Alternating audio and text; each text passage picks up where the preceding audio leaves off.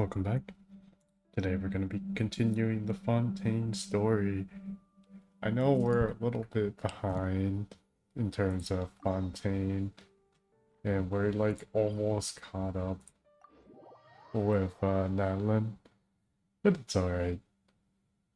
It's better late than never, you know. I ended up getting Nuvoled. Look at that. What a Chad. But yeah.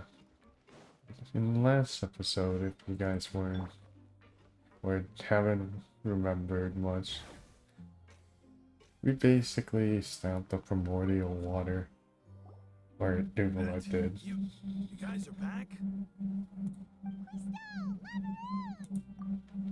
Yeah, you guys guys are didn't alive? get caught and thrown back down here, right? Huh? No, not at all. And here I thought you'd managed to escape from jail during all the commotion. Pain. I'd held you up as legendary jailbreakers, but now you're telling me you just never left? We're sorry, but we just had some business to take care of. Yeah, we weren't All even right, prisoners. There's no need to get caught up in the details. We're just relieved to see you. He was super worried about you, you know. Hey, it wasn't just me. Weren't you super worried as well? Something like that, yeah. I was also transferred to work in the kitchen a few days ago. I can still hear Quisto mumbling to the carrots. Are those two all right? Do you think they made it out alive? Whenever he'd say that, I'd tell him I'm sure they're fine. Wherever they are, they're kicking back with drinks in hand, enjoying the lovely scenery. Hey, there's nothing wrong with worrying about your prison pals. Is there? I mean, considering how they always love listening to all my gossip. These two. They sure are a lot warmer and friendlier than when Paimon first met them. Oh, well, if you say so. I'll be watching you to make sure you finish every last bite.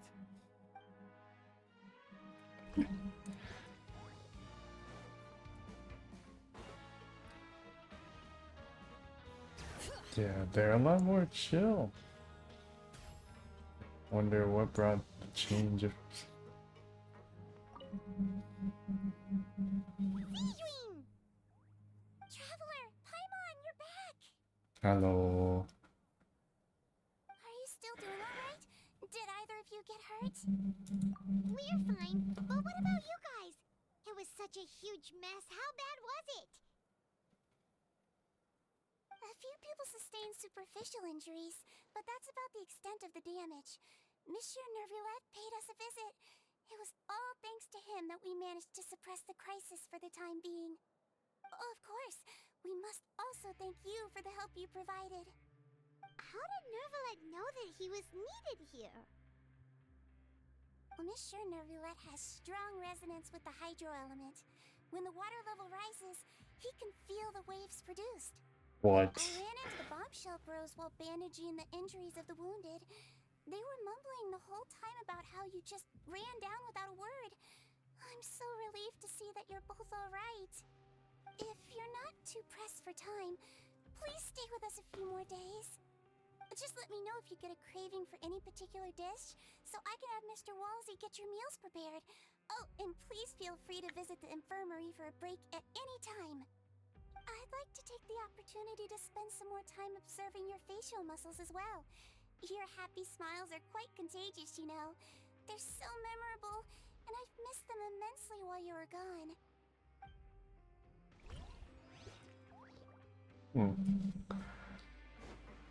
How do we get up?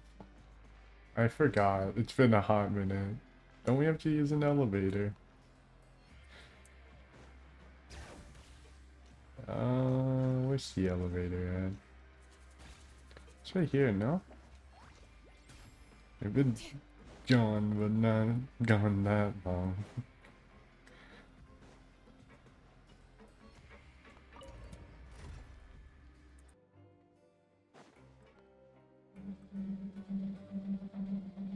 Hey, the gang is here! Guess, what suit will this next card be?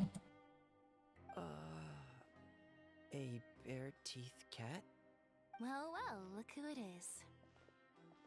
Traveler, Paimon. Hello, everyone. Looks like you're recovering nicely from an Mm-hmm. Thanks to everyone's support. Oh, right. I managed to work up the courage to thank Miss Clorand in person. Whoa, how did she react? She told me that it was nothing. It was as if saving a life wasn't a big deal to her at all. She also told me not to worry about it.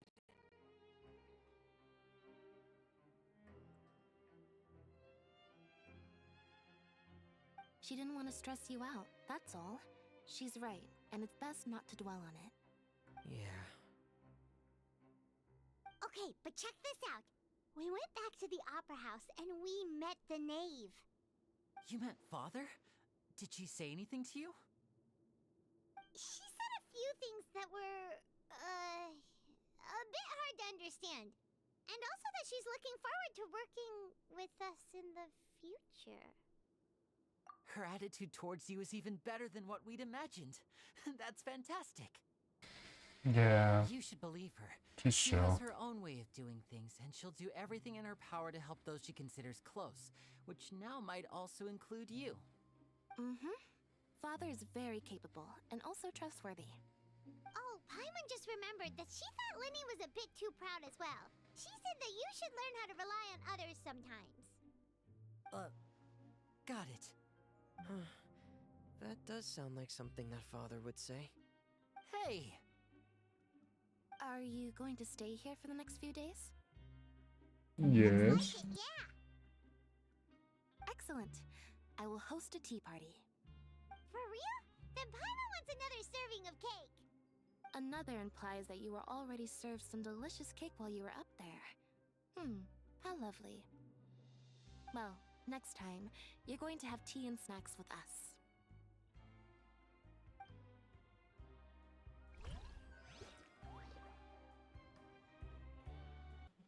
Man, I forgot to unmute, but yeah, we're just having a conversation with the couple. Nothing major. Not at all! Man, that's so annoying. It's okay. Looks like they're doing alright. Yeah, check on Ritosley. He's somewhere here.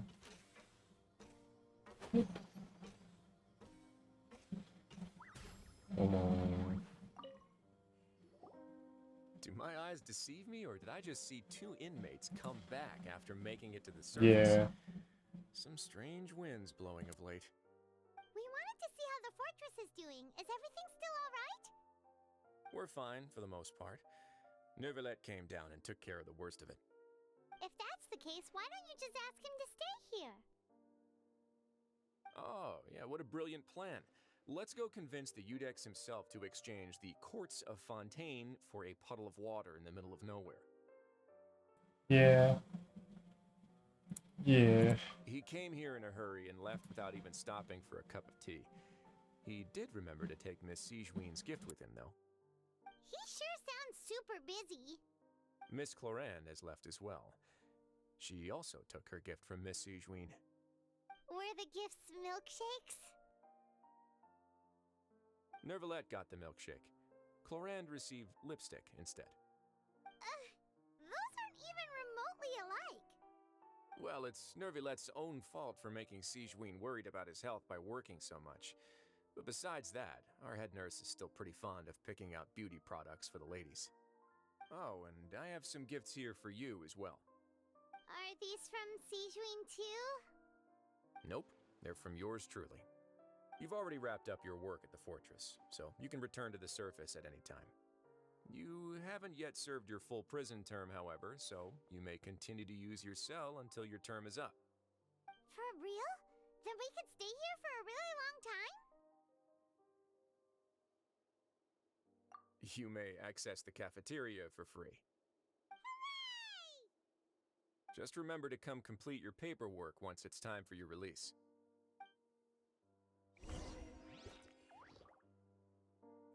Go. We get it now. Ugh. We get free food. It's basically a hotel, no? It's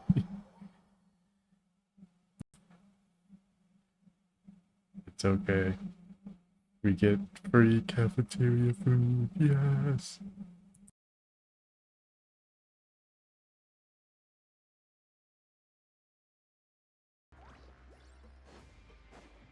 Right. We're back to the dorm, baby. We're back in our cell again. We're no longer prisoners, though, so it really doesn't feel the same. Sure feels that way.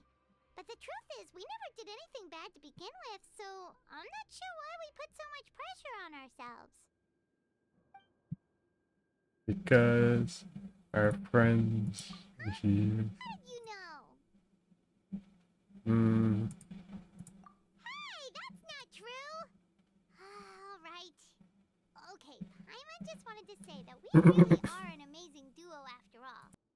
It's like, we've now gone to so many places together and become friends with so many people. We've never stopped traveling or stopped meeting new friends. There are so many bad things in the world, and we're just two people, but we've still been solving problems no matter where we go. Isn't that pretty cool? You're counting Paimon today?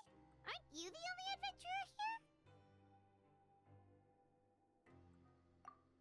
Then let's ask Catherine to give Paimon an adventurer handbook as well. Paimon will also be an adventurer from today forward. Just our thoughts making Paimon giddy. Paimon's gonna crash, so you sleep soon too. The last time we fell asleep here, we woke up to a whole mess outside our cell. The primordial seawater nearly rose up. That was so scary. We should be safe now, right? Alright then, good night to you, traveler.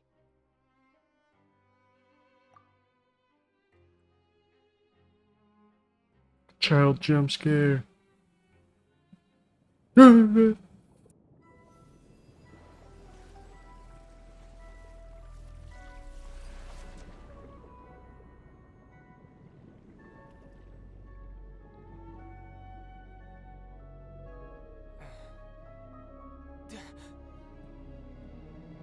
What is that?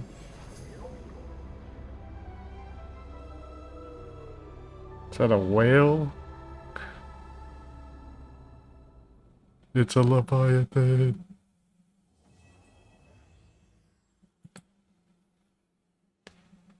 Yeah, we basically finished this this last time. But I kind of ended a little bit early, huh? Oh well. It wasn't anything too major, so it's not like we missed anything. Alright, we're gonna see if my old mic settings could fix it. I don't know why it does that. Because sometimes it makes my mic sound really bad, and then other times it makes it sound really good. So it's just like, I don't know. This is the life. Wait a sec. Isn't something important supposed to happen today? Oh, today's our big day! We're supposed to leave the Fortress of Mirapede! Come on, we've got to go complete the release procedures now!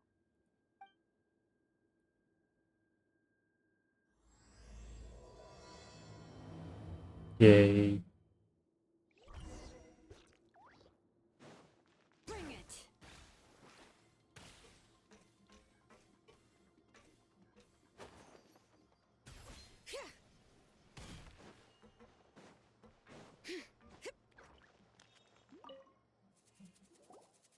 Please, sign here. This document will be effective immediately upon signing, and you two may exit the Fortress of Mirapede via the regular channels. It's been so long since we've been to the surface. Let's hurry up and... Huh? What's happening? Safest day in Fontaine. I'm fine, thanks. But I wonder what that tremor was just now. Let's go ask the Duke. Safest day in Fontaine, I'm telling you.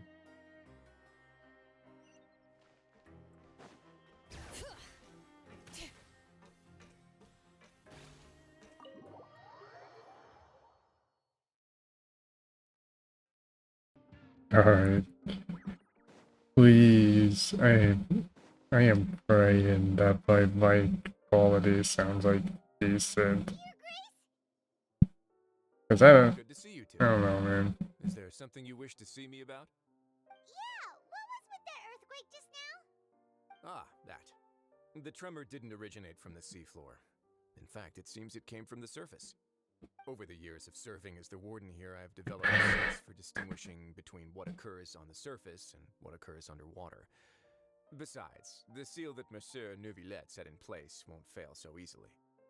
So the fortress is okay?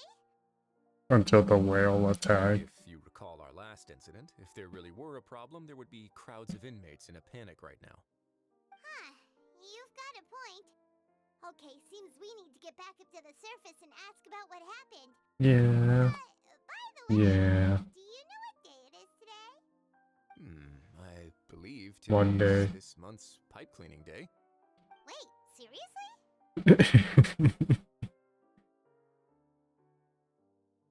Ah, yes. Have you completed your release papers? Yep. No. It's you two. Are you leaving now? That's right! Today is our last day in prison! But now that Paimon says that, it doesn't feel like we were confined here. It's actually been pretty nice! Yeah. Oh yeah, Paimon feels fond of this place now! Then be sure to come back and visit. I'll miss you. If you've signed the release papers, then you're free to go. The guards will escort Let's you go. out. You're not going to see us off? He's got work to do. I knew you'd ask. All right, sure. Let's go. Well, Never you mind. actually agreed. No worries, you must be busy. Paimon was just joking. Ah, Really so you old do have a polite Pokemon. side, I see. After being down here for so long, I imagine you must feel like you're lacking companionship. Shall I come along too? Yeah, don't worry, we'll come back to see you. Paimon really likes the cafeteria here. The chefs sure do know how to make good grub. I hope you won't be here as convicts the next time I see you. Damn. Just to stay out of trouble. Well, it seems our work in the Fortress of Mirror. Yeah. That's the end of another chapter in our journey. And since Neuvillette was the one who asked us to come here, we should probably go report to him now. Next up, the Palais Mermonia. Let's go. You're going to see Monsieur Neuvillette? Please pass on our kind regards. He's taken, I'm woman. sure just your regards will do, no? I believe it would be the polite thing to do. You're right. I've heard the Palais has been terribly busy these days. Tell him that I hope he hasn't been overwhelmed by the recent string of troubles.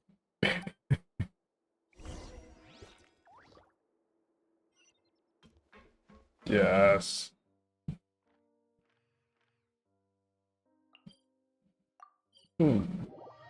Hey. We're back. Are you still getting harassed by the Fatui?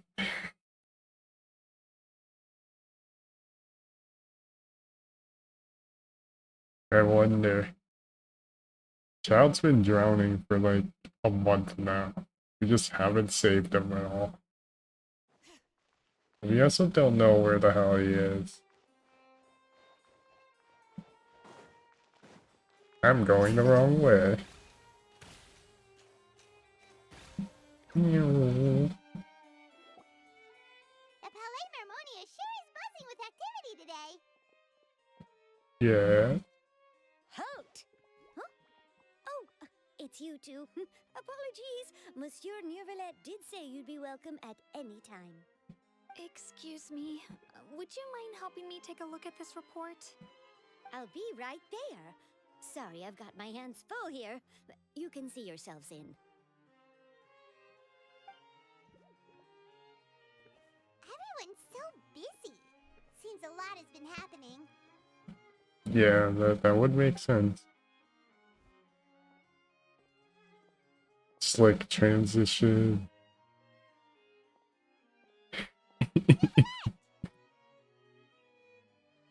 Hello. You've come at the right time, but you'll have to wait for just a moment, as there are some urgent matters I must tend to first. In the meantime, please, have a seat. If you'd like to have something to drink, let the Melusine outside know. That's all right. We just ate. Very well, then. Let's take a break over there while we wait for him to finish his work.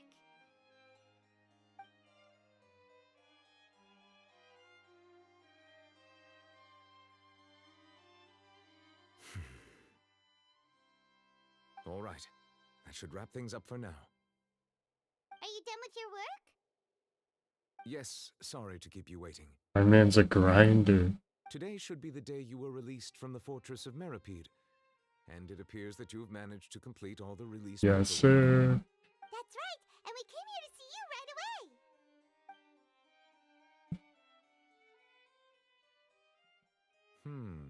A massive whale. Do you have any idea what that might be? Judging from your description, that cannot have occurred in any ordinary waters, but rather something like the primordial sea. A whale of that size and shape cannot usually be found in the waters of Tevat.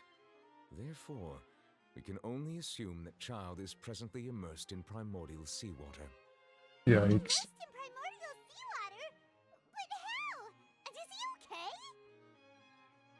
Most people wouldn't be capable of entering in the first place. I'm not completely sure how he could have gotten there myself. Yes? What is it?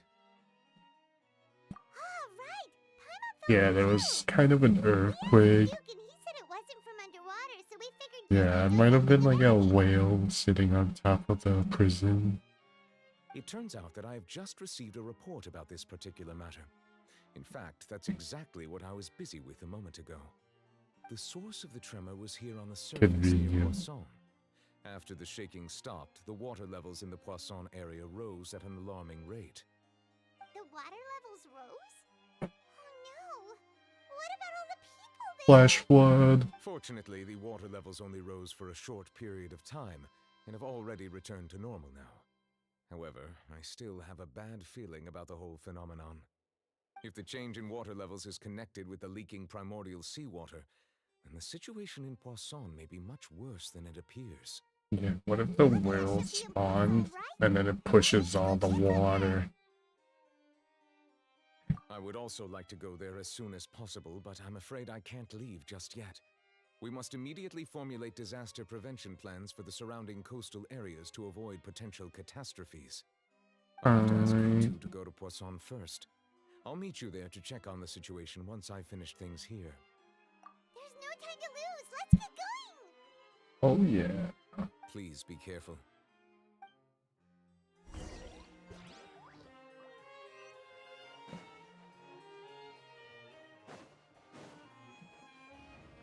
Bring it!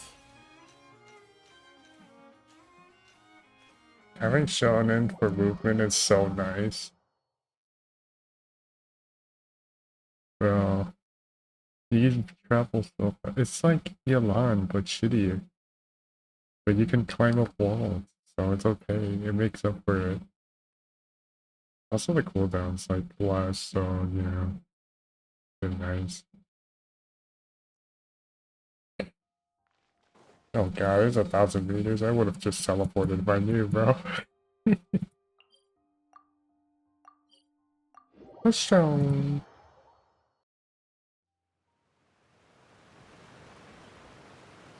Oh no! What happened here? Yikes.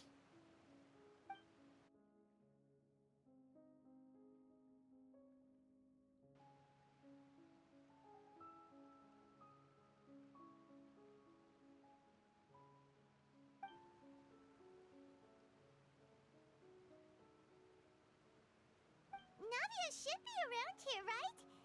We need to make sure she's still... Paimon means we need to check on her. Dear God.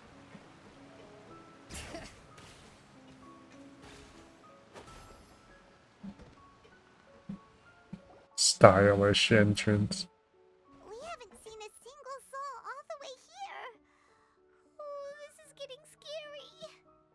They're on vacation. What will I ever do now? Look, there's someone on the roof over there. Just stay put. We're coming up. Watch your balance. Bro. All right, just hurry.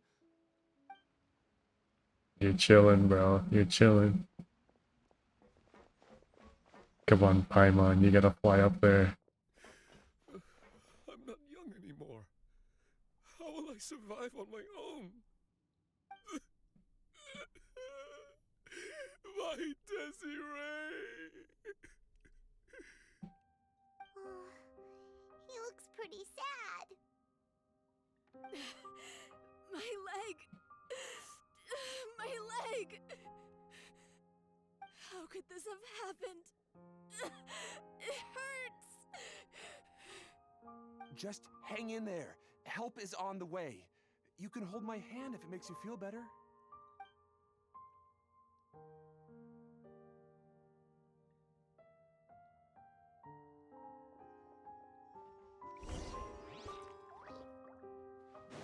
These guys got hit pretty rough, man.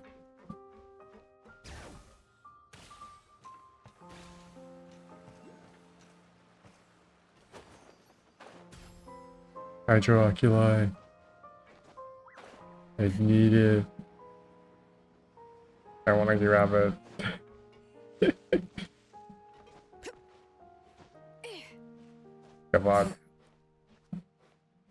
Bro. You can totally make that. He was pulling my leg here. That's fine. I just climbed this.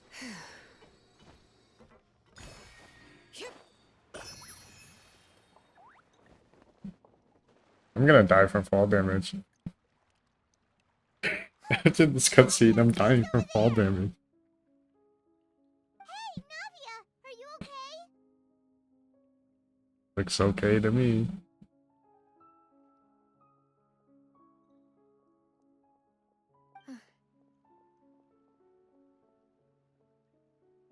Come on. You're here. We heard there was a situation in Poisson, so we came as quickly as we could. Yes. As you can see, the water level suddenly rose. It caused quite the disturbance, in fact.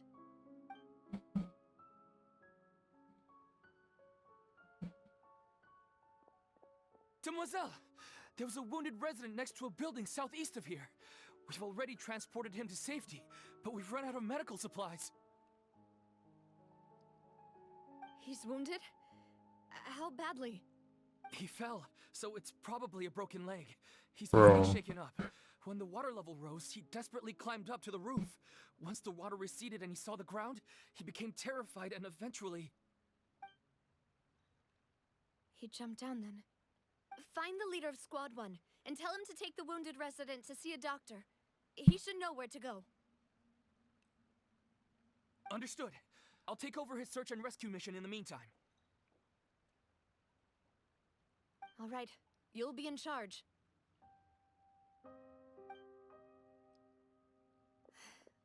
I'm sorry. Where were we? The situation in Poisson? Ah, right. Allow me to explain. A little earlier, we suddenly heard a loud noise. At first, everyone thought that something might have exploded on an aquabus. But before we knew it, water started pouring out from everywhere. The rushing water seemed a little odd, almost like the unique color of primordial seawater. Some people didn't realize the danger and thought it was just ordinary water, leaking from somewhere. Everyone on the street who happened to be close to the water didn't have a chance to escape. As the water levels rose, they suddenly disappeared. They were all dissolved. Those who realized what was happening started to flee in a panic, desperately trying to get to higher ground.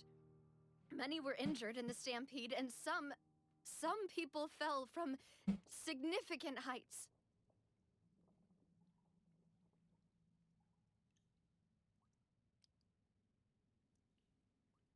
The Spina di Rosula initiated rescue operations as quickly as possible, but there have been a lot of casualties.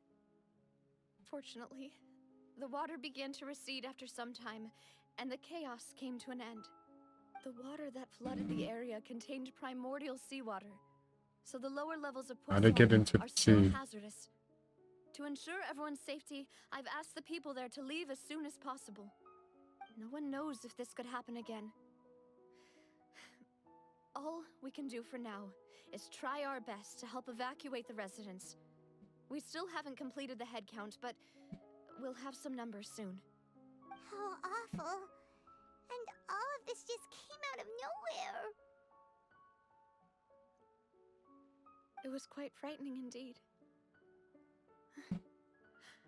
I only wish that everything that just happened was a bad dream. Is there any way we can help, Navia? Thank you for being so willing to help in a moment of crisis like this. You don't know how much it means to me. I really... I don't can't know express how what grateful I we am. could do though.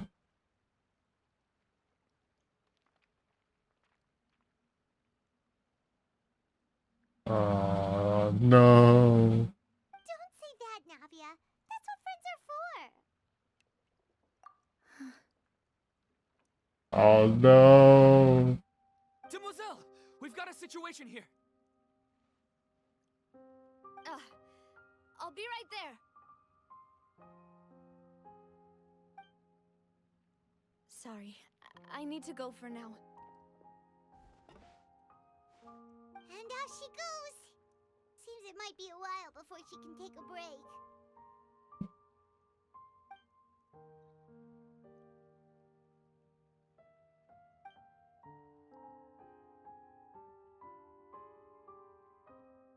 Okay, the wounded are being tended to, and we finished a preliminary head count. More support has just arrived, so I suppose I finally have a moment to focus on my own matters. Of course, we should remain ready for anything, and continue doing our best to rescue others.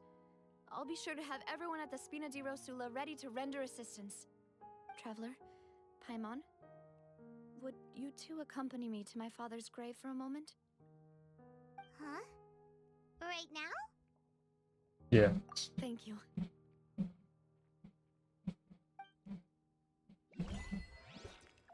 What? No.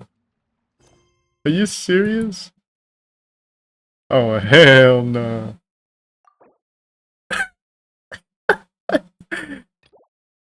Bro. Oh my god. Dude, I hate this shit. Why can I not focus mode it? Okay, so let me get this straight. We're trying to do this quest, and then it told me to do this quest, which is now telling me to do another quest. Bro!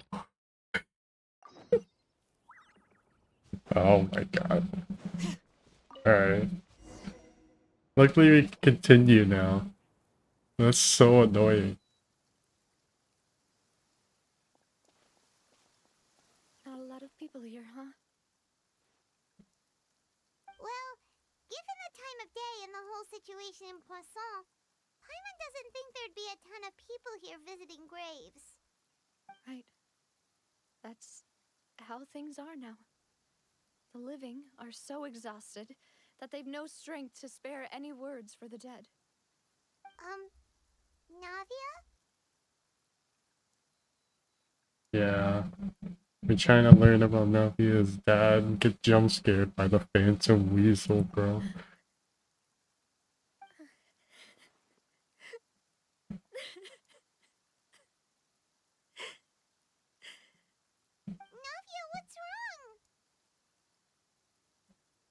sorry. I just... Malus and Silver, they won't ever come back here again. What should I do, Papa? Huh? What happened to them? Everyone agreed on the rescue plan, but still, I was the one who initiated it. They were helping evacuate the residents, but they couldn't leave in time. And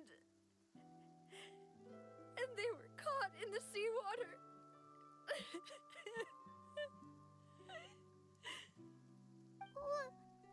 What should we do? I've known them for so long. And I know they weren't afraid. But I could at least hold a funeral for my father. And I know where he rests. But as for Malus and Silver, they're just gone. I just can't.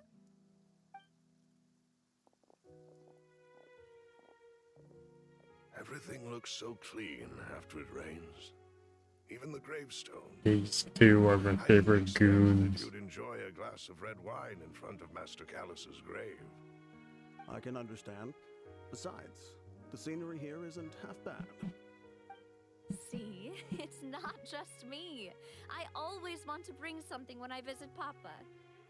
Perhaps we might even have a picnic. He wouldn't be angry, would he? How could Master ever be upset with you, Demoiselle? Yet the cemetery is the home of those who have passed, is it not? Everyone ends up here sooner or later, no matter who you are. Buying yourself a plot in advance, are you? No need yet. But when I do, I hope you'll let me be buried beside Master Callus, Demoiselle. Hey, stop joking around. I'm quite serious.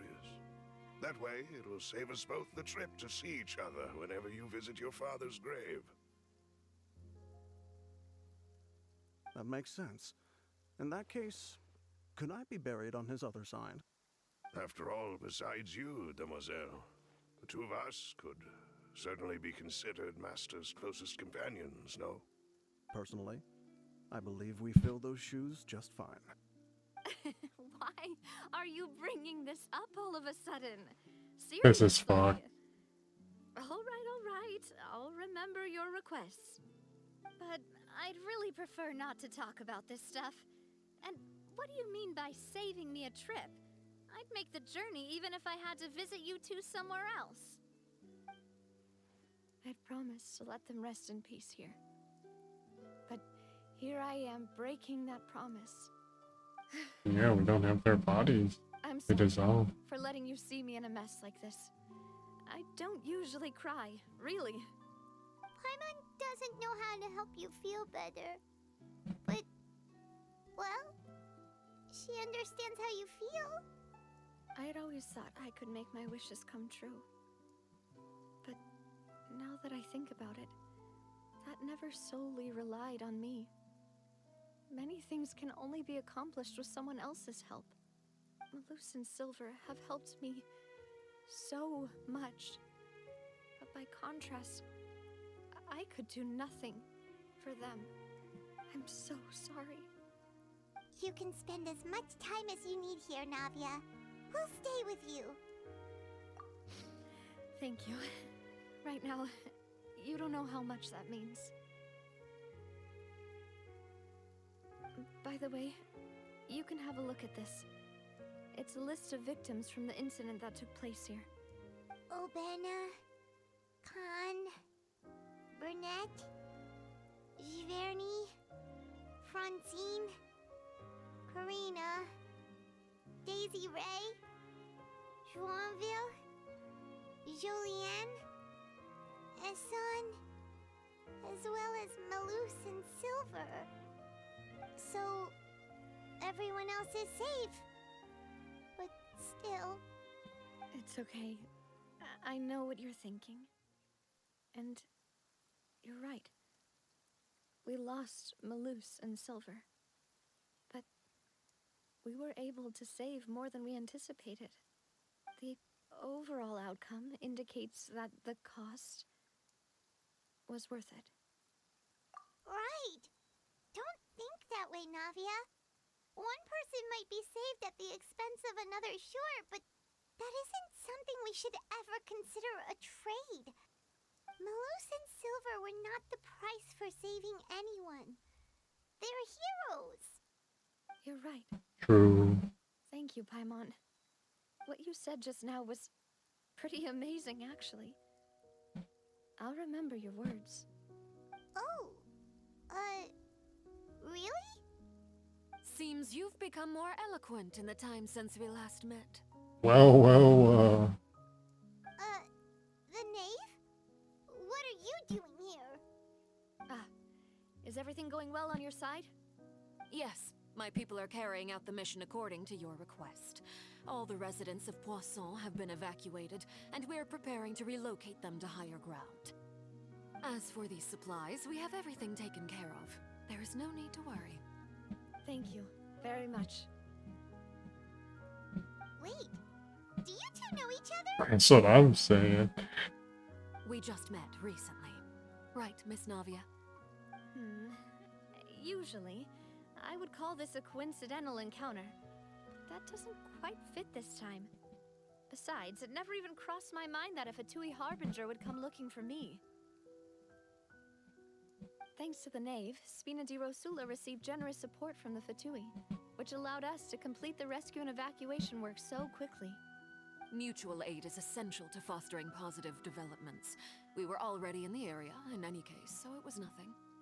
That said, I must say that you're a lot sharper than you let on. I'm sure you understand what I mean. I apologize for all the ways in which I tested you previously. We've never worked with a Fatui before, and it's extremely important for us to know who we're working with. My subordinates have reported that Fatui soldiers have been observing water levels and taking head counts in various locations. I hear that they've also prepared a large amount of emergency supplies. I'm quite surprised. This is nothing to brag about, nor do I intend to. It is simply the way of powerful organizations to act forcefully, whether they are doing good or ill. You've witnessed that firsthand, in any case. As I've told this traveler before, I know of the prophecy, and I intend to prevent the impending disaster. Lending your organization a hand was a natural first step in accomplishing that. As such, do not be troubled by this token of our sincerity. Perhaps one day, you'll also be able to help me in the same way. Without your help, there would have been many more casualties. I won't forget your kindness. Furthermore, I sincerely regret what happened to Malus and Silver. I only wish that my people could have arrived a little earlier to prevent this from happening. Don't say that. You and your subordinates did everything you could. As Paimon said, Malus and Silver didn't choose to sacrifice themselves for any specific person. And they weren't the price paid for other salvation.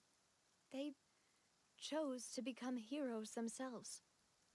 I've never liked hearing people put it that way. It's like trying to relieve pain by saying some noble-sounding words. But right now, there's nothing more suitable. They really did become heroes. You're right.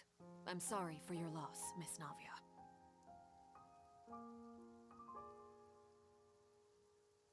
Water is life to Fontaine's people, and it also spells disaster. It's no wonder that people always say that prophecies represent fate. Fortunately, I've never been one for such opinions. So, you're one who will try to change fate then? Of course. That is why I'm going to Hotel Bouffe de Thé. I still have some things to take care of, and the children need my attention. By the way, Traveler, Paimon, one more thing. Alright, then we'll just... Huh? This isn't right. Paimon thought you would ask us to walk with you for a moment so you could tell us something in private. That is a clever and useful conversation technique, which I do like to use when necessary. But there's no need today.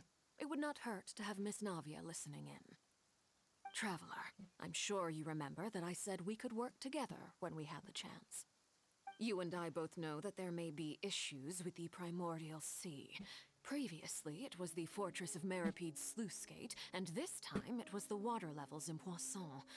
These are both signals. Indeed. Allow me to share the latest intel I've received from the House of the Hearth's intelligence network with you. During some recent investigations, a child claimed to have discovered some ruins near Poisson. The ruins date back to ancient times, and seem to be worth investigating in many ways. Judging by the dating of the ruins, they may be related to the prophecy and the coming crisis. The situation is becoming more urgent, so any pertinent information will prove extremely precious. My people initially came to prepare for ruin exploration.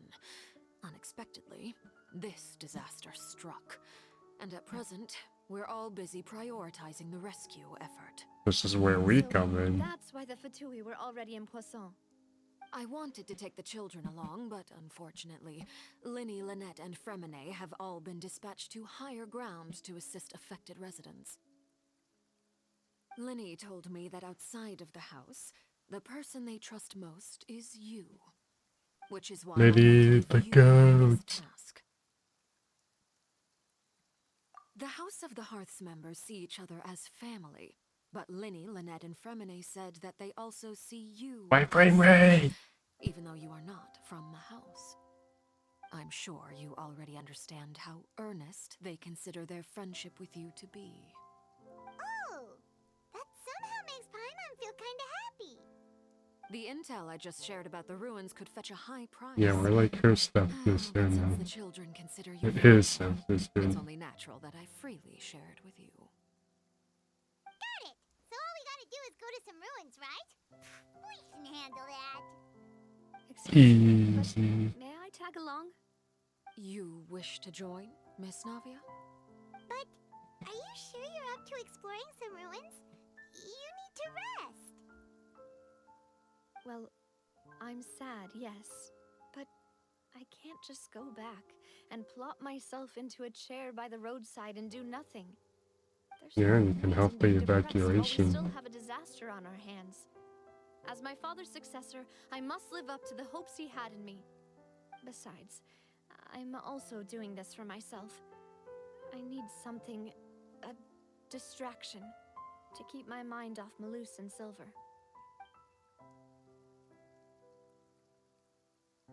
Since you put it that way, I have no objections.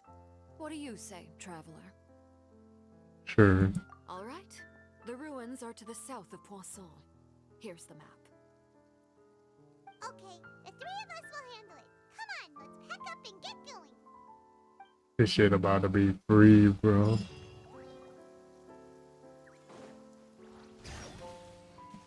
Oh, it's 300 meters. Let me see the teleporter. There is no teleporter.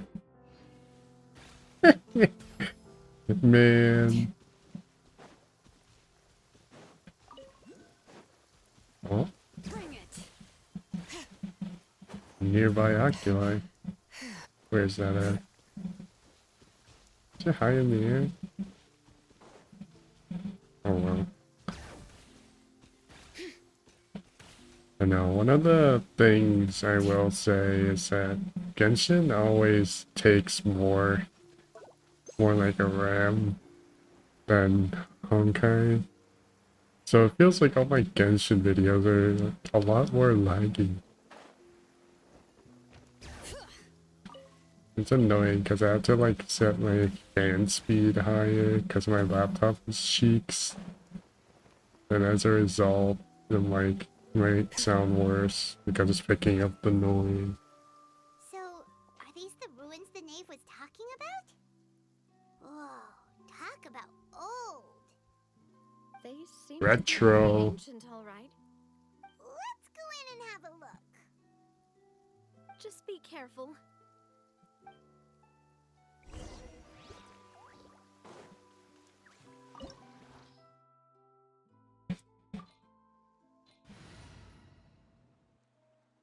We got the squad.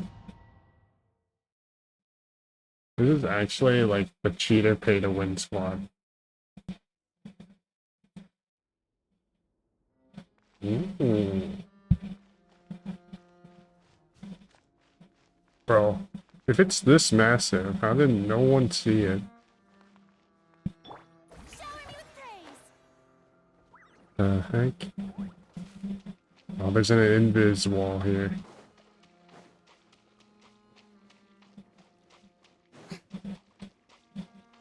I see, I see. I'm looking for some secret chests, and I know they were gonna put it, because they've done it in the past. So maybe they steered away from that sort of thing. Because a lot of the domains were single use anyways, since they were part of the story. So maybe they stopped doing that. But I'll still be on the lookout.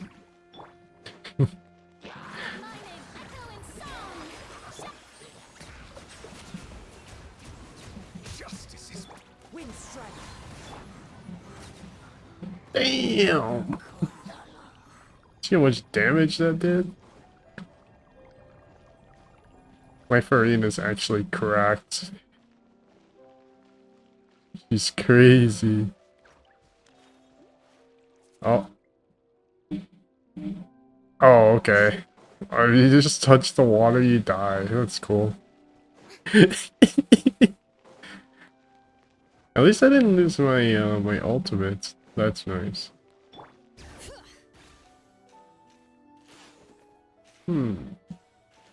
Chests up here, maybe? No.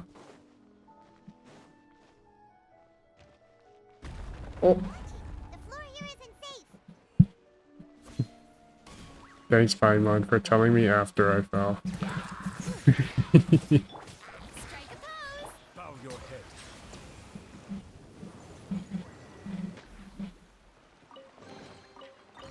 Yay! Exquisite. I wonder if we can get back up there. We definitely can. I don't think they would hide anything up there, though. Let's see. Invis wall, damn you! Oh, oh nice. Hey, watch this trick shot. Whoop. Yay.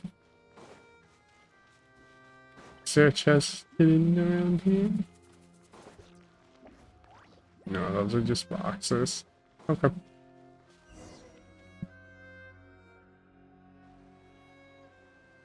This place has also been contaminated by primordial seawater. Yeah. And a lot of it, too.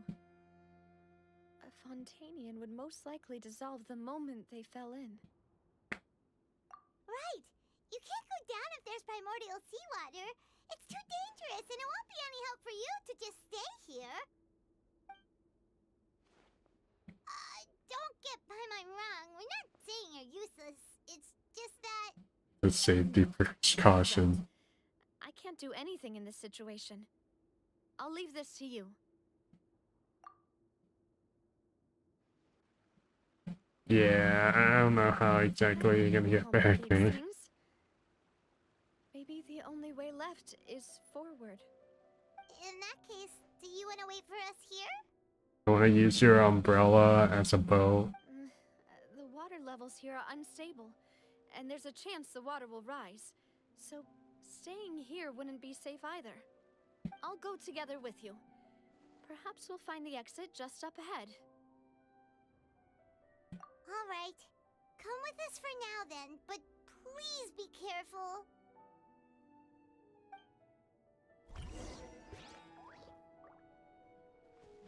There's already been enough deaths this episode.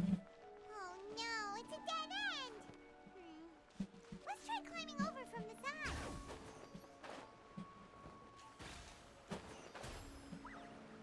shit. No! What? I didn't even touch the water, bro. What's this?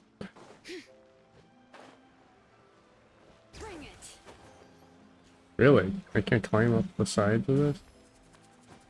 Oh, there you go. The hell just happened there?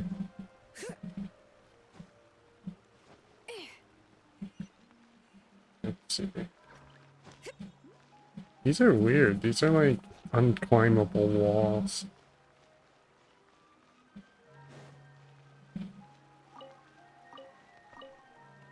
Carrots. Yes.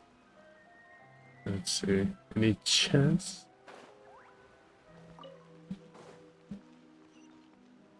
I swear there's a chest hidden over there. But I feel like if I jump for it, that it's not gonna be worth it. It doesn't look like they want us to do that either.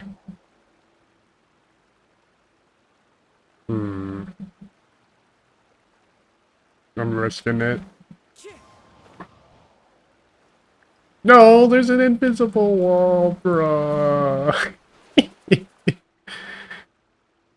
God damn it. Okay, well, that's annoying.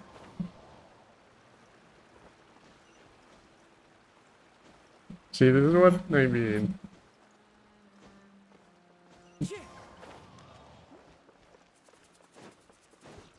They used to have a bunch of like side quests you could do. And now they only want you to go where they just intended you to go.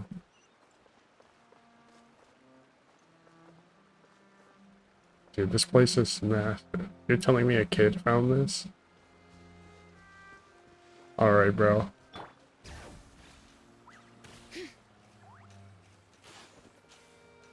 Yo, what is this POV? Just sick. There's something wrong with this bridge. Run for it. Oh shit. Did we die? Oh, okay. This is the world's worst bridge. Also, Paimon's flying. This is very less tense. Grab her and throw her up. Well, shit.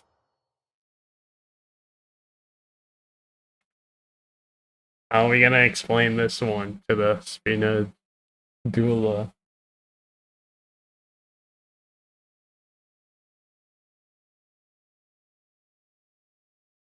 Surely they won't kill her off as a character. Surely.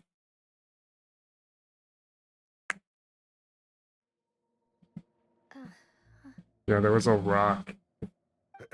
Demoiselle. Huh?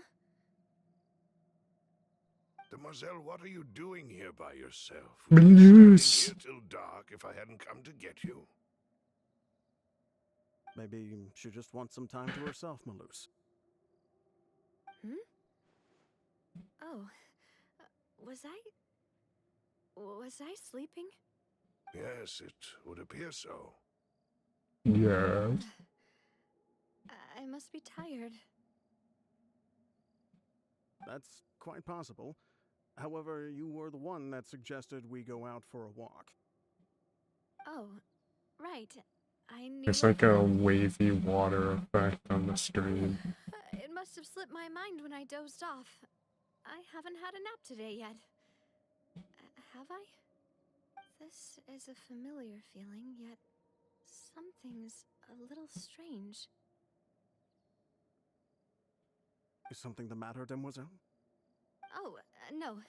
No, I'm fine. I was just trying to recall why we came out for a walk. Do you remember Mr. Giverny? He'd requested our help before with foreign merchants who had a debt dispute with him, and we'd resolved the matter not long ago. We were headed to see how things were going with him at the moment. Ah, right. Yes. I remember now. Oh, Miss Navia. Ah, Mr. Malus. And Mr. Silver, too. It's good to see all of you. How have you been? I've been great. Thanks to your help, those bothersome merchants finally realized that I wasn't the one they were looking for. Why, I wasn't even the guarantor for that person. They were knocking at my door day and night. Even my neighbor Obina was getting fed up Damn with that work. solicitors. Sometimes force is required to calm someone down and get them to listen to what you have to say. That's right. Oh, by the way, Burnett, what was it that you wanted to give to Miss Navia again? Oh, yes. One moment, I have it right here. Miss Navia, these are some flower seeds that I prepared. Please take them. They're a very good variety, and they'll become very big and beautiful once they bloom. I don't know what we would have done without your help, so this is a little token of our appreciation. I hope you won't refuse. Did you cultivate them yourself? Thank you so much. I'll certainly take them. Maloose, we do still have some empty flower pots at home, right? Why, we can have as many pots as you'd like, demoiselle. Perfect. In that case, we'll swap out some of the decorative plants for some of Mrs. Burnett's flowers. Very well. Wait. Something seems to be off here. Excuse me, madam. If I'm not mistaken, your name is Burnett, correct? That's right. Is something wrong? No, it's nothing. This is the first time we've ever met, but Hmm. your name seemed familiar to me. I must have heard it when I was discussing things with your husband previously. I've heard this name before. Sometime recently, I'm sure of it. And why are there so few people around here? Where did everyone go? We must mind the time, demoiselle. We still have important things to attend to today. Huh? We do?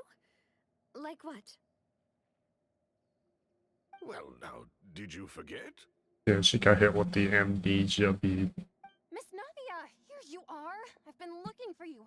Please, come to the Opera House. Your trial is about to begin. My trial?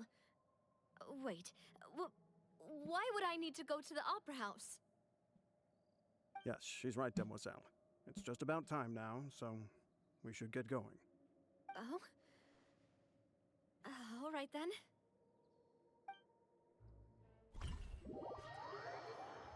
What the hell is going on here?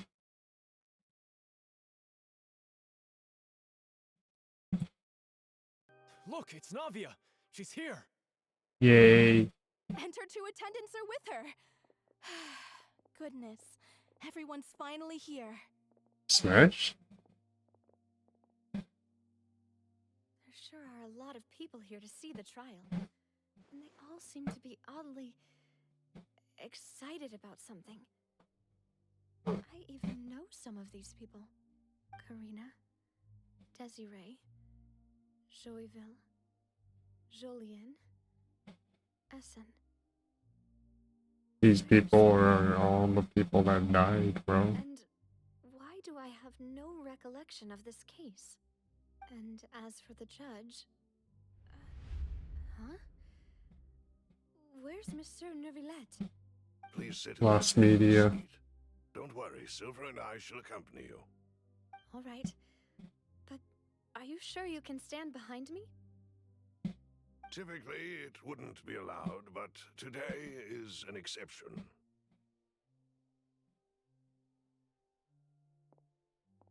What the fuck is happening, bro? Hey, what kind of place do they think this is? Come on, do they have any idea what they're doing? Seriously. Enough with the whispering! Could someone please tell me where Monsieur Neuvillette is? And why I'm standing trial? My dear Miss Navia, have you not yet realized what you've done? In that case, allow me to explain. As all here know, you are Master Callus's successor, the head of the Spina di Rosula, someone held in high regard by every soul in Poisson. After you took over the Spina, you treated all of us just like the late Master Callus had. If anyone in need reached out to you for help, you responded. Not only you, but your butler, your subordinates, nearly everyone in the Spina di Rasula fought for the well-being of those in Poisson. Wait a moment. Aren't you just proving that I'm a good person? Yes. Correct. Absolutely right. And that is why you stand accused. You have helped so many people get through so many difficulties. You are one with us. We are inseparable. We are one big family, all of us who are from Poisson, inextricably linked. And with you being so important, we couldn't possibly do without you. Therefore, this fair and honorable court shall declare you guilty, and you shall stay here. You will be together with us forever. Huh? What are you saying? Everything you have said is correct. I have indeed done a lot for my hometown, and I would be willing to be with you all, but what is the purpose of having me stand here like this? What is there to discuss? Ah, well, if that's what you think, then I have no further comments. How wonderful, Miss Navia!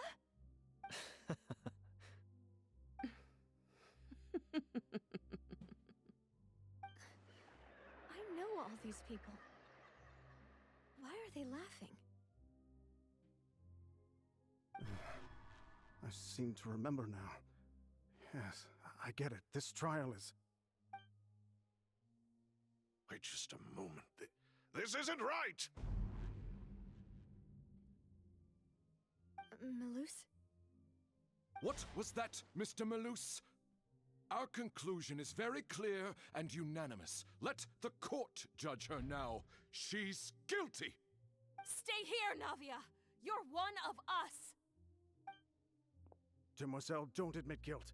This trial means to keep you here forever. I wish to exercise my right to defend Our Lady. Mr. Joinville, you only know of Navia's goodness, but nothing of her utterly independent mind. She was born a free and independent spirit. She has never been tied down by anything. Indeed, even the death of Master Callus couldn't stop her. Her actions cannot serve as proof that she identifies herself as part of any group. She merely acted as an individual, extending her hand to help others. Please do not mistake her actions as being otherwise. Really? As an individual, you say? Don't forget, we are all Fontanians here. This is the nation of She's justice, Geo. the nation of Hydro. Even if Miss Navia only voluntarily rendered her assistance, that doesn't change the fact that her beautiful soul must return to everyone. Water accepts all, blends with all. It will surely accept her kindness. Everything is measured here in the nation of Hydro, and in the end, everyone shall meld together. Thus, when a unanimous opinion emerges, that opinion represents justice. Now I speak for everyone. Our opinion is consistent. Navia should stay. We and Navia are one. And you would call this justice? Preposterous. You are merely jealous that Demoiselle still has a chance to exist as an individual. Have you forgotten how much you all once longed to become individuals, to become independent? Do you mean to defy our justice? If your justice is flawed, then why should we acknowledge it? As you said, Sigma. we can also have our own justice. Silver and I shall defend Demoiselle. And that is how we will enforce justice. My head... It hurts. Demoiselle. Silver, it hurts. My head is spinning. All I can see is stars swirling in front of me. I remember now. Everything that seemed odd from the very beginning.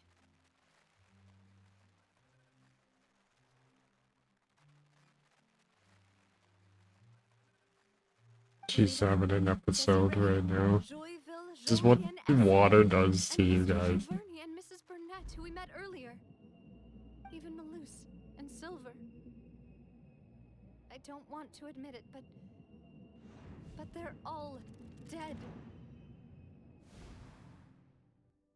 Don't be afraid, and don't admit guilt. We will protect you to the very end. Absurd! Who are you to say that she cannot be judged? We are the majority, and in the nation of trials, the majority is absolute justice. Cap. We are the will of all. Don't let them escape! We shall keep Navia here with us! Mr. Malus You and get that Mr. oracle Seal, judgment, bro. how could the two of you possibly hope to stand against the collective? Do not resist. This judgment is fair and just. Navia belongs to us. After all that happened, she should not be left alone in Poisson. What are you saying? No more excuses. Hello, Schmidt. She says we're jealous. Jealous? How could she possibly be an independent individual? What's with these people? Who's jealous of her? She belongs to us. Miss Navia, she... Silence. That's... Air loss media. Oh, okay, well, never mind. Monsieur Neuvillette. Party to the Promotion is party. prohibited in the court. The accusations you just presented are nonsense and cannot constitute a proper trial. The court will adjourn for the rest of the day. In this, I shall hear no objections from any unauthorized party. Our thanks, Monsieur Neuvillette. Please leave with me, Miss Navia, while there is still time. But... Go on now, demoiselle. This is your only chance to leave this place. What, can't bear to leave us behind or something? Malus. My apologies. I couldn't resist making one little joke once I realized that this shall be our last goodbye. Malus... Silver... Quickly, you must come now. Goodbye, demoiselle. Farewell.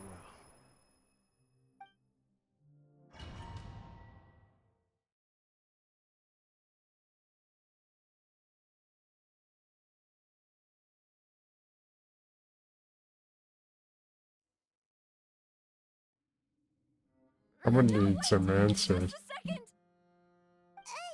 Hi. You're awake. Good. Hello. I must have been dreaming. Malus and Silver were still alive, and they were defending me at some insane trial. It looks like you're all right. When did you get here? Sad feelings cause you to have a nightmare? Paimon could give you a hug. The ruins you were exploring suffered a cave-in. When I arrived, I found you falling toward the water. You were just about to be dissolved within, but I... The goat. What is it? I think I saw 2 Oceanids protecting you. It was only for a moment, perhaps even a fraction of a second, but they gave me the chance to retrieve you. Were it not for their intervention, I would not have been able to rescue you before your consciousness dissipated. Wait, did you say Oceanids? You mean like what happened with Vacher? Oh boy. Perhaps those 2 Oceanids were the people you saw in your dream. I always told them that they didn't have to protect me. To think that they'd keep doing so even after death. These 2 are Chads. Please come with me.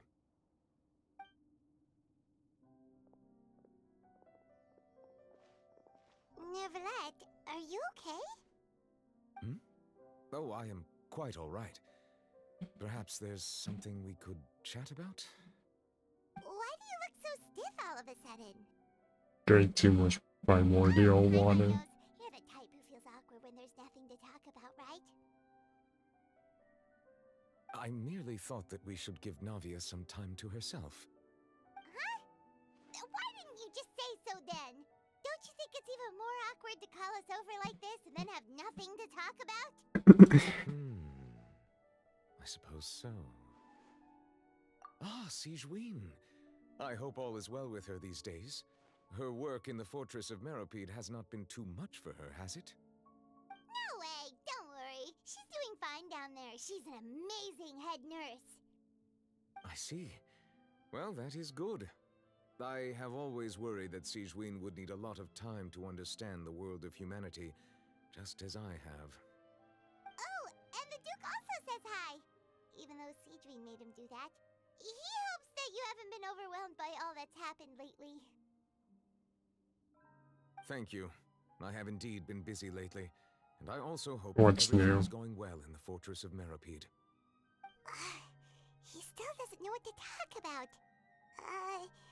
Let's chat about something else then. So, Neverlet, you're probably quite the swimmer, huh? Bro. Yes, of course. This isn't going anywhere. Let's try something else. How did you find these ruins? Did the knave tell you? Yes, in fact. I had arranged to meet you in Poisson, but when I arrived, I discovered that the Fatui were helping the residents evacuate. They had even transported a large quantity of supplies to the area.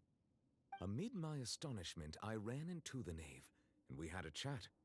She informed me that she had asked you to investigate the ancient ruins here. Yeah, we originally planned to meet up with you, but we thought you might still be busy with all those official documents. We didn't think exploring the ruins would take very long, and who would have thought you'd wrap things up so quickly?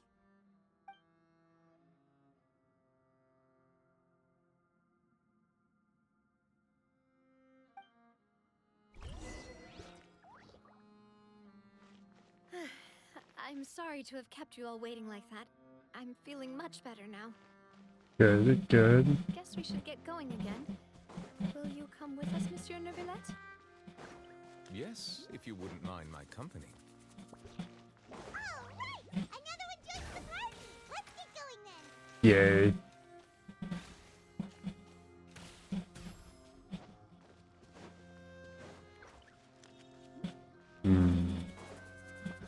Doesn't look like there are any secret chests around here. Oh, wait. Why are we getting a warp POV? What's going on? Bring it.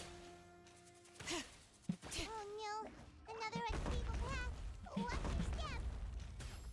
I'm assuming we have to go up there. But that's after we try the door.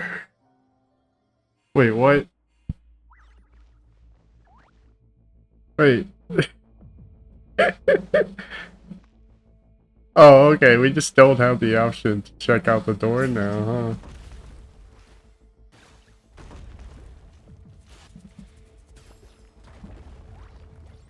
Can we jump down? Okay, cool. Alright, yeah, we can't catch a break. Guess we're just going up.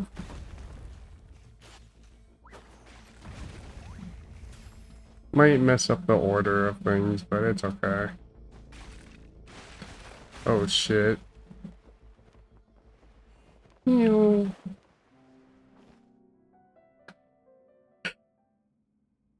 I'm gonna try relogging, see if this fixes it. Alright. It doesn't look like it, so I guess we're just gonna have to continue. Although I will say though, it doesn't look like that way was the correct way anyways. Yeah, because look, now it's telling us to come up here.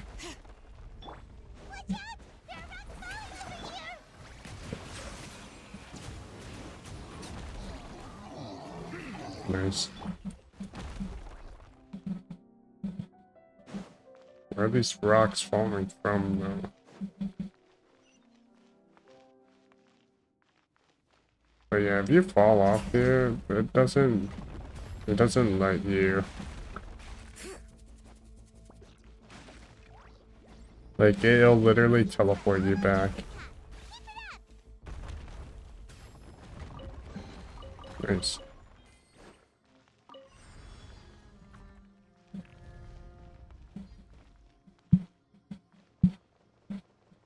See? Even if you jump off, it doesn't let you. Hear the echoes of the valley. Let my name echo in song. Shower me with praise. Silence! One with wind and cloud. Ooh.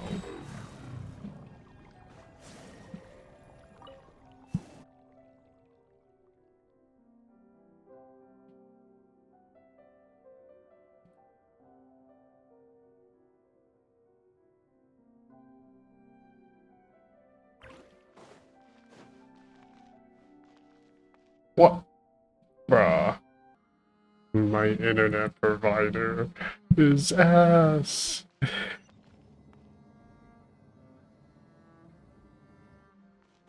Hey, surely they'll let me jump off now. Bruh.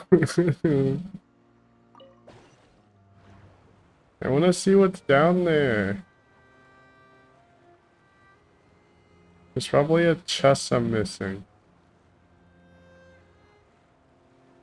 This is what I get for over exploring.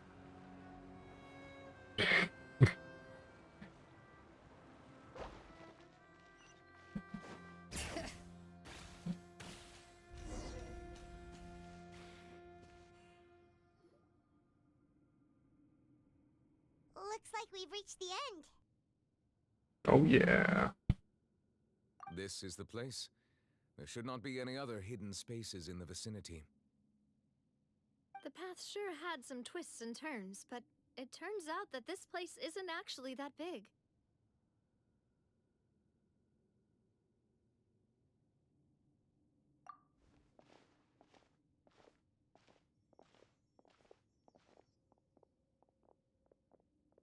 Stone slates. It seems like they were put here as an offering. Could we take them down and have a look? Perhaps we should just leave them be for now.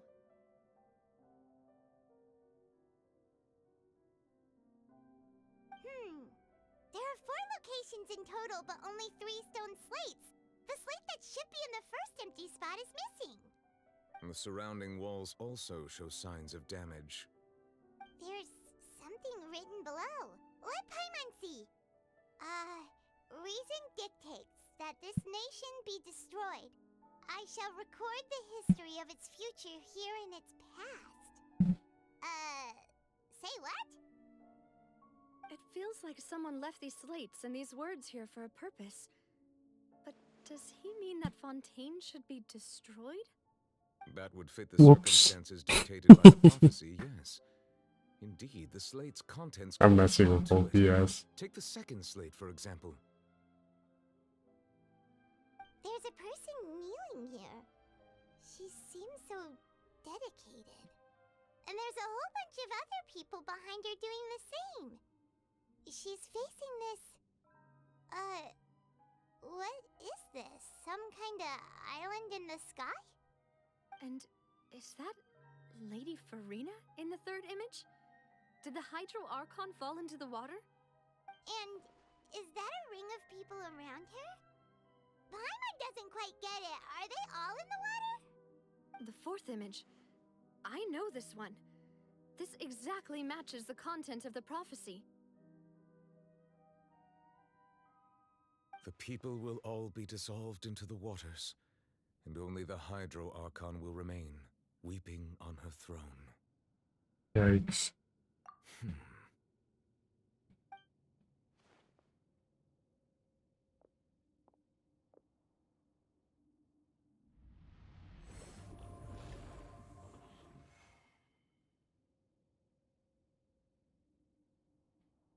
More information should be hidden in these slates, but I fear I cannot easily uncover it, most likely due to us missing the first slate. I am very sorry. Don't blame yourself, Monsieur Neuvillette. Deciphering ancient stone slates isn't one of your duties. Ooh, Paimon's getting the chills just looking at these slates. This says that it's the history of the future, right? That means the prophecy's sure to come true. I really hope it doesn't mean that. Still, Paimon feels like these images are kind of weird when you look at them together.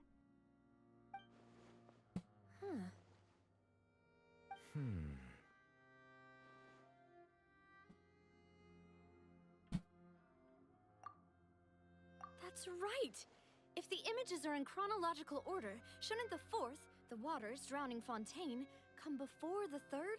Where the Hydro Archon herself falls into the water? And yet the order is reversed here.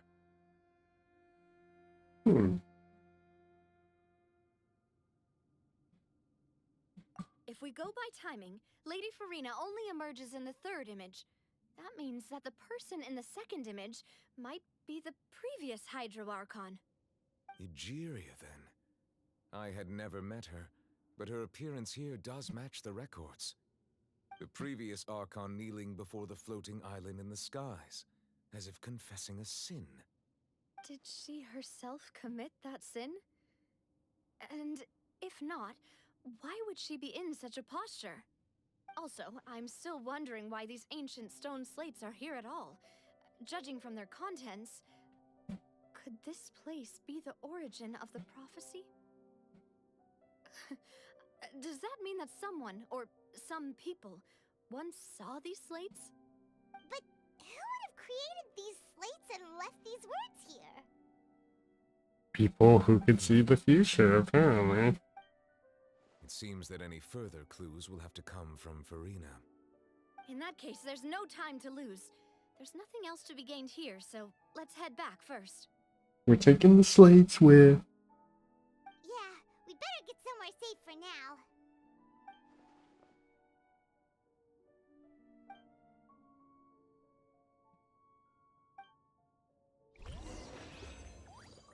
Yes! Give me that precious chest. But before we vamonos out of here, please. No! They won't let us back. It's right. Damn it. I wanna know what I'm missing.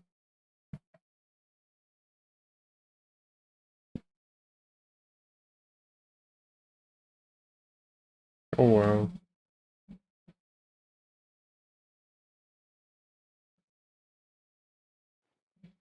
Let's split up here. I'm going to check on what's happening with the Spina. You know how it is. There's some things you just need to be there for yourself. Yes, ma'am. You Feeling still have better? energy for that, Navia? Paimon's already beat. Just head back to the Fleuve Cendre and have a rest then. Thanks for keeping me company all this time. I'll depart as well. Thanks for your hard work today. Rest well, everyone. Traveler, I will go talk to Farina tomorrow morning to ask about the stone slates. I'm sure that you're concerned about this matter as well. If you have time, drop by my office. I will share the results of our discussion with you. Are you really gonna talk to her about this directly? Will that be a problem? Paimon's getting a little scared now that it's come to this. She has long been harboring secrets and will not give them up easily, which makes it all the more my duty to ensure that she understands the present situation. Alright, we'll leave it in your hands then. You're probably the best person to talk to her anyway. I will be carefully considering my words tonight. Traveler, Paimon, our safe house at the Fleuve Cendre is always open to you as ever, so please don't think you're an imposition. Alright, I'll be on my way then. Bye bye.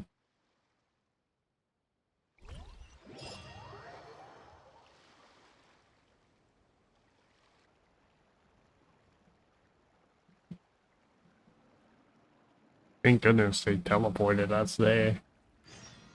Stage me the asshole, am I right? No more. Welcome back. We've got a special menu prepared for you two tonight. Yay! And there's good food too! No, the boss is the best.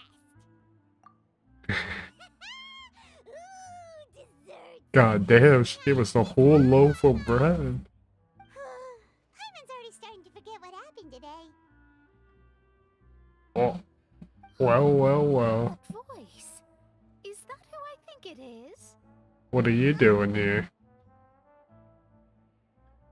It's you two. What are you doing in Fontaine? We could say the same to you. You want to eat some bread? Some chicken?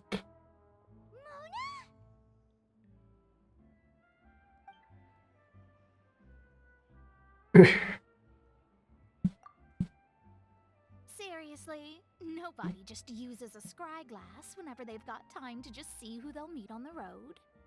Still, we didn't expect to see you here. Wait, you're not a Fontanian, are you, Mona? Well, I have some business to attend to here, so I booked a hotel in the city. I was just out for a stroll when I bumped into you. Quite unexpectedly, if I might add. Why did you think I was from Fontaine, though? Is that because Magistus doesn't sound much like a Mondstadter surname? Yes. Yeah, let's go with that. Well, I used to have my own surname, which was, well, some other thing. Either way, the old hag told me when she took me as her disciple that the first step to being a great astrologist's pupil was to change that name. There was nothing for it, really. She really is amazing at astrology, so I changed my name to what it is now according to her wishes. To my surprise, however, Magistus is not the name of some ancient house or clan. It isn't? Nope. Odd. Although it is used by us in place of surnames, it generally just means great.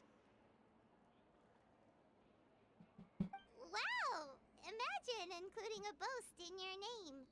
Are you gonna have to put that into your genealogy as well? I reckon so. In any case, I'd give my disciple a name like this as well, if I were to take one. Astromancer Barbeloth Trismegistus. Whoa! That's a long mouthful. one.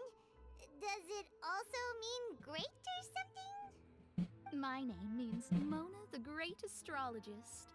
As for the old hag, hers is, in plain speech, the thrice as great scholar of the stars. Just take it as a title specific to astrologists. Thrice as great? That's so petty. I know, right? That's just how she is. She used to call herself Magistus, actually, but when she took me in, she changed her name to Trismegistus. Talk about excessive. Magistus is thus the calling card of our school, so to speak, which makes it about the same as a surname. It's all right if you don't get it. You can look into it further should you need to study astrology more deeply. That sounds terrible! But anyway, you're not Fontanian, are you, Mona? You're from Mondstadt, right? Yeah. Well, I was born in Mondstadt, yes. My parents migrated to Dornman Port, and I traveled with the old hag for a while, after which I settled down in Mondstadt City. Oh, that's a good thing then. At least we know you won't be dissolved by Fontaine's waters. Speaking of that, I'm sure you're aware that a bunch of things have happened here in Fontaine, right? I know you're not a local, but I'd avoid getting too close to any water that looks strange all the same. There's something ominous about it. Well, the water, I mean. Yeah, we noticed. That was the main reason, yes. Just a while back, the Steambird invited me to take part in a panel and speak about the circulation of the prophecy as an astrologist. The invitation was sent quite early on. I don't think anyone expected Fontaine to be in this much trouble.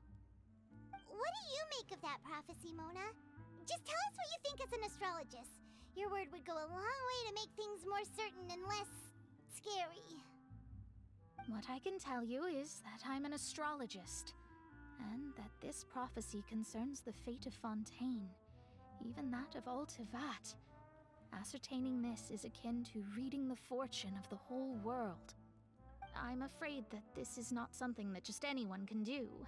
If I could do it, you would no longer call me an astrologist, but a visionary. But on the flip side, the prophecy is so huge and powerful that it must surely come from a powerful visionary.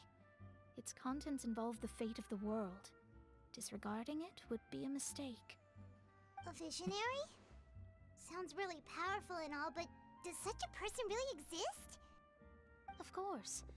The old hag could do it, and I'd bet there are others amongst those Hexenzirkel colleagues of hers who could do something similar. Huh? Are you sure? All right, I'll help you. We'll pay for your It's not meal. often that I see you with such a serious look on your face. I'll tell you once I hear back from her. Yay. Thanks, Mona. You're amazing as always. I forgot that I gave Mona a This is skin. something only I can do after all. So yes, your praises are quite welcome. That's the greatest of astrologists for you. Of all the people we know, you know the star's the best. Indeed. Oh yeah. That's the spirit. Oh, sorry. I came to see what all the commotion was about. If there's anything you need, do not hesitate to inform the Spina di Rosula. Oh, whoops. Guess we were getting a little too carried away there. Well, I'll go tend to my own business now. If I receive any news, I'll be sure to come find you two again. Yay. Can we pay for your troubles? Quick as rushing water. And here we are with the Spina guy giving us suspicious looks. Right, but we were able to recruit Mona's help, didn't we? Our Fontanian friends will thank us someday. Damn right. Good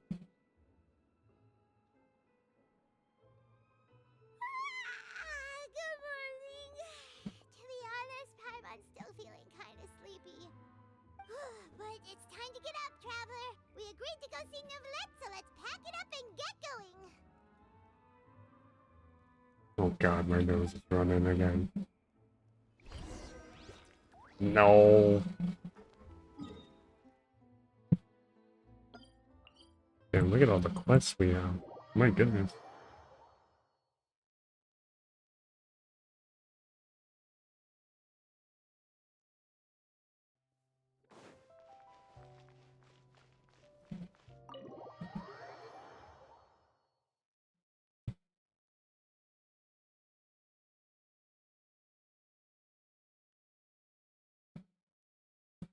Alright, I'm back from my lunch break, so we can continue. You're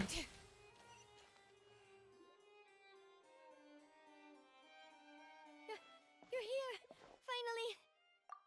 What's going on? Is something wrong?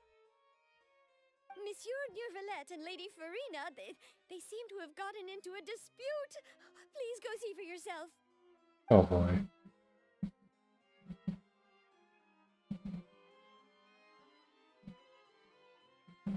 I love phasing through doors. Explained everything.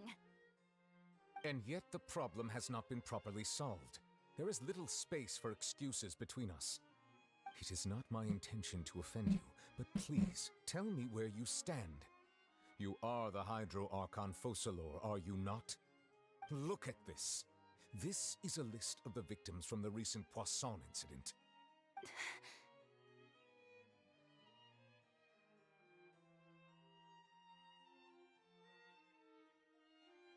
You mean they're all... We did not arrive in time to avert this disaster, and I will not have it happen again. I will say this once more. You must tell me everything you know. Yesterday, I found 3 stone slates in some ancient ruins near Poisson. Do you know anything about those? Seriously? You're questioning me like this is a court case now. I don't know anything about that. But you found them in some ancient ruins, you say? That's correct, which is why I came to ask you some questions. There should have been 4 slates, but one of them was missing. The other 3 feature different images that seem to correlate to the prophecy. The prophecy? The second of these slates depicts the previous What Hydro is that Archon lighting? Nigeria kneeling before a floating island in the sky, as if confessing something. Do you know nothing of this either? I don't. I've never seen such slates. Telling me we should have taken it. Do you really have no information regarding the previous Archon?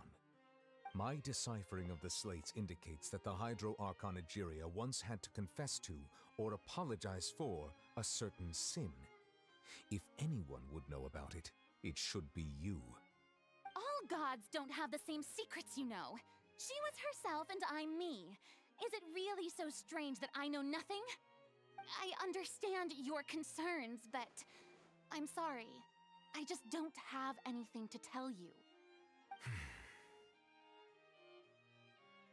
Forgive me for saying this now, Lady Farina, but I have long known of your various secret investigations into certain matters. There are several indications that you have been investigating the prophecy on the sly.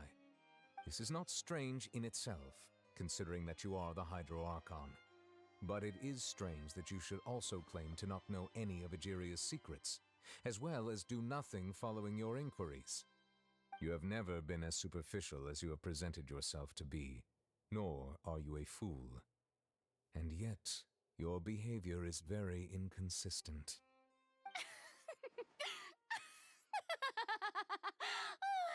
So you've been watching me all this time, have you? I didn't think you were that type. You... Well, since you know about my secret investigations, then you should know I'm actually working to take care of it. There's no point questioning or suspecting me. You're the Eudix, but you're still my subordinate. You should be following my lead.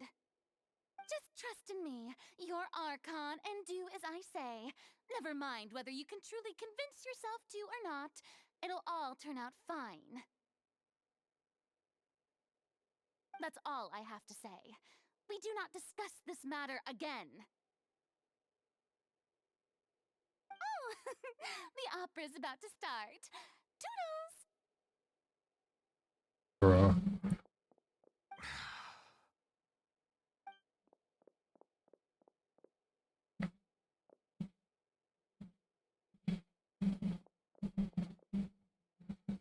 Did Farina not notice us standing by the door?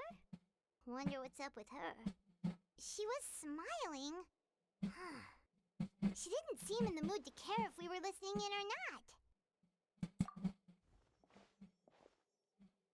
I assume you've been outside for a while now? Yes. Oh, you noticed. Seems Farina didn't even realize we were here. She was in a great panic, though I cannot discern the reason. Our discussion reached impasses time and again, a state of affairs that we cannot allow to continue. Still, I do not understand. Dialogue is the basis for understanding, so why did she keep refusing to engage? Well, I clicked it. Everyone in her inner circle I has heard the noticed that noise. she is hiding some secret. The issue is her attitude. I fear that she will not reveal anything unless absolutely forced to. We may have to create a situation in which she will have no choice but to speak. Oh? Like what? Normally, people will only reveal the truth when standing trial. Perhaps we must have the Hydro Archon experience just such a scenario. But Farina's seen so many trials, and she's really good at dodging questions. How do we make sure that she won't just slip away at the first chance she gets? Ivan's got a point. We will need to consider this thoroughly, join forces with various parties, and then do what we can. If at all possible, I would prefer to recuse myself from this affair, but we must prevent the prophecy from coming to pass. This may be cruel to her, but all Fontaine is in crisis. The information a god possesses is too precious, and so we must take a chance on this. But who will lend us their aid to do such a thing? We got the squad. We got the contact. Arlecchino. Ring, ring, ring, ring. Ring a ding ding. Pick up. chat. I don't think she's picking up. That's everyone, huh? Speaking of which, it was pretty smart of you to think of hiding here. Poisson was just involved in a disaster, so it's presently devoid of people. That naturally makes it the best choice. And here you are drinking tea like it's the most natural thing in the world, huh? That's what family should do. Sit and enjoy a leisurely time together. It's nice to enjoy tea here, you know? Care for a cup? Lend me your ears, everyone. Or perhaps one of you might like to start us off. How about you, friend? Me? No, I don't think I can. Then, how about you, good sir? I fear that I will cause the mood on this boat to become as somber as it is in court. Well then, I guess we're lucky we've got a local like me Yay. to organize things. Wonderful, the spotlight at last. I guess I'll be facilitating things from here. That was a little long-winded, don't you think? Oh. We actually have the squad here. Anyway, to cut to the chase, our friend here, the Traveler, has brought us together to discuss something. As for what that is, well, let's start by saying that we'll be pooling our efforts together to create a series of traps. We're just gonna bully her. Oh, how intriguing. Well, Bait her with a cat. Really. Just like Arlecchino. Glorand, and used on the spot. So, let's invite her to explain in detail. A round of applause, please. Yeah, Glorian. Woo. Huh? Didn't you say that you would be facilitating this? Oh, come now. Your work doesn't involve much public speaking, right? This is a good chance to practice. You might even pick up some fancy oratory tricks to impress your boss with in the future. I see. And what does my boss say? He is glad that you consider him your boss. Do go on.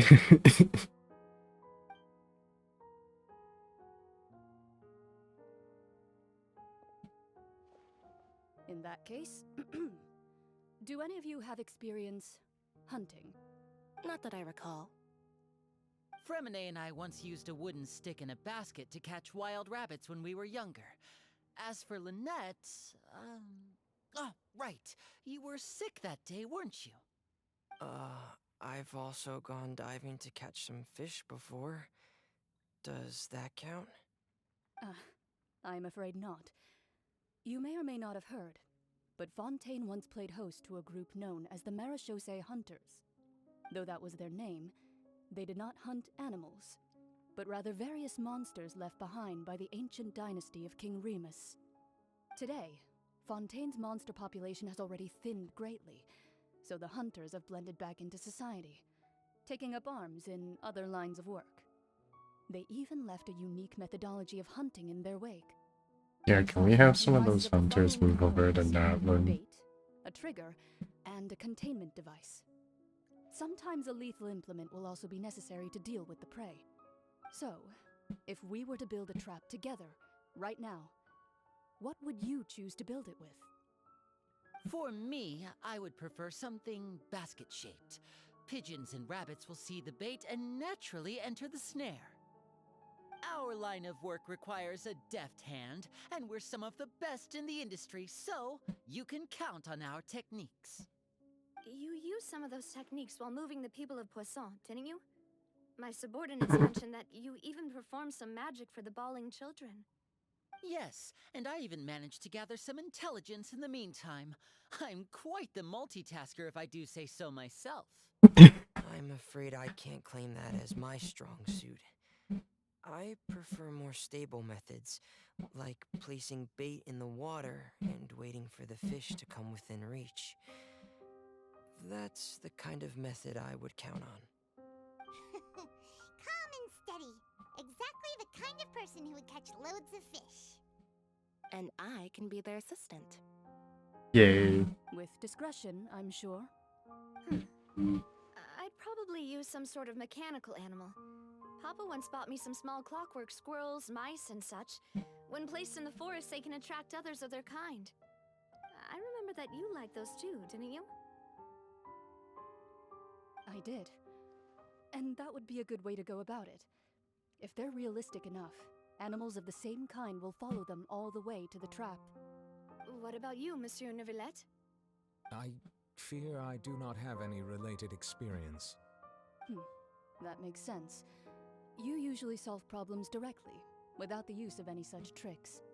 But I do have one more question for you, monsieur. If we were to create a trap now, how would you design it? I would like for it to be effective, but bring no harm to the prey. A more gentle trap would be ideal. Kind, as always. However, our intention doesn't necessarily change the containment device and the type of implement we need. If we wanted to kill the prey in one strike, we would need a powerful implement. However, that also goes for prey that must be captured and safely contained. Wait, why's that? Only a hunter who's a true expert at subduing their prey can snare it without harming it. The line that divides life and death is often exceedingly thin. So are we? Yeah, we're just gonna kill her. Together? Huh. We hadn't thought of seeing ourselves as hunters.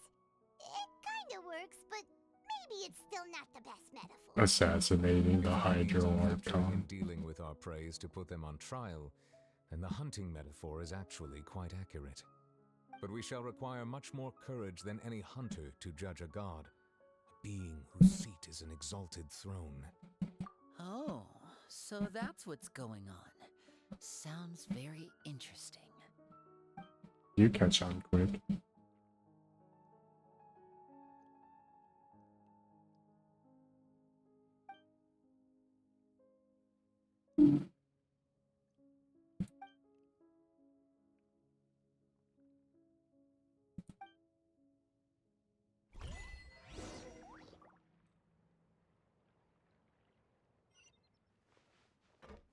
Bro, 700 meters. Oh my god, look at all these quests. Rewards. I wonder if I unlocked the reputation awards for Fontaine yet. Let's see. Yo, you get the crystal flight drop? Oh, hell yeah. Ooh. Okay, these are some pretty cool stuff you can get from the reputation award. And yeah, I have unlocked it. Would you look at that? How convenient. I think this is under. Welcome to the Gulag, Nouvellette.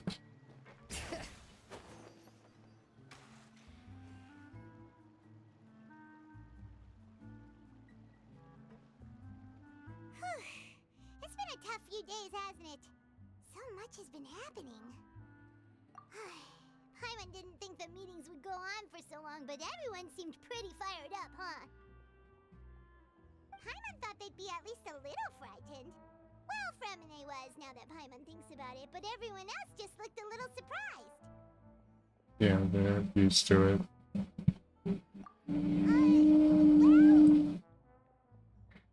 It's hard to say. Paimon doesn't have any experience with this sort of thing. But with you around, Paimon sure will do great. After all, you're the most reliable person in the world, aren't you? Huh? Did you just pour some tea? Paimon didn't notice you doing that at all. Then what's that? Paimon's never seen that cup before. Don't be frightened. I'm just joining you two for tea. I merely refrained from saying anything till now. Who's that voice? But there's no one here.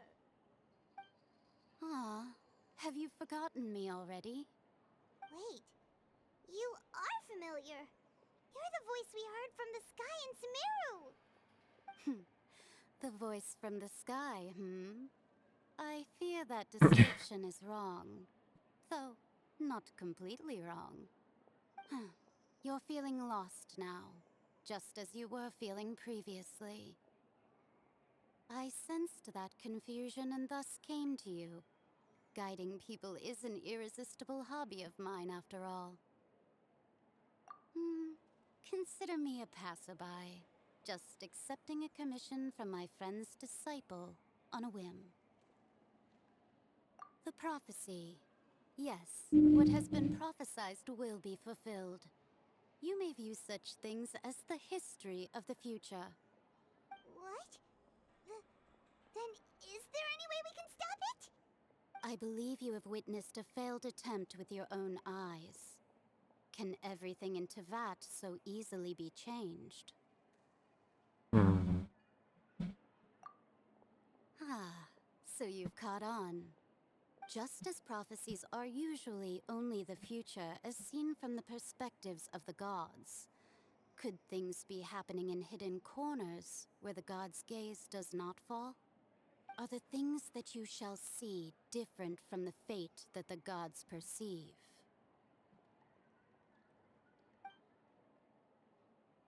I see, I see. What is she talking about?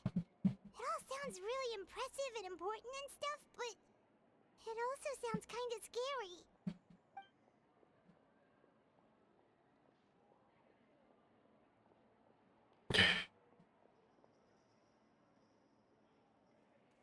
I believe that you understand, right? Some things are insignificant, but others you must reach out to change. Ultimately, fate shall serve as your only guide, no matter what will happen in Tevat's future. All you need to do is to play your part. This was good tea, by the way. Thank you for your hospitality. Well, that'll be all for today. The voice. Adios. It's gone.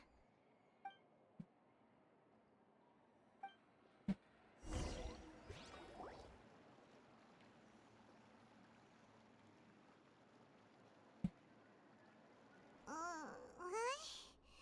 I want to hear someone talking.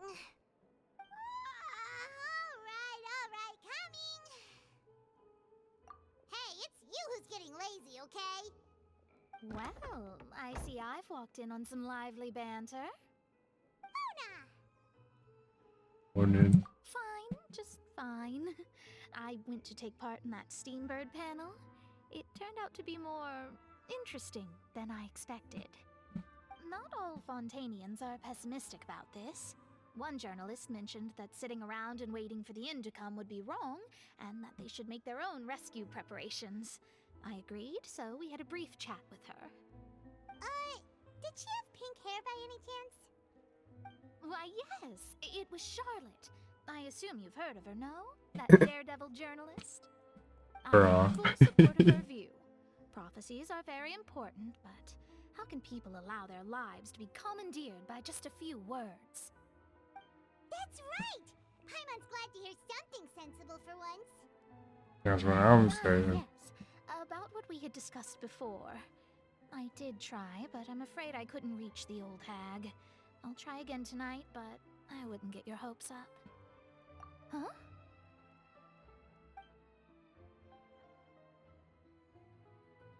Goodness gracious.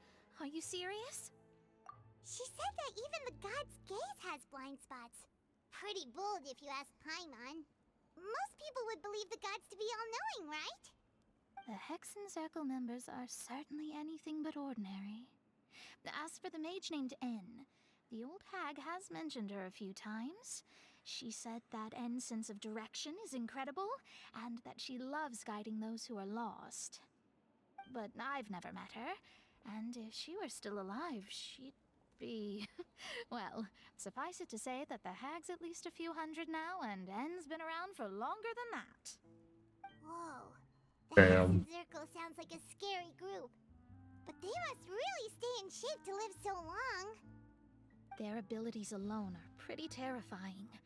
If she came to see you personally, then the problem you're facing must truly be of great importance. Well, it's not like Paimon could understand anything she said. Yes, she was quite cryptic, but I suspect she means that there is still a way to turn things around. She didn't say when or what that would be, though, so... Man. Perhaps it is something that you cannot know right now.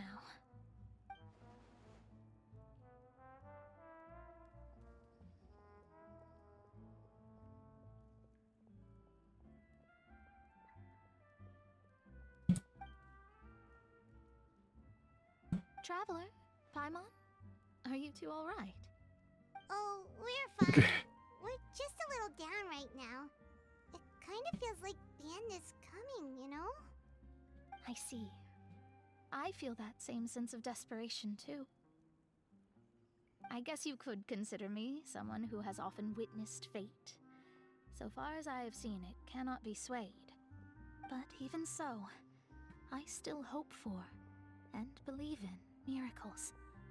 Astrology is eternal and rational, but fate may not be. It is cruel, but it can also be beautiful.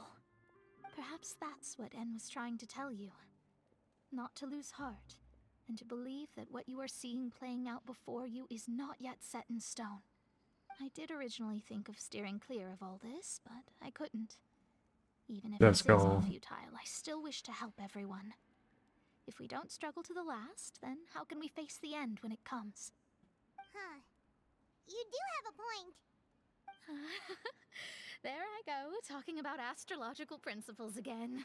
Sorry about that. The moment I start talking about work-related stuff... I need to get going. It was worth trying to comfort you, even if only a little. I believe that you'll help those who are struggling in the same way I did. I suppose that might be That's the why we always plan. seem to meet by coincidence. Paimon feels kind of moved by what Mona said. But also kind of sad, too. Hey, Traveler. Paimon suddenly feels like going outside for a walk. Let's go. Let's walk around the city, shall we? There's a few spots we always like to walk by. Probably go up, no?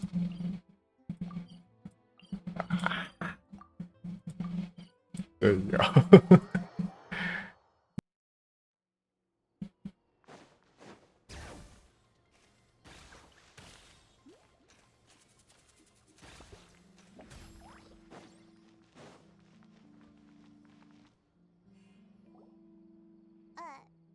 Huh? Our names are written in this newspaper. What's going on? Let Paimon see! The underwater stronghold, the Fortress of Meripede, has continued in its noble autonomy, but that does not mean that others cannot interact with it. My recent attempts to enter the fortress bore little fruit. Huh. Guess Charlotte still hasn't given up on that. Yeah. Thus, did an Outlander friend become the focus of this report? A blonde adventurer with their white fairy legends trailing in their wake. It is said that this mysterious traveler once visited the underwater fortress. So while the fortress's interior remains a mystery behind closed doors, do not fear, for the tales of the traveler contain surprises in spades. Here is Charlotte's biggest scoop yet, the Traveler's Trail, World Walker. Huh. Charlotte took so many awesome photos of us and we never even noticed her. She hasn't been able to get a hold of anything at the fortress, so since we're easier to find, she's using us as the subject matter instead? Yes.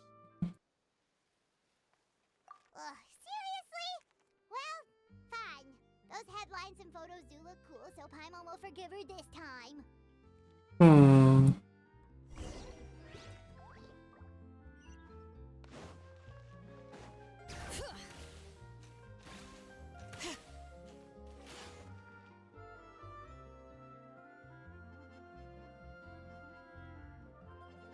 We're here! Paimon's hungry. Should we go in and get something to eat? When's Paimon not hungry?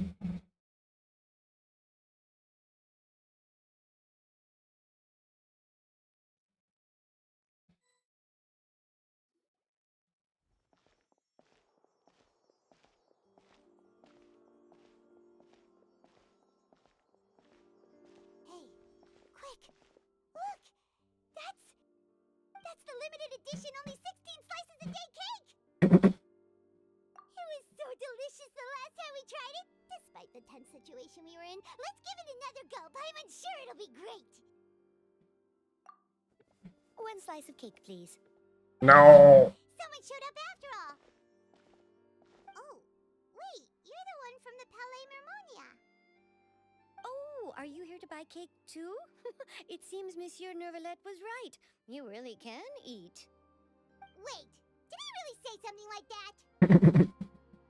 That's right. Even he has his own preferences when it comes to food. As for me, I love the cake and coffee here. Do you come here often? Enough, apparently. Usually every day. You're one of the 16 people. It's part of my daily schedule, apart from work. I shall have my cake and coffee. Then what if someone told you one day that this place would be closing soon, and you wouldn't get to eat cake here anymore? What would you think? But why would it close? Well, Paimon doesn't know either, but maybe the waters will rise tomorrow. You know, like in the prophecy. Oh, the prophecy. To be honest, I haven't paid much attention to that. No, still, even if there'd be no more cake tomorrow, that wouldn't keep me from having some today. No, it's the same for eating in general. You might not be able to eat tomorrow, but if you can do so today, then you should carry on. That's what people call living, you know. Huh. Don't be sad. Excuse me, could I have 2 more slices of cake to go? These 2 slices are for you. Sijuin said that this kind of expression you're making is what humans call being sad. Oh, you know Sijuin? I sure do. She was born before me, and she sometimes comes to the surface to teach us things about humans. She said that humans are creatures that are saddened easily, yes, and you can only lift their spirits by feeding them delicious food. So please try the cakes here. I've got something else to do, so I'll be going now. You two try to stay in a good mood after eating, all right? Bye. Wholesome interaction. And there she goes. All right, let's dig in. I'm sure this cake will be delicious.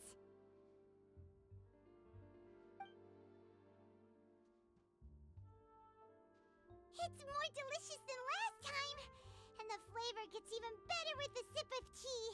It sure would be nice if we could come again tomorrow. Sure would be nice if we could always eat delicious food here.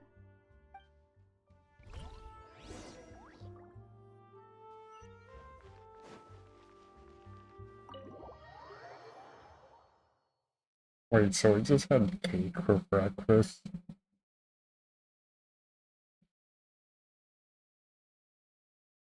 You know what? Fair enough. Gotta get those carbs somehow, you know? Oh, we're near the Steambird office. Let's go look for Charlotte and have a chat. Woman spotted. How? If it isn't the Traveler and Paimon! Oh, have you seen the article I wrote about you? Ha! You've got some nerve! You just used us to make some quick mora! Oh, you needn't worry about that. I heard that you were in Poisson some time back, so I sent you a letter to discuss just that. It appears you didn't receive it, though. It's all right, though. I've set aside the amount intended for you. I've even set the table with some food. Really? Let's go. Oh, you're the best! We just ate. You're almost a little too easy to win over, Paimon. If I were a journalist with ulterior motives, you'd be in trouble now, you know. Oh, Paimon knows you're not like that. Still, what brings you here all of a sudden? Were you looking for me?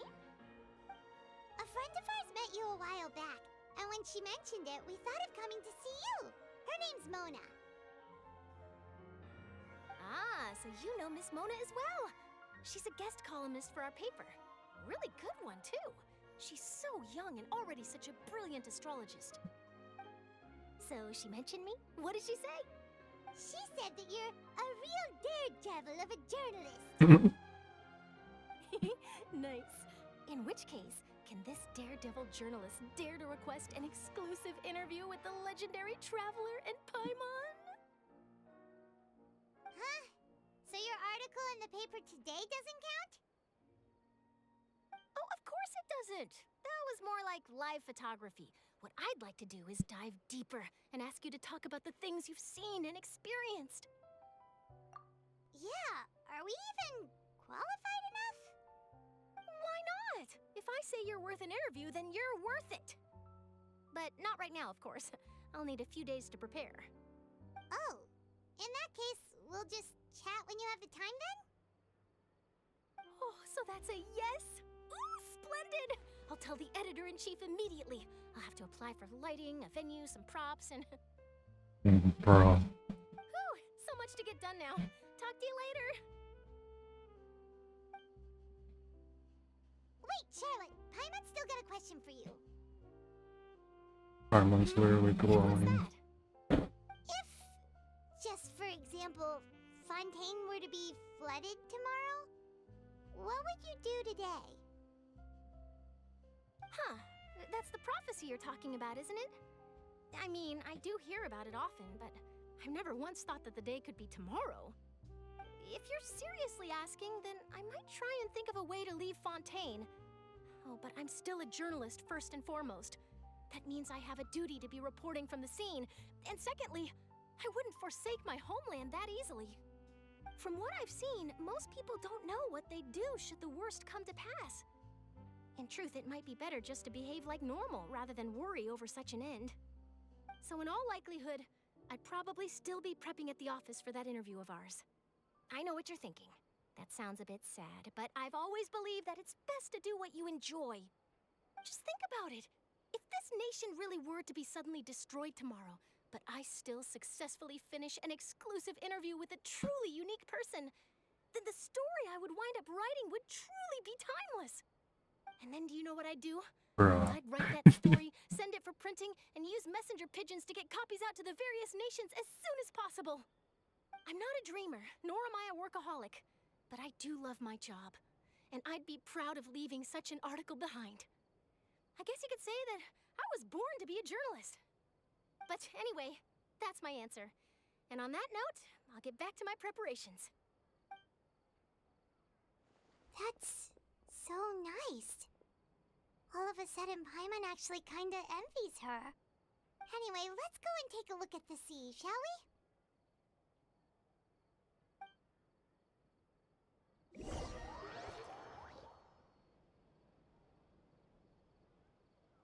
I don't know, being dolphin origin.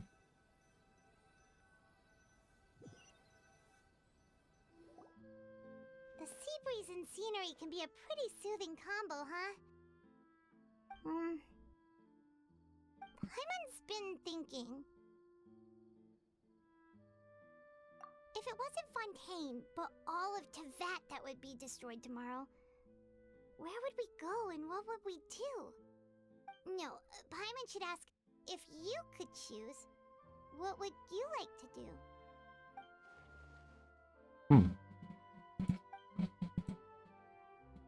We've always been moving to the next destination, so we haven't spent much time thinking about these kinds of things. We didn't have to either, with us always being on the road and whatnot. You mean, still traveling? Huh. Wait, isn't that what we've always been doing?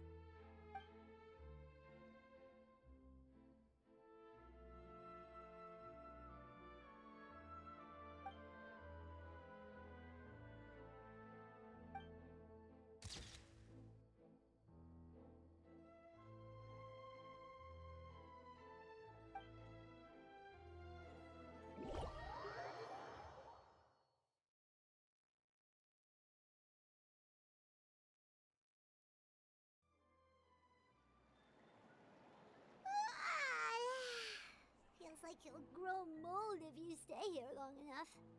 Bro. What? But it's still better than the Fortress of Mirapede, that's for sure. It's not only damp there, but salty too. Ah, so the two of you are still here. Wonderful. you're from the Palais Mermonia, aren't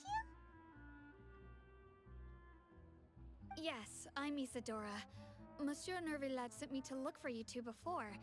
I heard that afterward you went to the fortress of Meropide. Not at all. I'm well aware that you're friends of his. Actually, I'm here to pass along a message from him. Yes, inside the Opera House. The Maréchaussée Phantom has declared the incident a small-scale riot. A riot?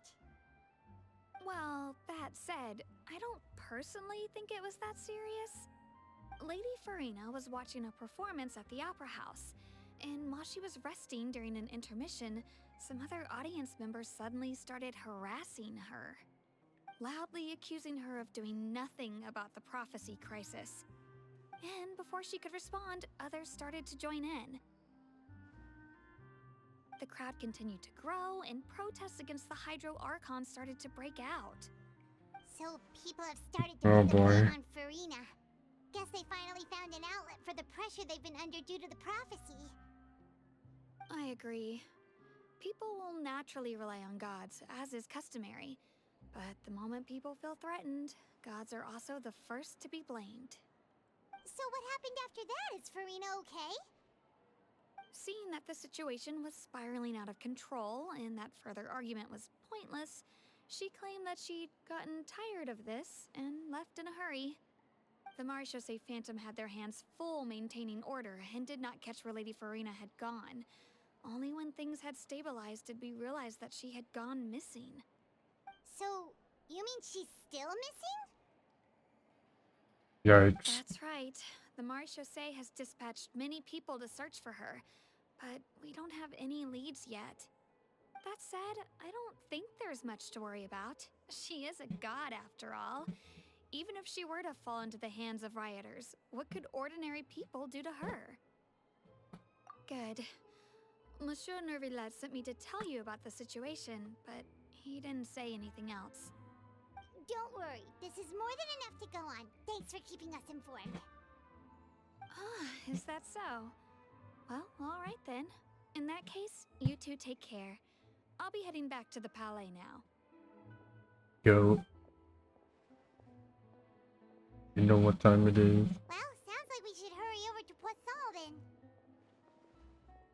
If we know Farina, she won't try to fix things in this situation. Instead, she'll look for a place to wait out the heat. And, as we also know, she may be loud and dramatic, but she doesn't have a heart of stone. When Nervillat was talking to her in the Palais Mermonia, and she heard about Poisson, she couldn't hide her sadness and remorse. It would be hard for her to ignore being accused by the public today.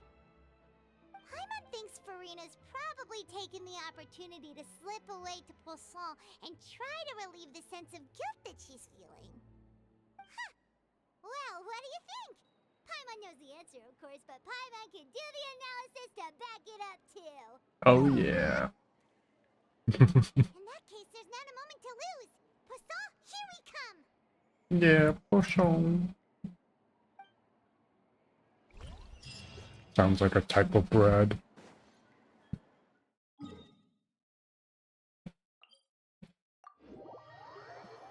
Looks deserted.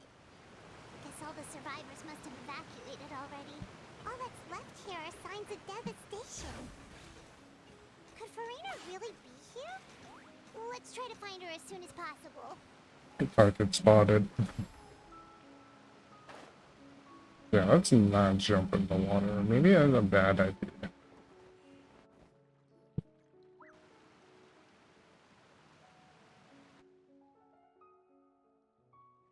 Come on. That's Farina, right over there. She really is here all on her own.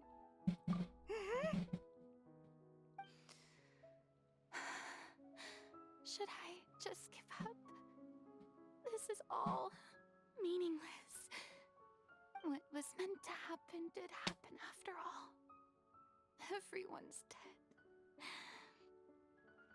I'm sorry. I'm so sorry. Give there's no point in holding out. I'm sorry. But what can I even do other than to repeat meaningless apologies over and over? Who's that? Don't worry, Farina, it's just us. Yeah, don't worry, we're here for the past 15 minutes. So it is you, blonde traveler from another land. Why, I almost thought you were someone from that mob of my ignorant subjects, come to kneel and beg for my forgiveness. Farina, you were crying just now, weren't you? The tear stains on your face are obvious. What do you mean, tear stains? Oh, I remember. The show at the Opera House earlier this morning was so moving. I'm still trying to process it. Who did that uncivilized rabble think they were, disturbing my enjoyment of the arts? They even dare to tout their Archon. I must teach them a lesson. I can just imagine their twisted and frustrated faces once they realize that I'm nowhere to be found. Oh, and I'm sure Nouvellette and those people from the Marche Chaussee Phantom are freaking out right next to them, too.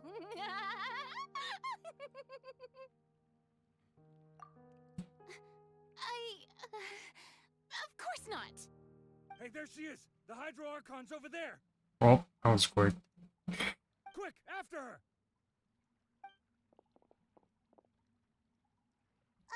Farina, those people seem to be after you. Yeah. They are... They're just some rabid fans who want to cut the line because they haven't been able to meet me in person, aren't they? That's against the rules. I can't let them get their way.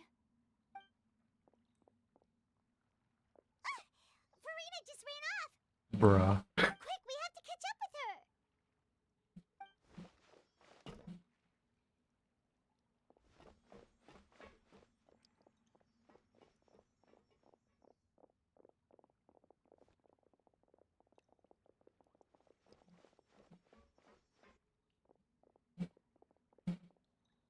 I wonder where she went, guys.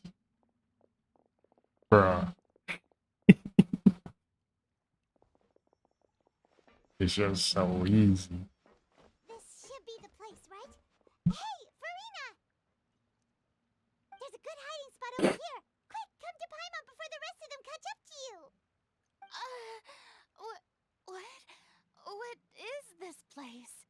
Hurry, they're almost here! Fine, fine. I suppose haste is warranted. Lead the way.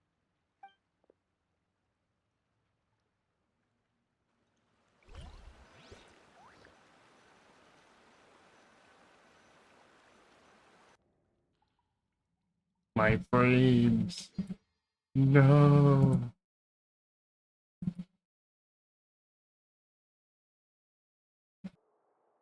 What is this? Paimon's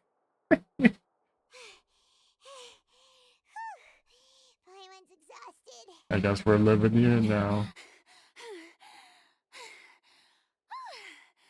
I'm so tired. I totally thought they had caught me. No, I mean, I merely gave in to the sheer enthusiasm they displayed.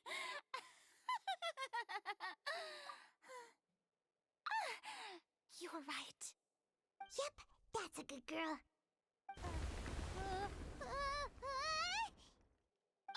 What's happening? The ground's shaking. Is it an earthquake? Yeah, a quake of this kind preceded the flooding in Poisson, didn't it? It can't be. It's happening again. Well, there's no need to worry too much about that.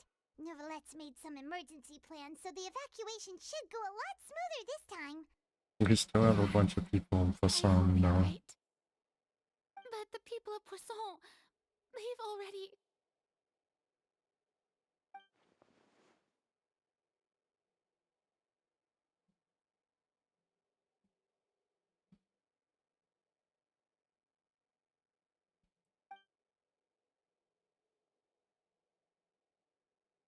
It's true.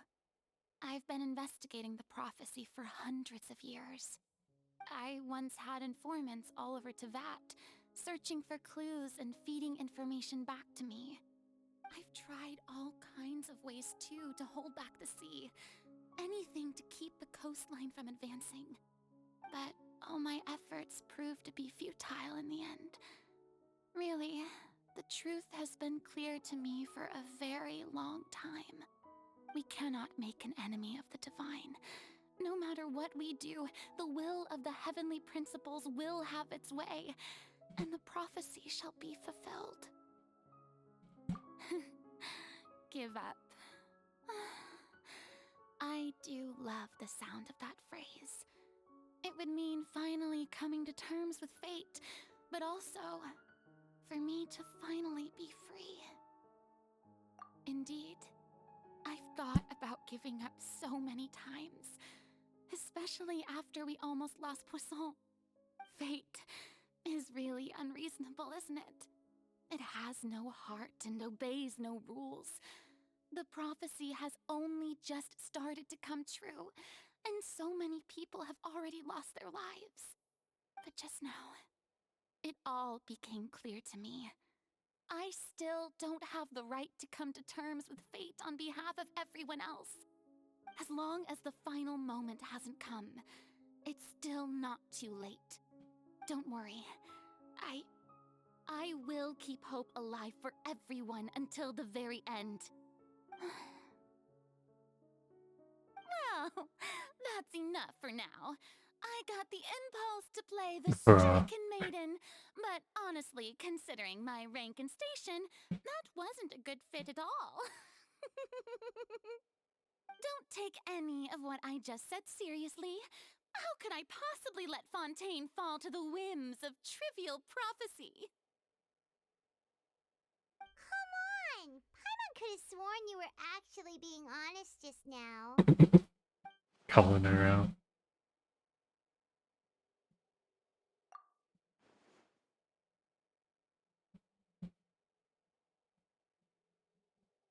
Share my burden. That's impossible. It was fated right from the start that this would be my duty alone.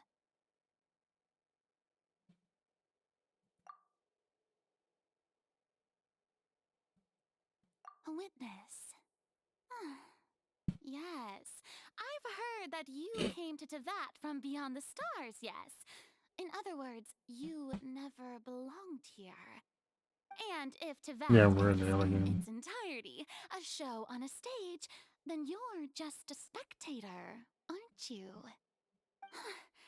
If that's the case...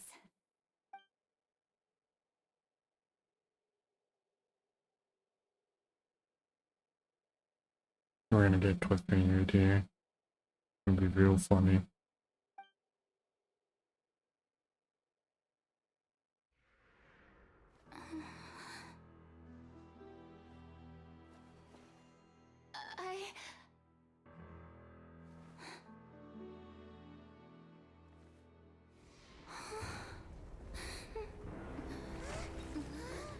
We are getting cliffhangered.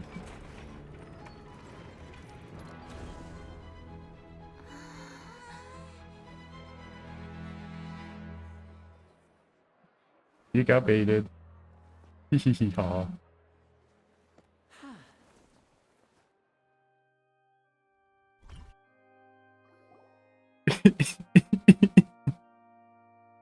Ladies and gentlemen, this concludes my opening performance.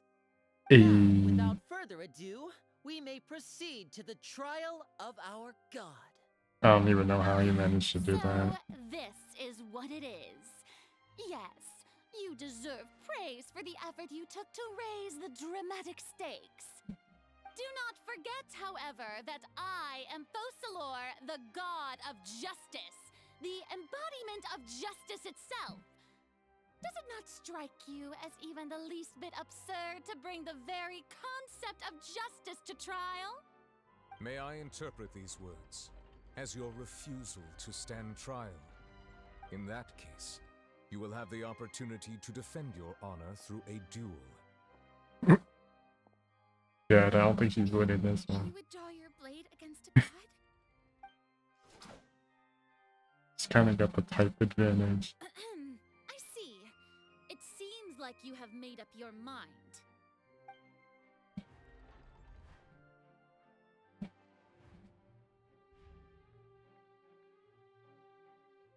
Paimon can't believe it. She just surrendered. What the heck is going on? Did I just see an Archon surrender to a human? Wow, how utterly humiliating. Lady Farina, what is the meaning of this? It would seem that there has been a misunderstanding. To be clear, the raising of both hands is not always an indication of surrender. Looking for excuses again, huh? I raised my hands just now to indicate my acceptance of the trial. No duel shall be necessary. I will admit that I've been running away for a long time. I'm sorry, everyone.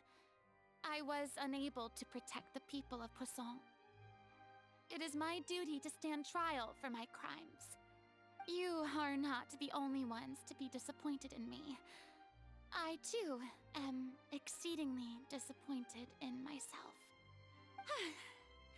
But now, it is time for the Hydro Archon to show you her courage and resolve.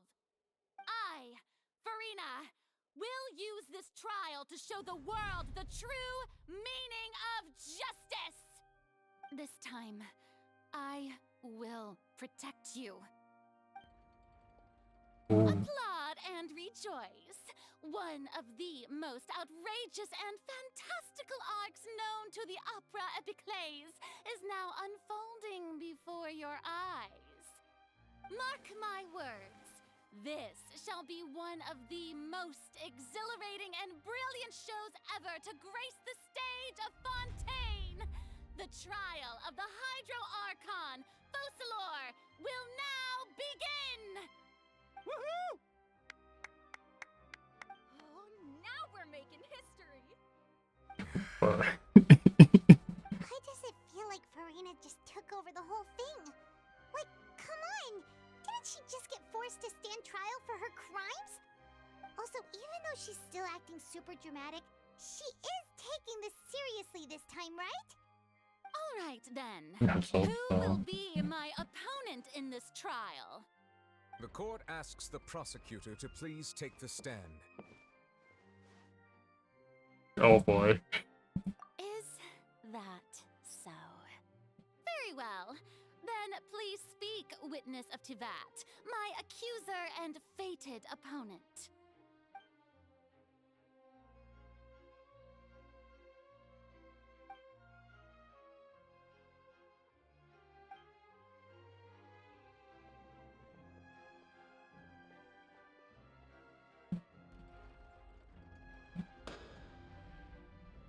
Also, please allow me to ask, as a final question before the trial begins. Just how much work did you do to force me onto this stage? Well, we did do a lot of prep after the meeting that day. I can go over the tasks assigned to the Spina di Rosula, since they were rather straightforward and easy. Navia, the president of the Spina di Rosula. Most of the people who participated in the disturbance this morning were my subordinates. They changed into plain clothes and came to the Opera House as regular audience members, waiting for the perfect opportunity to incite insurrection against you. The people's resentment against their Archon has been building as more and more of the prophecy is fulfilled.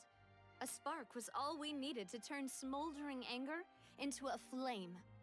Moreover, according to our understanding and analysis of you, when something like that occurred, you would likely flee the scene and head to Poisson by yourself. Easy So, read. we arranged for a second group to lie in wait there. So, you mean, the ones who scoured the settlement for me were also from the Spina? And their goal was to force you to step into the giant magic box so you may personally participate in the greatest magic performance in all of Fontanian history. That's right. That house was a magic box, rather than someone's residence. As the super ultimate version of the setup that I used when I first performed at the Opera Epiclese, the volume of the box was increased by a whole order of magnitude, and the distance it traversed was the entire gap between Poisson and Araneas. Its cargo, of course, was an Archon instead of a human. My thanks, Farina. Without your help, we could never have pulled off such an extraordinary performance. You're welcome? Of course, this performance was only made possible with Father's support. The House of the Hearth spent a massive amount of labor in Mora to pull this off. We had to select a location, construct the giant magic box, dig a tunnel, and open up a path through the water. It was a lot of work for all of us. So, in other words, the earthquake that we felt within the giant magic box was just a normal tremor from the transportation of the whole house? That's right. It wasn't a sign of another disaster to come. Then, I can guess Nervilette and Cloran's parts. You gathered a crowd, prepared a stage, and made sure that the champion duelist would be immediately ready for a fight. Also that as soon as I appeared on the stage, the trial may commence without a hitch. Am I right? Yes. That is correct.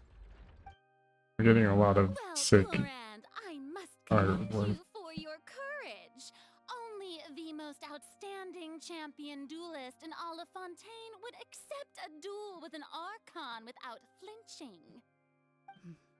Thank you.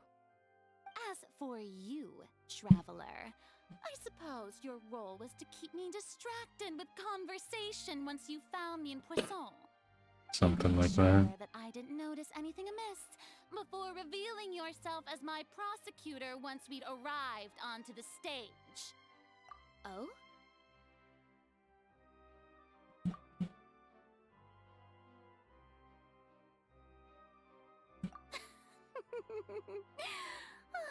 Is that so? Then I suppose I must have missed my final chance. It's fine. It matters not. What's done is done. The stage is already set, so there's no reason to disappoint the audience. Let's see this trial through to the very end. Oh yeah.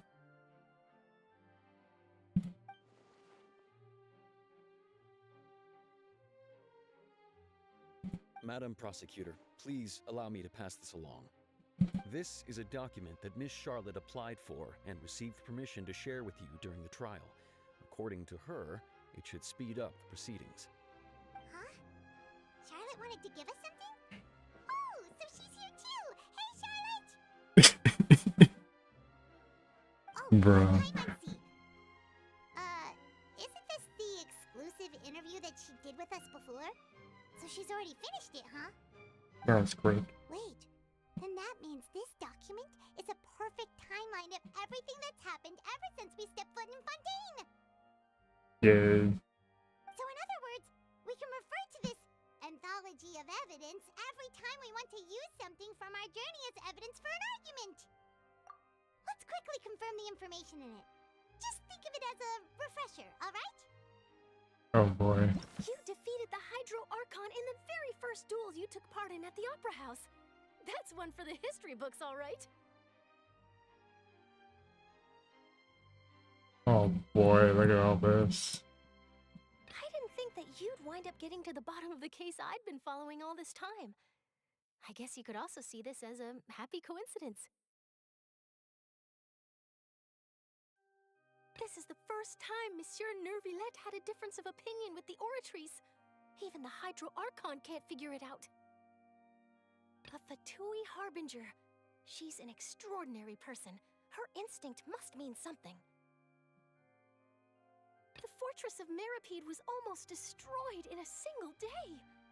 That I didn't witness that scene personally will always be a source of professional regret, I think. According to Monsieur Nervilette, both Child and that whale should have been in the Primordial Sea at that time. I nearly lost my awesome friend Navia. To be honest, that still gives me shivers. The words of someone as extraordinary as a witch can probably only be truly understood when something surreal happens to you.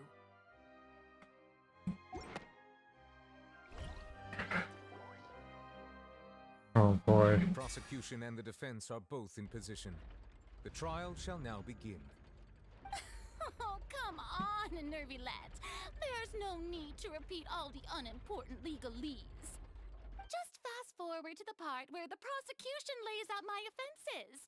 As the defendant and the lead actress of this performance, I still haven't even been informed of my supposed guilt in all of this.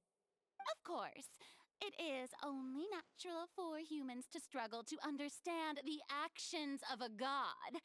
However, you will need more than that to convict me of a crime. That's true, but my charge here is unrelated to your conduct as an Archon. Instead, I would like to charge you as a fraud who's never been the Archon in the first place. Wait, what was that? Lady Farina's a fraud? Hey, I came here thinking that we were going to try the Hydro Archon for forsaking her duty, but did I hear that right? She's not our Archon at all? Charge accepted. Lady Farina, This is you plead guilty to the unexpected. charge.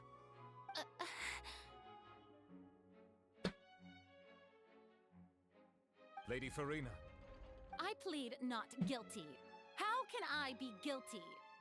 There is no way that I, Focalor, otherwise known as Farina de Fontaine, a member of the Seven and the Regina of all waters, kindreds, peoples, and laws of Fontaine, could be anything other than your true Archon. Yeah. Even though Lady Farina can be rather eccentric, isn't it going too far to doubt her very identity? Yeah, I've never questioned her identity either. Sure, Lady Farina can be super irresponsible, but what grounds does that prosecutor have to make such a huge claim? I have cause to believe that common sense will prevail in this case. Many of the members of the audience have known me as the Hydro Archon ever since they were born. There would be no fooling their memory. See? Even the Oratrice has decided to show me its favor. Are you sure you want to commit to a charge that will never be upheld? If you wish to drop the case, I can promise you as the god of justice that you will not have to face trial for making a false accusation. We will treat everything that's happened as a dramatic spectacle and move on with our lives. What do you say to that? An argument with near impossible odds, huh? You have to not only refute Farina's claims, but also overturn the long-held beliefs of the people. Well, I tried to give you the chance to surrender. If you must persist, then let me ask. If you believe I'm not the Archon, then what manner of being do you think I am? And if I was not the Archon, then how did I manage to live for over 500 years?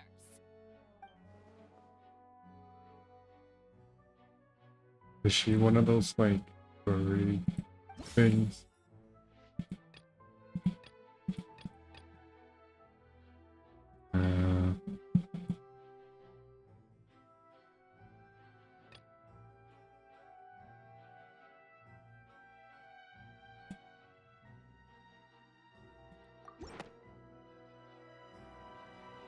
First of all, you may be a member of another long-lived race, which would allow you to naturally possess an extended lifespan.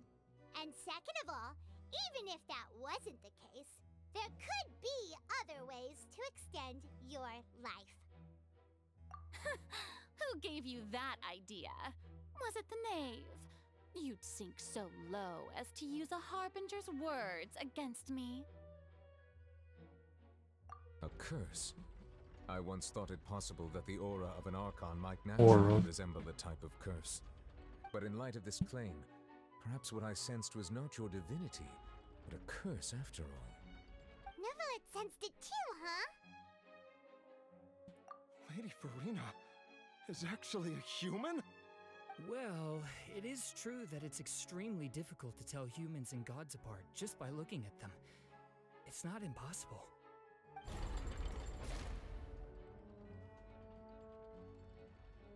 Well, don't start celebrating too early now. Even if I have been carrying a curse like you said, how does that prove that I am merely a human being? Besides, everyone knows that the main difference between a human and a god is the possession of authority. Gods can do what humans cannot. That's why they're worshipped as gods. For centuries, manifestations of my authority have served the nation of Fontaine. One need only to turn their eyes towards the Oratrice Mécanique d'Analyse Cardinal in this very opera house, or consider the endemnitium that is used in every aspect of life.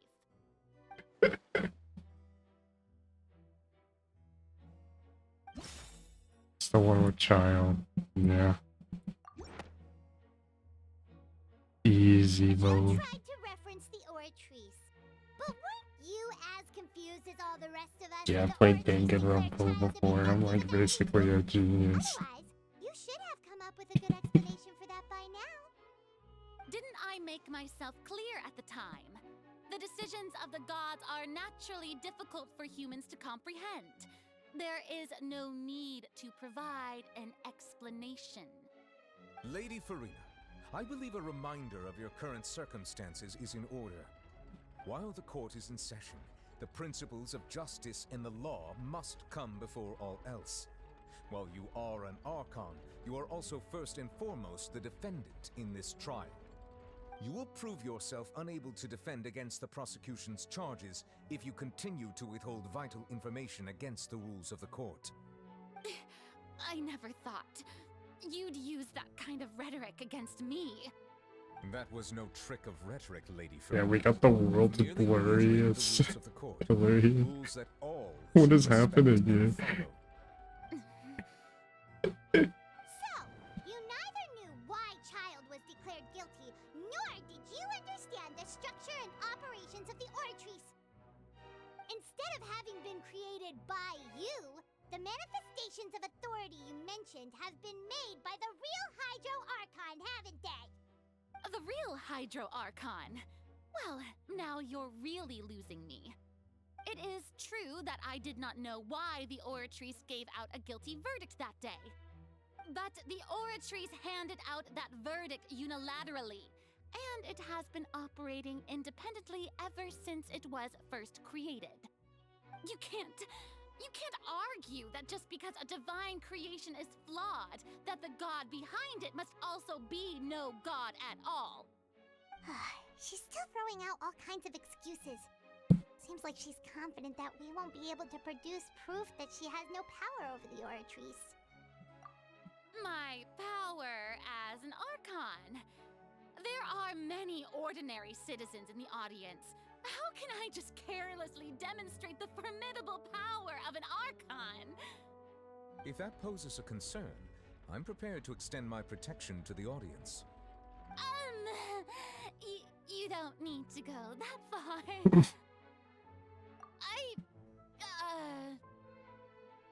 Aren't you the Hydro Archon? Or is it that you can't even wield the power of Hydro, much less the authority of a god? Indemnitium! Yes! It's all because of Indemnitium! All Archons derive their power from the faith of the people, and I've converted the people's faith in justice into Indemnitium! Thus did I give up all of my divine power to provide everyone with energy for their daily lives. Have you ever seen a more magnanimous god? Isn't that a huge stretch? Yeah, no Yeah, matter how let's generous go an in. Archon can be, how could they give up all their power? Can a god with no power even still be called a god? He's looking rough. Buying Farina's excuse. Hey, come now, everyone. Please don't stare at me as if I was a liar. I I'm still the same Farina you knew, right? The one that you loved. Shouldn't you want to believe in me? Please? You've got to believe me. If what the prosecutor said is true, she really has committed a grave offense. Did she deceive all of us? And all of our parents and grandparents too? And then all of our ancestors? Ever since they were born? Enough! That's enough. Tell me then, if I'm not the real Hydro Archon, then who is? If you have no evidence of another Hydro Archon's existence, nor can you find anyone who can back up their claim to be such, then what grounds have you to say that I'm not actually the real deal? Wow, she came up with yet another argument. Bruh. How can we refute her now? Seems like she really doesn't want to give up. Maybe it's our favorite dragon. Oh boy.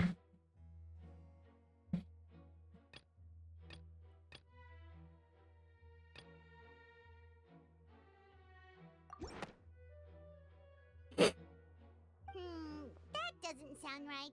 Paimon doesn't think this clue can be used as compelling evidence to build our case. Shit.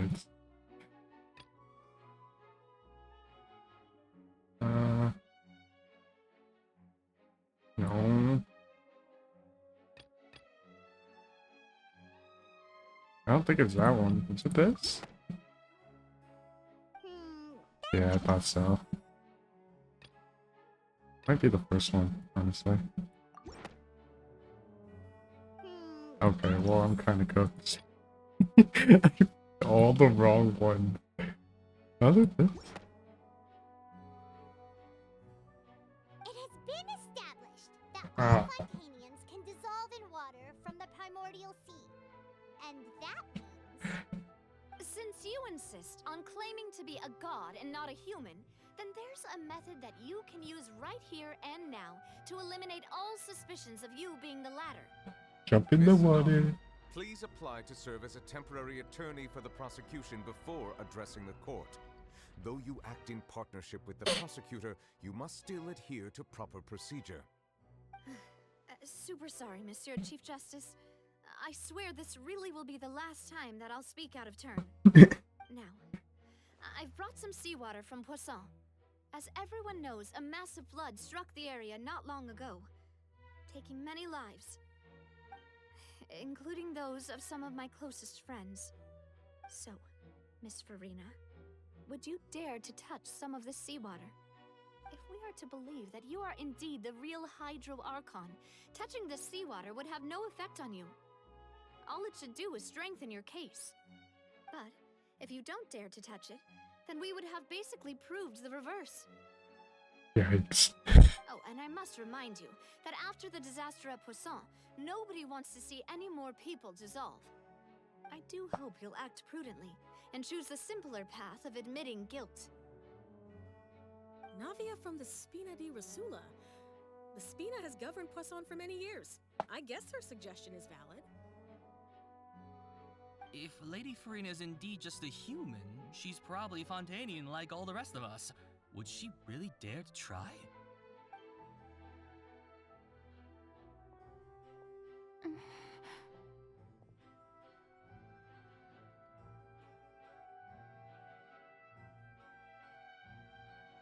Good Lady there. Farina, this test has been unilaterally proposed by the prosecution.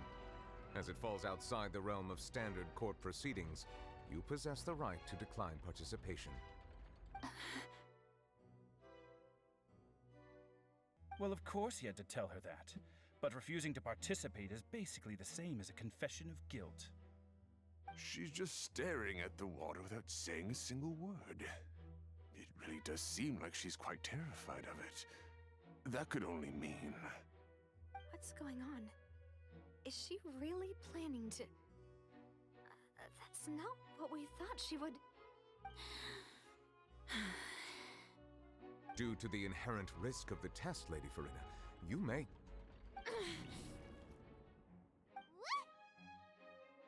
Hey! Bruh.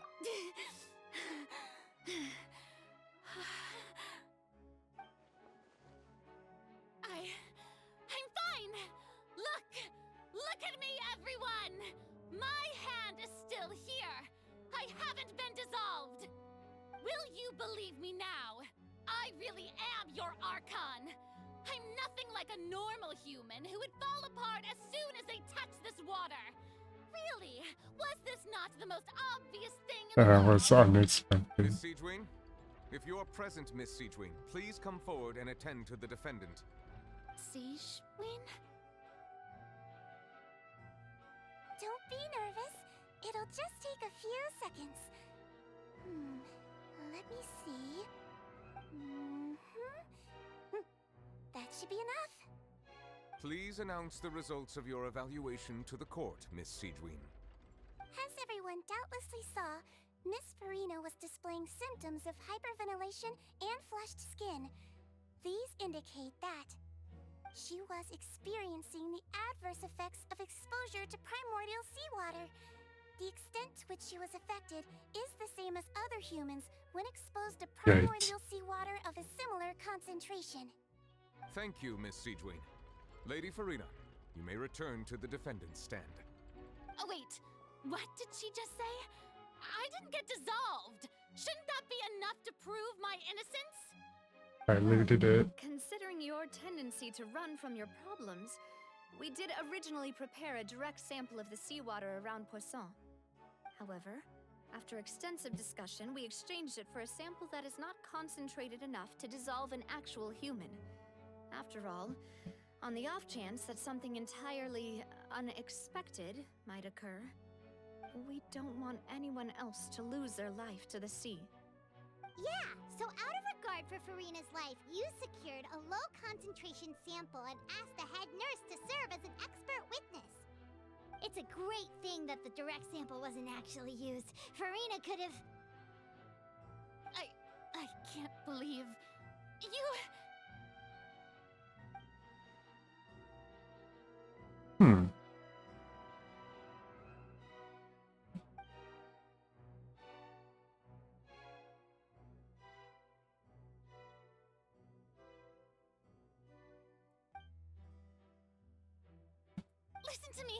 Listen to me, everyone!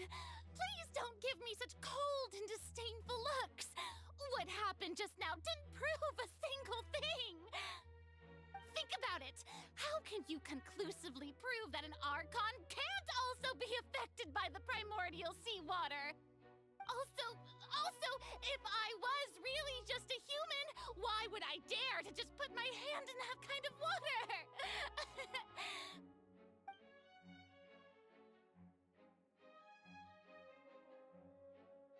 Please, anyone, just listen to me! I swear, I really am your Archon! It's hard to watch.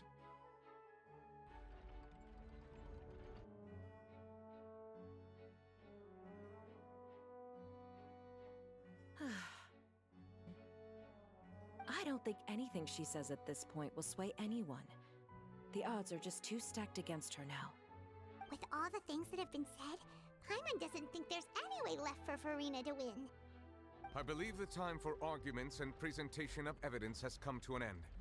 If there are no objections, we will move on to the final judgment.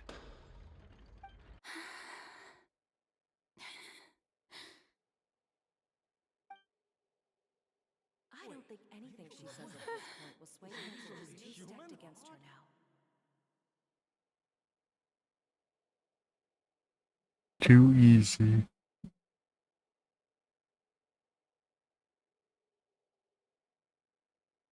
In my capacity as Chief Justice, I shall now render judgment on Farina's misrepresentation of herself as the Archon of Fontaine. As a human who knowingly deceived her fellow citizens, Farina is guilty.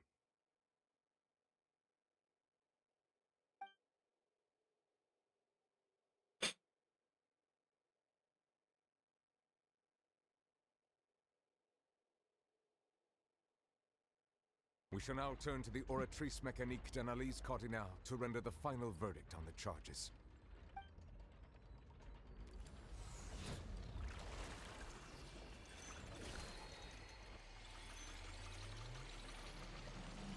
That trial was a lot quicker than the other ones. According to the judgment of the Oratrice Mécanique d'Analyse Cardinale, Farina is... Well,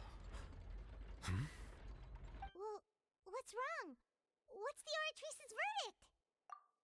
No, the Oratrice also displays a guilty verdict. Isn't that correct then? However, the exact wording of the verdict is thus. The Hydro Archon, guilty, to be punished via the death sentence. The death sentence? That's actually one of the available sentences? I've always thought that it was just a myth. The one and only time the death sentence has been handed out at the court, and it's been given to the very person we've worshipped as the god of justice? What an unexpected twist. Farina's been sentenced to death by the Oratrice? We just wanted to use the trial to show her the seriousness of things so she'd tell us the truth. How did things escalate this quickly? This outcome is indeed quite strange. According to Fontaine's current definitions of justice, as well as its recommendations for criminal sentences, is this sentence really appropriate for the crimes that have been committed? Yeah! Even Vache wasn't sentenced to death by the Oratrice. You know, the real evil mastermind behind the serial disappearances case. Indeed. Not only is Farina's sentence overly excessive, the very point of our trial today was also to prove that Farina has never been the Hydro Archon in the first place. But now, What the the fuck? Oratrice seems to have deliberately invoked the title of the Hydro Archon. What does this mean?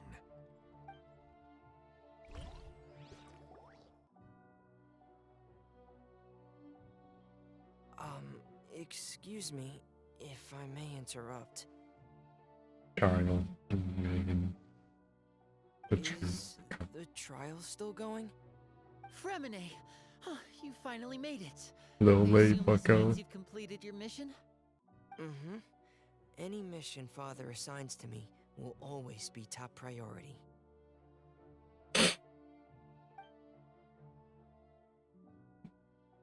What? Is that the first prophecy slate? No way. How'd you get that?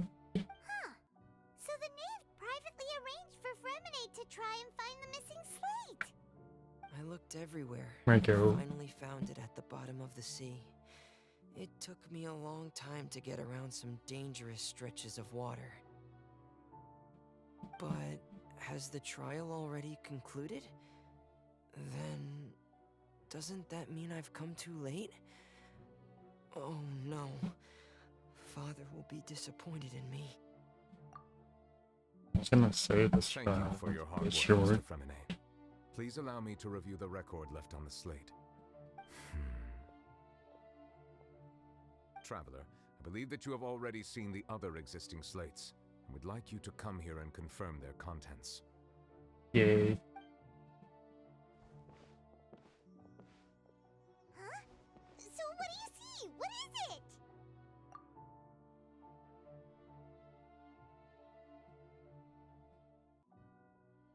I believe I've now made sense of the Hydro Archon's crime.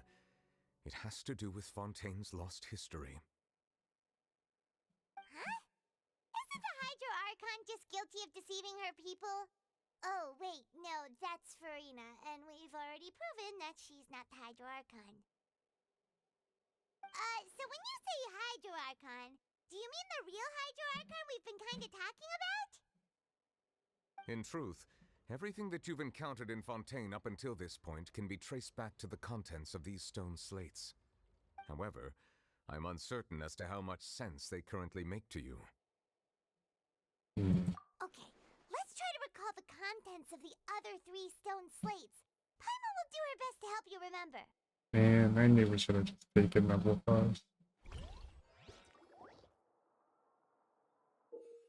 Aw, bruh, no. I had to put them in order.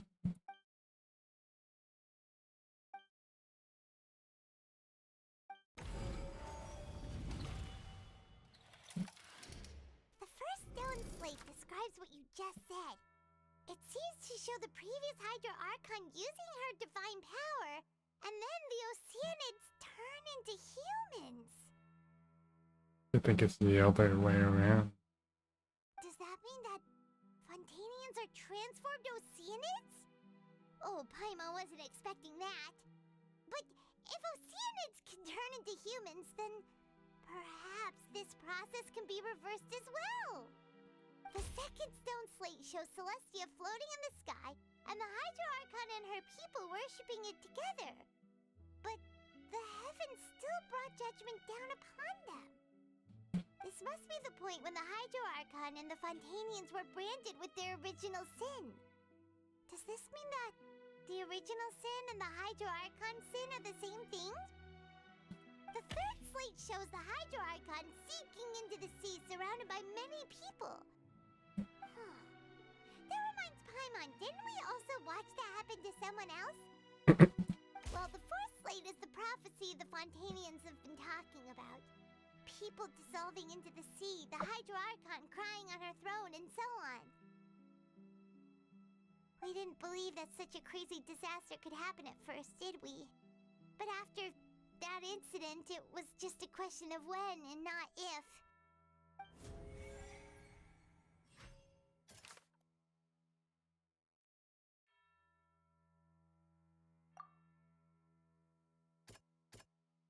Yikes.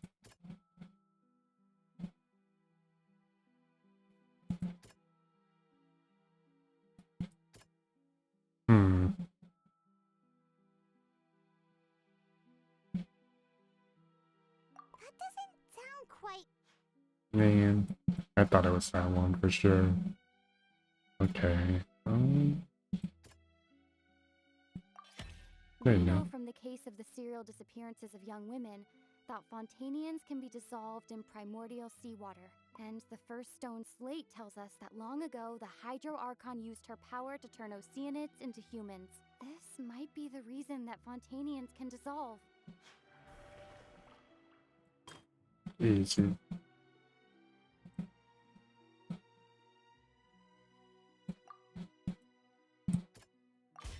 Perhaps what is about to take place has all happened before. The true sin of the Hydro Archon that Nervilette mentioned, and the original sin cast down on the people of Fontaine by Celestia as recorded on the stone slates.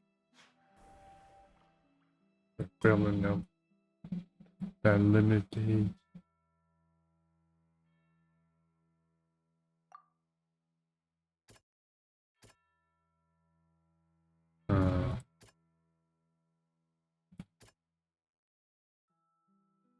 Okay.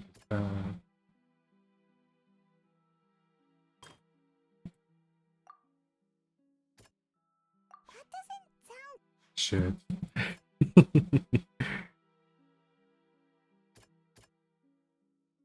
I don't know for this one. I don't think it's that. Maybe this one? The prophecy from the Okay. stone slates found its way into society, but not many people believed it at first. The fortress of Meropide was nearly flooded with primordial seawater, which we know can cause Fontanians to dissolve. It seems increasingly likely that the prophecy may come true. If we hadn't dealt with it in time, things could have gone very badly.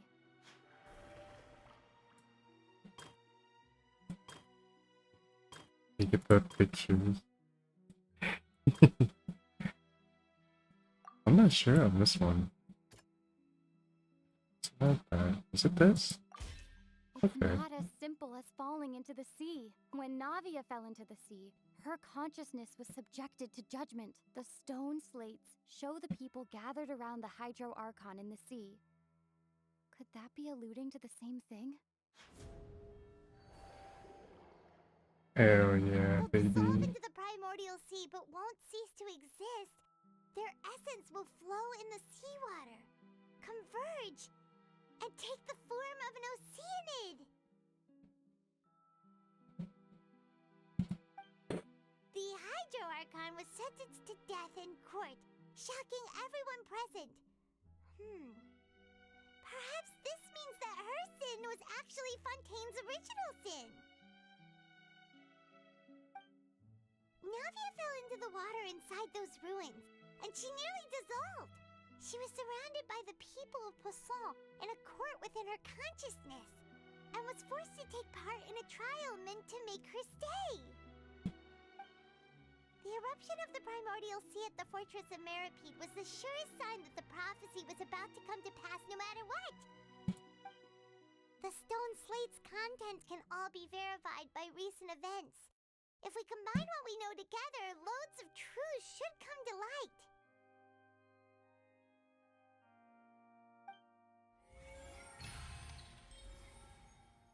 Let's go. Oh,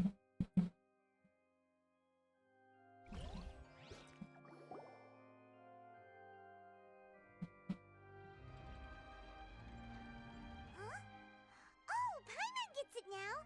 So that's how you can make sense of it. But then it feels like we're going to have to share some truly shocking revelations. Let's hear them. Incredible. Linny, did you hear that? We're not real humans.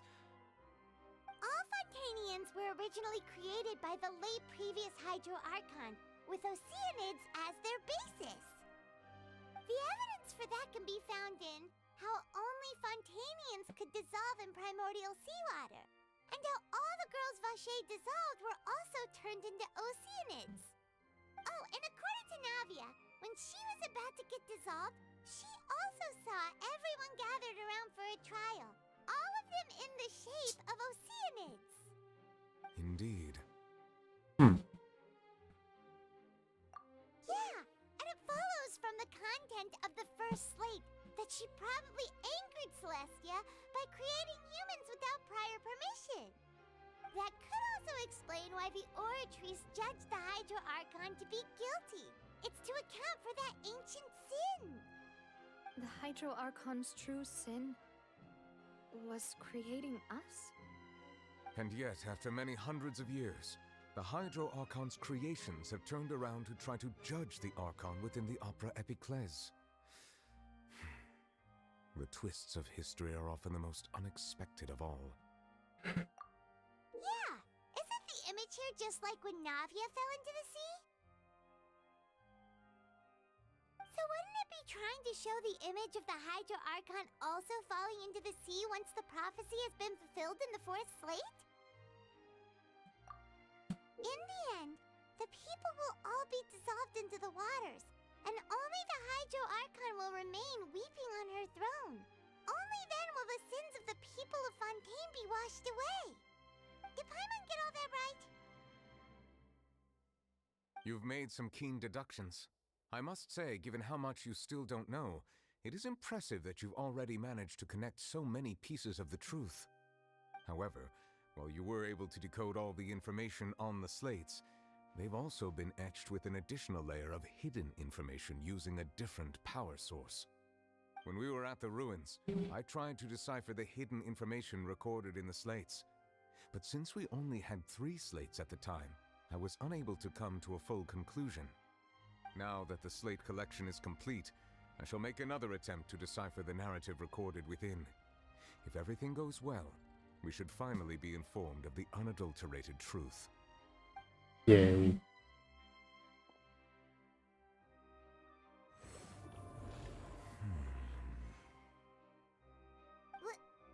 Well? Did you get it? I believe I should share this truth not only with you, but with all the people of Fontaine as well. I will try to briefly summarize it for you. Go for it.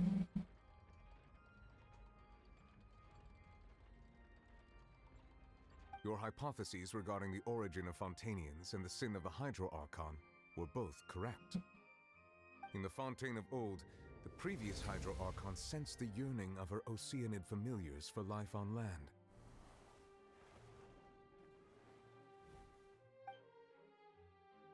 The Oceanids were enamored with the beauty and romanticism of human beings, and wishing to have those experiences for themselves, expressed to the Hydro Archon their desire to become of a similar kind. However, even though water as an element is intricately linked with the power of life, the Hydro Archon, as one of the 7, did not possess the authority to create a new form of human life. Not one to give in, She eventually found a way to create permanent humanoid bodies for her familiars by appropriating the power of this planet's primordial sea.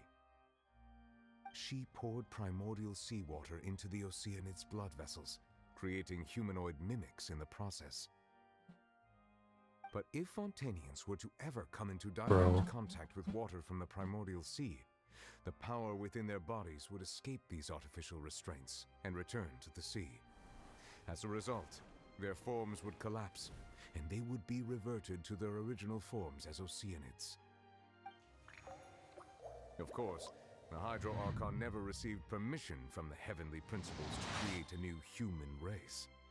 And thus, the Hydro Archon and all of her creations came to shoulder the original sin of appropriating the power of the primordial sea. That is the true history of how the people of Fontaine first came into being. So we were all Oceanids before we turned into human beings? Bro. That's way too much information for me. I think I'm just going to pretend that I never heard a single thing. Wait, but if that's the truth, we can't let the Hydro Archon be sentenced to death. After all, her only sin was creating us. This really might be too much information for your regular Fontanian, but it does answer a lot of our questions. Alas, your hypothesis regarding the third and fourth stone slates was inaccurate. The slates' respective positions are, in fact, correct. A key point of the visual on the third slate is how all the individuals depicted in the water are humans rather than Oceanids. They have not been dissolved, which implies that the water depicted in this slate is not water from the primordial sea. The nation of Fontaine is the nation of Hydro, as well as the nation of Trials and Justice. Instead of being the literal element, the water in the scene symbolizes judgment and justice. You may also recall Navia's experience. When she fell into the sea, her consciousness was surrounded by that of many others who intended to hold a trial to determine her fate. Therefore, the meaning of the third slate is that the people of Fontaine shall try the Hydro Archon at the court of justice. Yes, it refers to our present situation. I think I'm following now. So, what you're saying is, even though we decided to put on this trial to avoid fulfilling the prophecy, in truth, everything we've done has happened exactly as the prophecy foretold. So now, it seems, There's one step we're the ones left. making sure it comes true. What should we do? Huh. No matter what, the prophecy will be fulfilled. Is this what it feels like to be a prisoner of fate? If that's the case, does that mean the scene in the fourth slate will also be fulfilled soon? Traveler, I would like to point out another small fallacy in your deductions. About the fourth slate, you probably thought that the eruption of primordial seawater beneath the fortress of Meripede served as the surest sign that the prophecy was about to come to pass, yes? However, I believe that rather than being a sure sign, that eruption could in fact only be a small warning of something far worse to come. As for the root cause of the catastrophe, I believe you've already encountered it once before. Oh boy. Well. This eruption was just a small warning of the things to come. We must find the root cause of the disaster.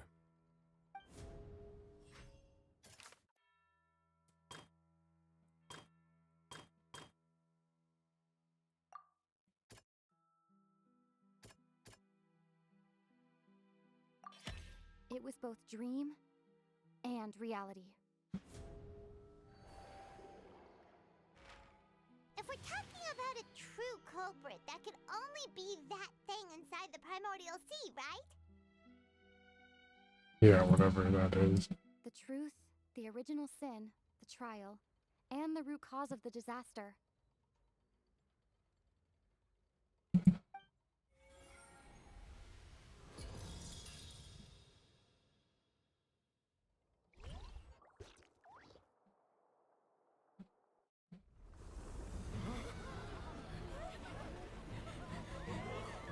Oh boy, here we go.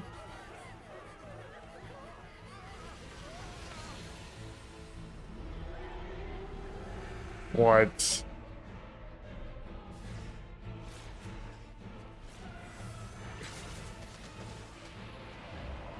Nice one. Using Hydro against the Hydro enemy.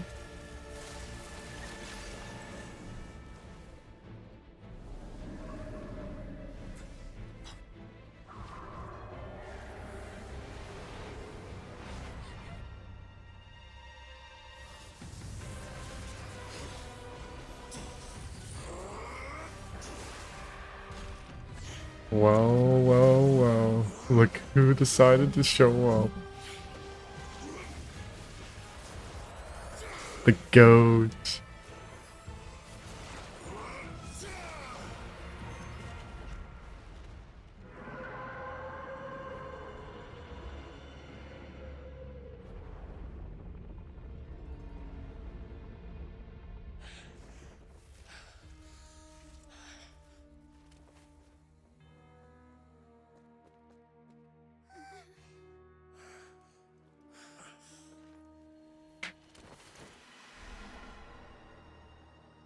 After him.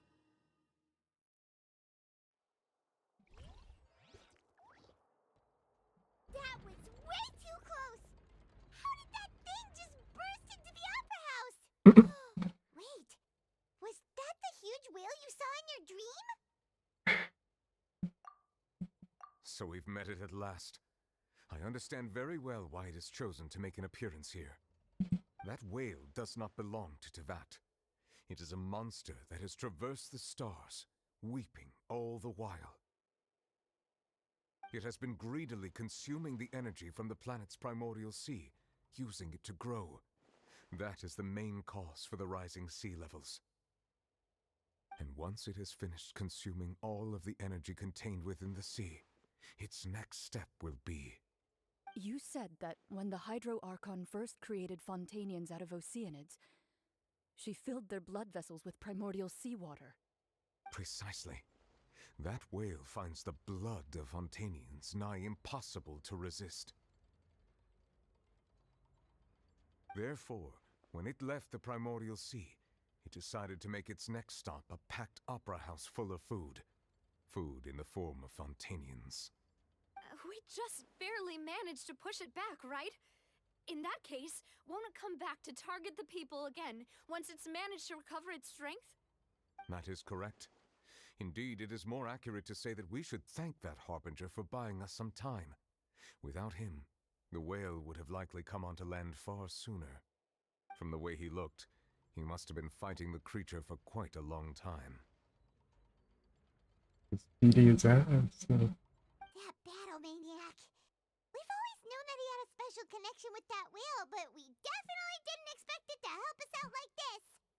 Anyway, now that we know that this whale is the actual cause of the disaster recorded in the prophecy, all we need to do to stop the prophecy would be to find a way to beat it up, right?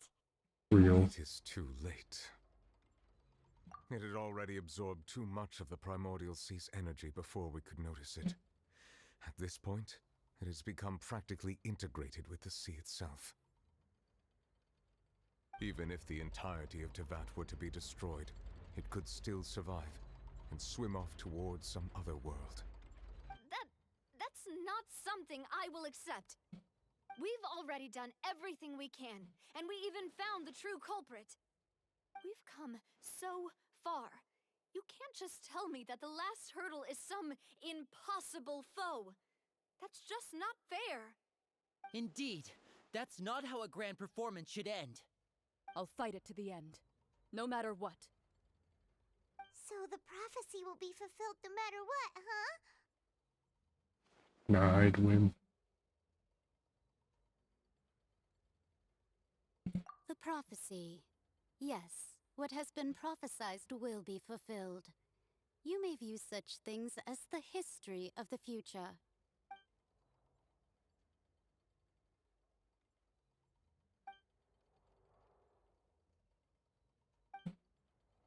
Just as prophecies are usually only the future as seen from the perspectives of the gods, Could things be happening in hidden corners where the god's gaze does not fall? Ultimately, fate shall serve as your only guide, no matter what will happen in Tevat's future. All you need to do is to play your part. Flashbang.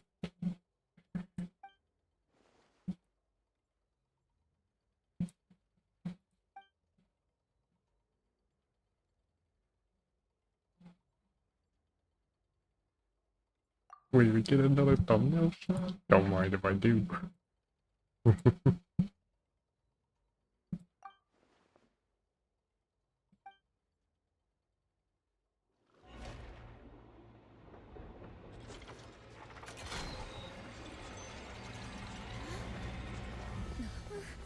What's happening with the oratories? I believe it is preparing to carry out the death sentence.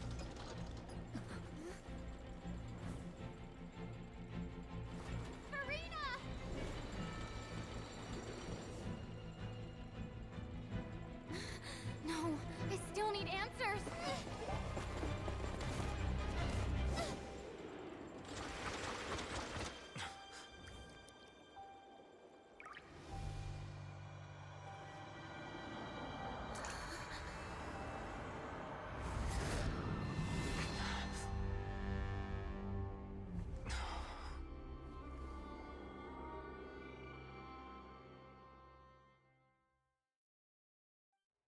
Did we just get hit with a domain expansion? What was that?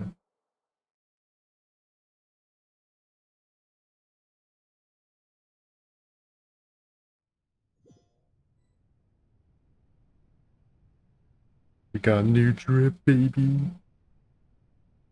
Unless it's someone else.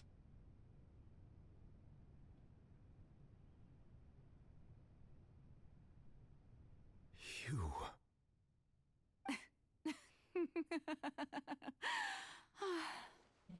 Sorry. That shocked expression on your face is just too amusing. I couldn't help myself. You are not Farina. Who are you?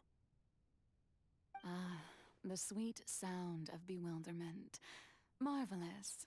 A sure sign that my attempt to deceive everyone was a resounding success. But to answer your question, I am Focalor. You know, the god. Focalor. Why did you deceive us? Oh, that wasn't my goal, of course. Goodness, no. But I had to fool everyone else too, if I was to stand any chance of deceiving the heavenly principles. Deceiving the heavenly principles? It's all because of that pernicious prophecy. Dreadful, wasn't it? Everyone doomed to dissolve. Fontaine condemned to be flooded. One was not amused. In fact, one was positively bemused when that problem was thrust upon me by my dearest predecessor. That's the former Hydro Archon Egeria. This trip reminds me of White It hardly Schnee. gets more disastrous than a preordained I don't know national why. catastrophe. Now does it? She knew full well that the prophecy would surely come to pass. And as one of the seven, she also knew full well that one defies the heavenly principles at one's peril.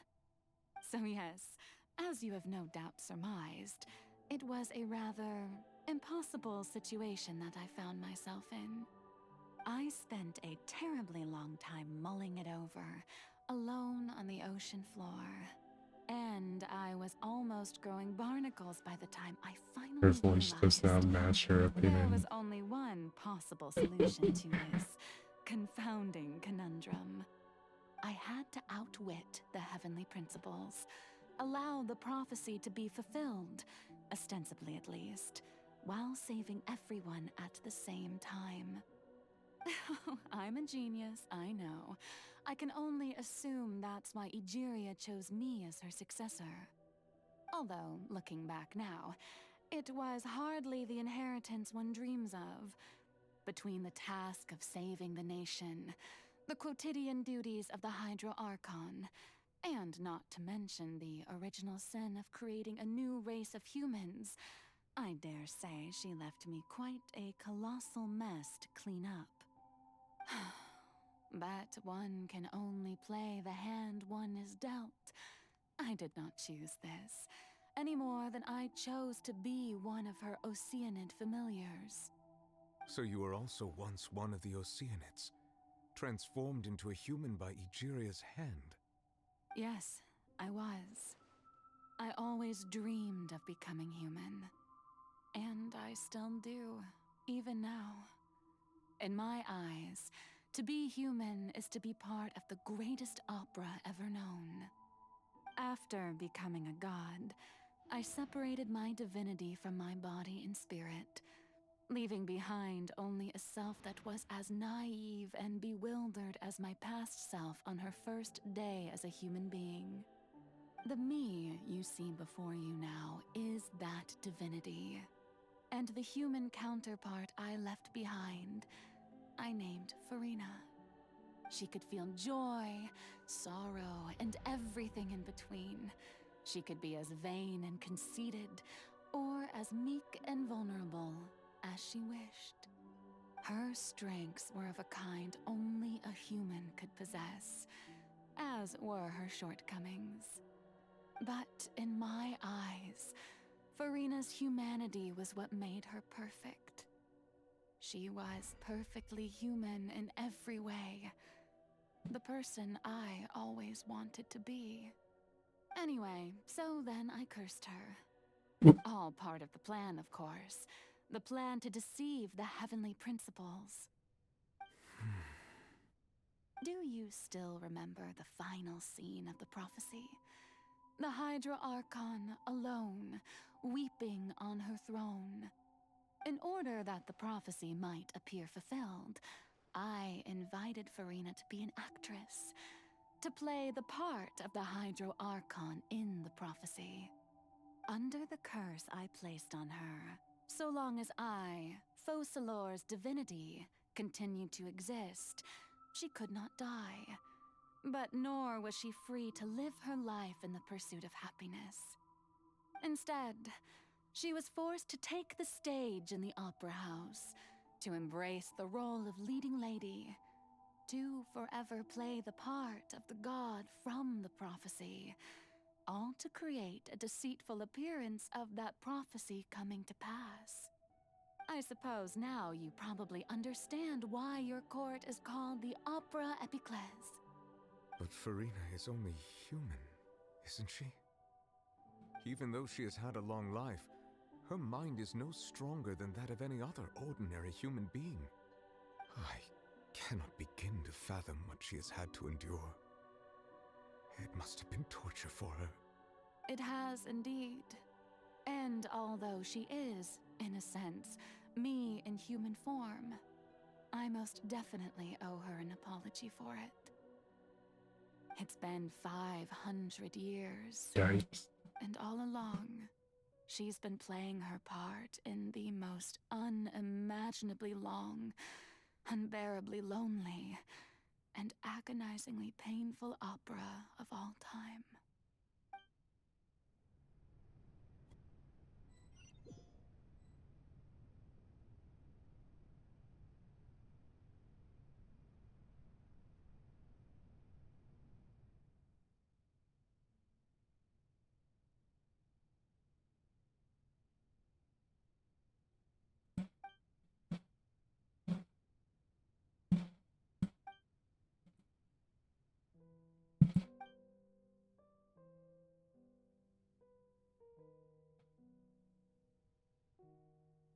This is quite an episode.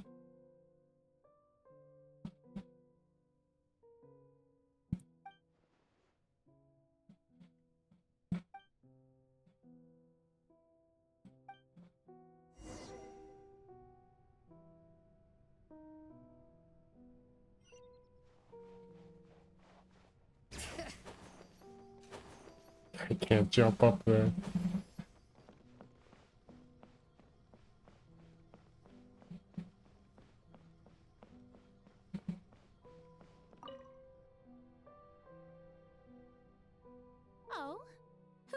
invited you to come onto the stage. Now, I understand your admiration for my august self, but I must ask you to keep to the rules. All right. It is not my intent to reprimand you. There is no need to state your name. Just be off with you. Do not distract me from my performance. Oh, do not jest. Can you not feel it? I am Focalor. The eyes of countless Fontanians are upon me. I must, at all times, display the utmost elegance and nobility.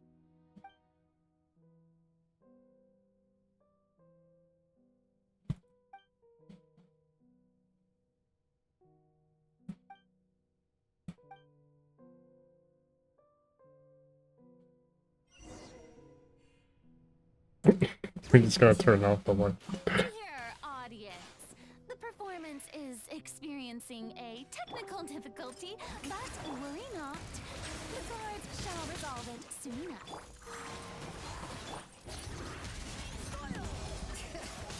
You ain't winning this fight, buddy. Yeah, I got breakdance moves this one. What gives? The audience is still watching me, you know. Guards? Wait, where are the guards? Guards! I don't know, they're kind of getting owned.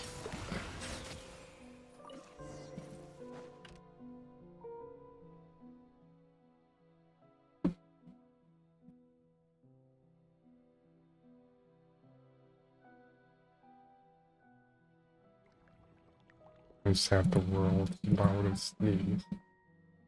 My goodness.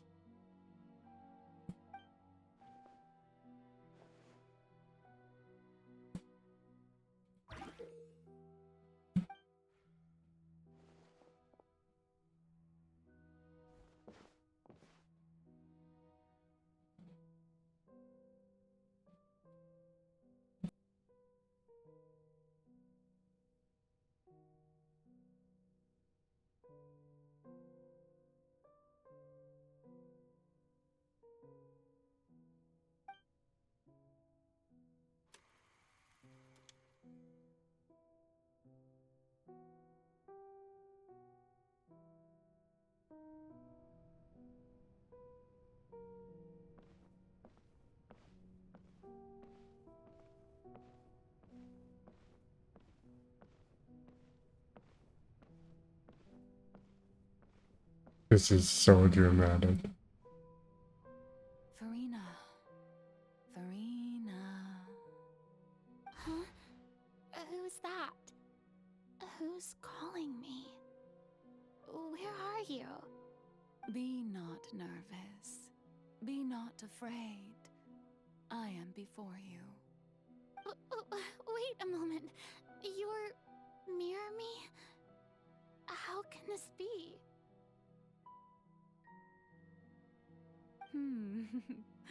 Mirror you, huh? You know what? That's not bad. Let's go with that. Mirror me. What do you wish to say? The prophecy. Have you heard of it? What prophecy? Wait.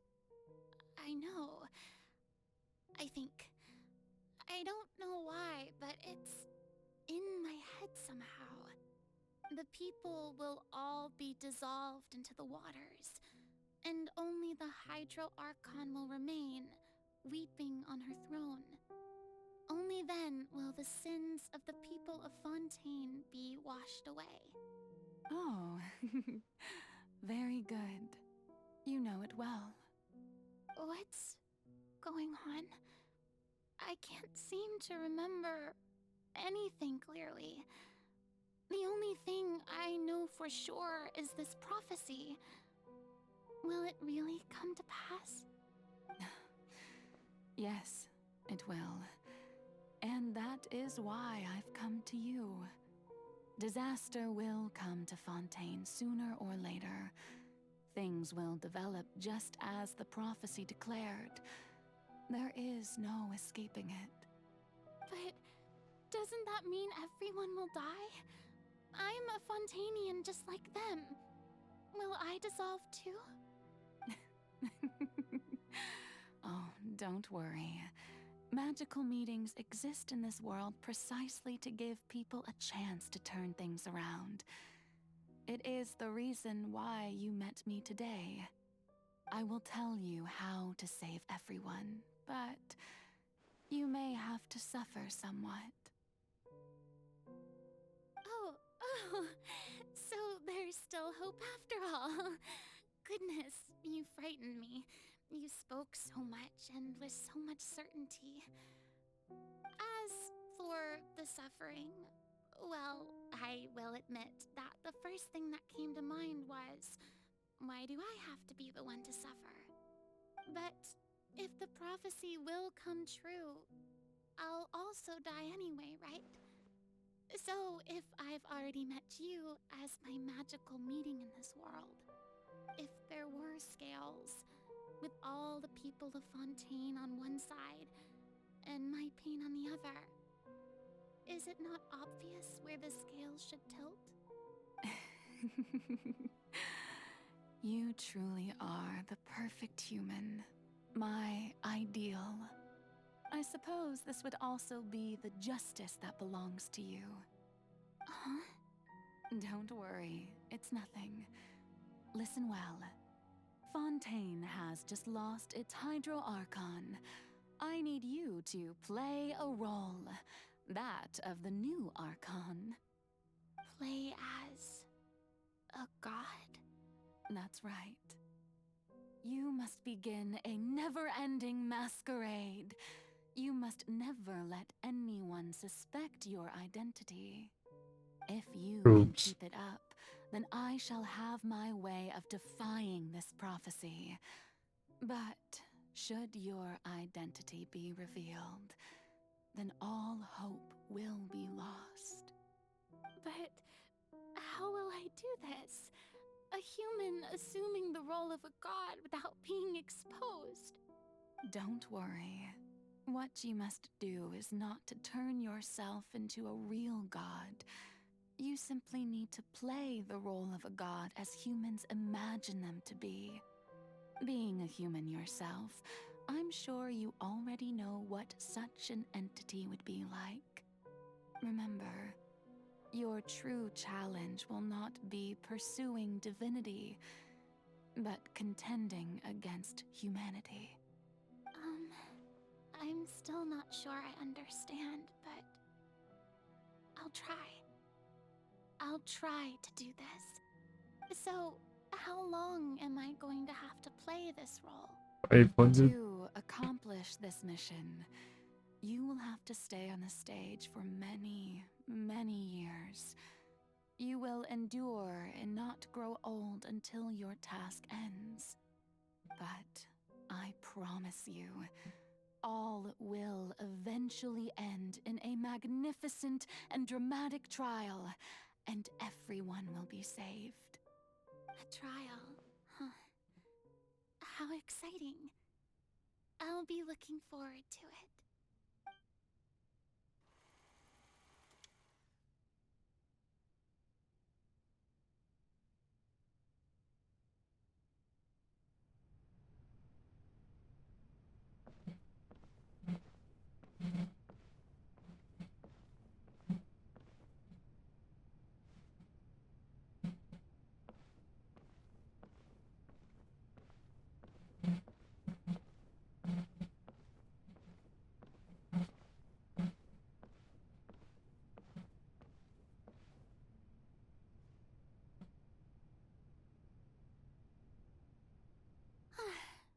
The Maison Cardinalise has announced my accession, but this is my first time facing the people. What should I say to most appear like a god? To be honest, I still don't know. Perhaps I should first try to act natural. Ladies and gentlemen, good evening, and welcome to the Opera Epiclese. I'm sure you've all heard about how I have taken on the role of Hydro Archon. Indeed, I am Verena de Fontaine, your new Archon. In truth, I know little about becoming a nation's new god, but it will be my honor to guide you all. As the god Focalor, the god of justice, I shall do all within my power to lead you into an age of fairness and justice. Once again, thank you all for coming. If you should have any questions or suggestions, please send them to the Maison Cardinalise. The future of Fontaine will require us to work together, after all. This should do it. I thought I might stammer, but thankfully, I was able to convey my thoughts just fine. Okay, and next. That's the new Hydro Archon. Is this some kind of joke by the Maison? I would have thought that a being that surpasses humanity would be a bit more assertive. Hey, did you hear that? She even told us to send her suggestions there at the end. Shouldn't gods be all-powerful? She's being so modest. What's the difference between her and an ordinary person, then? If you ask me, perhaps the succession didn't actually happen. She might just be a Maison-backed puppet. Wait, what's going on? Why is everyone suspecting me of being a fake? Oh, this is bad. If I get exposed here, there'll be no saving the people from the prophecy. Right. Mirmi said that I just need to play the role of a god as humans imagine them to be. Calm down, Farina. Think. What do the people want? How would they imagine a god to speak and act? Assertive, with a strong sense of presence. One who can dispel all doubt. That is the character I'm fated to play.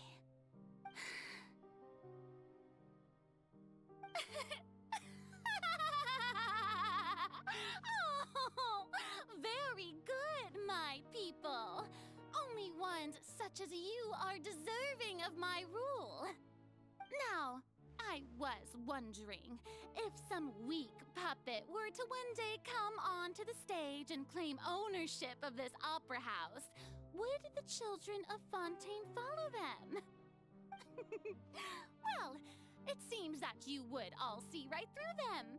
Having passed my test, you are qualified to witness wondrous trials alongside my august self, here in this opera house. You may consider my previous act a door gift of sorts. I thought it was a debut that suited the atmosphere. Now then, let us be reintroduced. Ah, so that was just a performance. How could I have forgotten that we were inside an opera house? Her personality. It's quite shocking, to be honest, but I suppose it's a better look than before. Such a fascinating and bold deity. How wonderful! Our future may yet be bright after all. It seems I've turned them around. Best follow this flow and restart my accession speech. My dear people, whether you acknowledge me or not, whether you trust me or nay, I say to you, keep faith in your ardor for justice. We have heard it said that this nation's sins can no longer be washed away. Well, I say that justice is most fragrant when it blooms amid sin. The scales of justice should not weigh heavy in the hands of its God. On one side, it must carry fairness and justice. And on the other, praise and applause.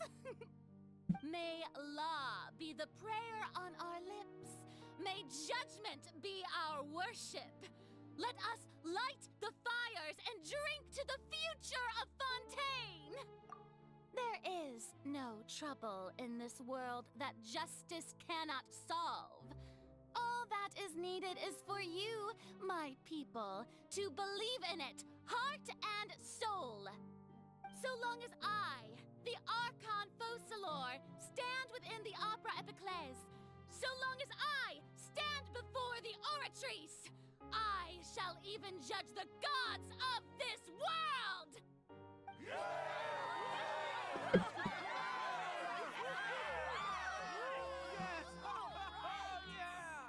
Let's go.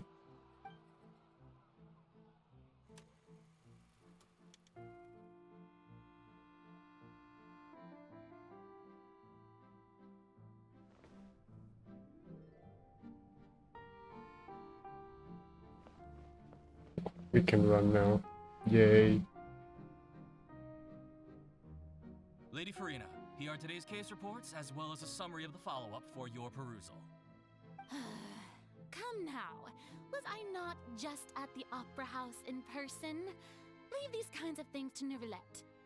Besides, none of these trials were the one that I'm looking forward to the most. If I may be so impertinent, what kind of trial are you truly looking forward to? A magnificent, dramatic, and wondrous trial. A trial to end all things. How could you hope to understand? That's true, I fear I lack the ability to grasp your divine thought, Lady Archon. No need for fright, and do not take what I said before too seriously. Go now, do your duties. The trial I await. It will come one day.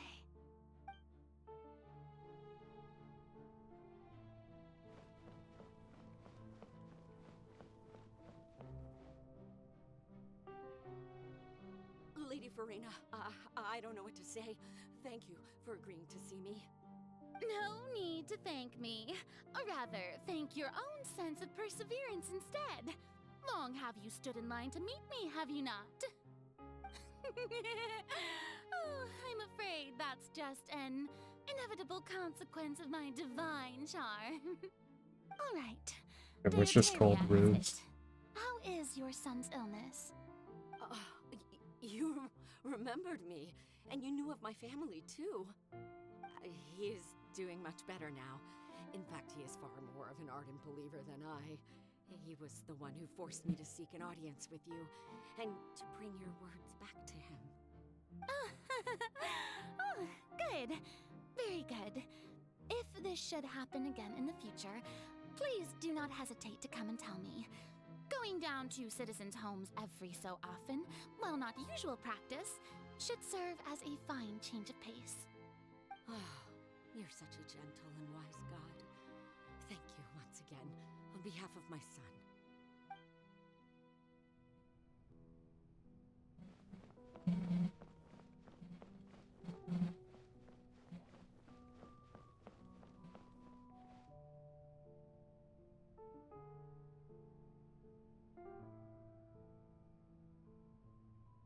Lady Farina, here are the latest hydrological reports. As for the specific parameters you asked to take note of, I'm afraid things still don't look good. I see. It's as I thought then. As your god, I did already expect this, but I wanted to see how far your human wisdom would allow you to analyze it. All manner of signs indicate that the prophecy will still come to pass. Forget it. That's not something you need to worry about right now. Well, as I understand it, the Fontaine Research Institute is also trying to find a way to counter the rising water levels. Really? Have they found anything? I'm afraid that they haven't found any effective solution thus far. Oh, is that so? Well, no wonder. This issue has reached the realm of the gods after all. Still, their spirit is praiseworthy. God, this is turning out to be a 1 hour. Maybe we probably got like an hour or two left. The day is finally over. I haven't had a moment to breathe this whole time. But it's good to see that everything's getting on track. There are no longer any voices of suspicion. Maybe this is fine. I just need to keep going, and everyone will be saved. Alright, Farina, don't think too hard about this. You need rest. Tomorrow's a new day.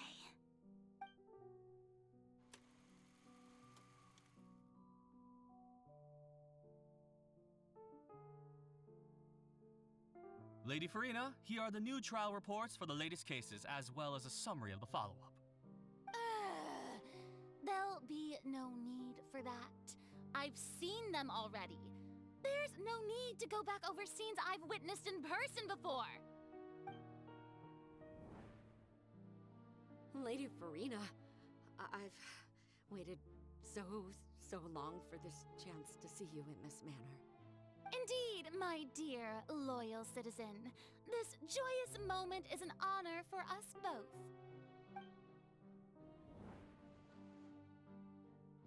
Lady Farina, we're detecting significant hydrological anomalies near Poisson. Understood. Keep monitoring. Keep me informed should anything come up at the Institute.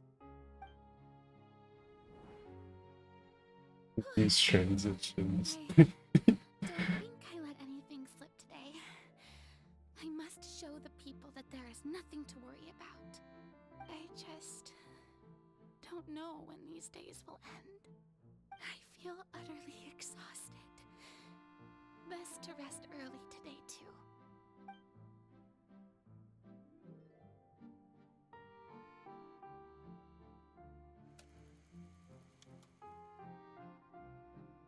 She can't catch a break.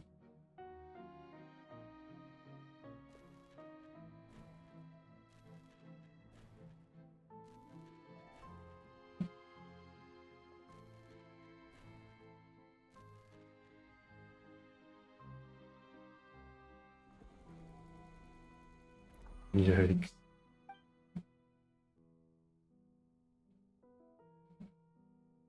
Lady Farina, it's like a dream being able to speak with you up close like this. I've heard that the first member of our family who was honored to receive an audience with you was Madame Deoteria, almost 20 generations ago. And what a fine family yours is indeed. It brings me great joy to meet such a faithful believer, a descendant of a line most ardent. Surely you exaggerate, Lady Farina. My lady? What is it, good citizen? Are you crying? Oh, really now? I didn't even notice. This must be the overflow of hydro from my person. Well, can't quite help being the god whose dominion is the waters, can I? No wonder. No wonder. A manifestation of your power, then. Oh, Archon, I am honored to have witnessed it. Honored indeed.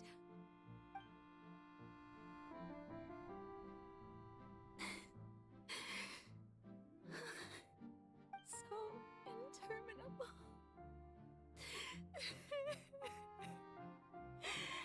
So lonely. Just how much longer?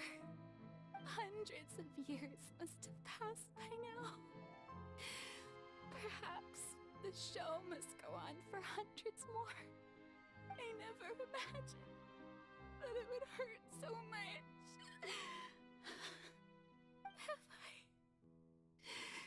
reached my limit? No. Perhaps I reached it long ago. Today I didn't even notice my own tears. I want to tell someone, anyone, about this. But would that not destroy all I've done so far? I've conducted so many investigations across the centuries. But there's not even a sliver of hope that we might break the prophecy. All I can do is keep heart. I must maintain this act. It is the only way to save Fontaine. Please, mirror me. You have to succeed.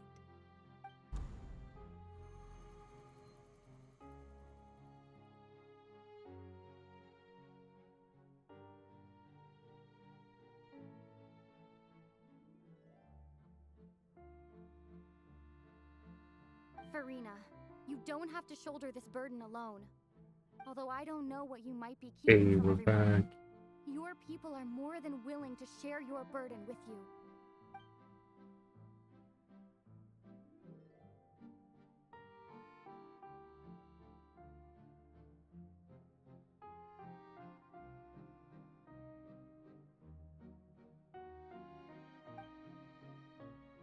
Sometimes auto just doesn't work. I have to click. Share my burden. That's impossible. It was fated right from the start that this would be my duty alone. But even if your burden doesn't need to be shared, you can still choose to confide in someone. Just share it with me. I'm what you'd call a witness. A witness? Yes, I've heard that you came to Tevat from beyond the stars, yes. In other words, you never belonged here. And if Tevat is, in its entirety, a show on a stage, then you're just a spectator, aren't you? If that's the case... She's right. I could confide in her, couldn't I? But if things don't play out as expected, the people of Fontaine will be the ones to pay the price. No, Farina. You shouldn't be selfish. But what if it's really alright? Farina, you've worked so hard for so long. Surely it would be okay to put yourself first for once. Just this once. Is it such an outrageous thing to do anyway? To find someone in whom you can confide your frustrations and sorrows? Surely it could not hurt.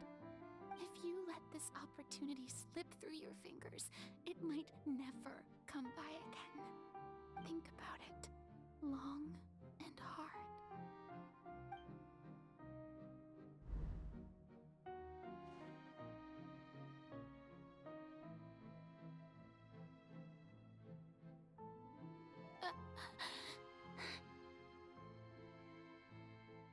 No, I have nothing to say. I am Farina, the Archon of Fontaine. Everything will surely get better. All you need to do, dear spectator, is to witness my performance until the curtains fall.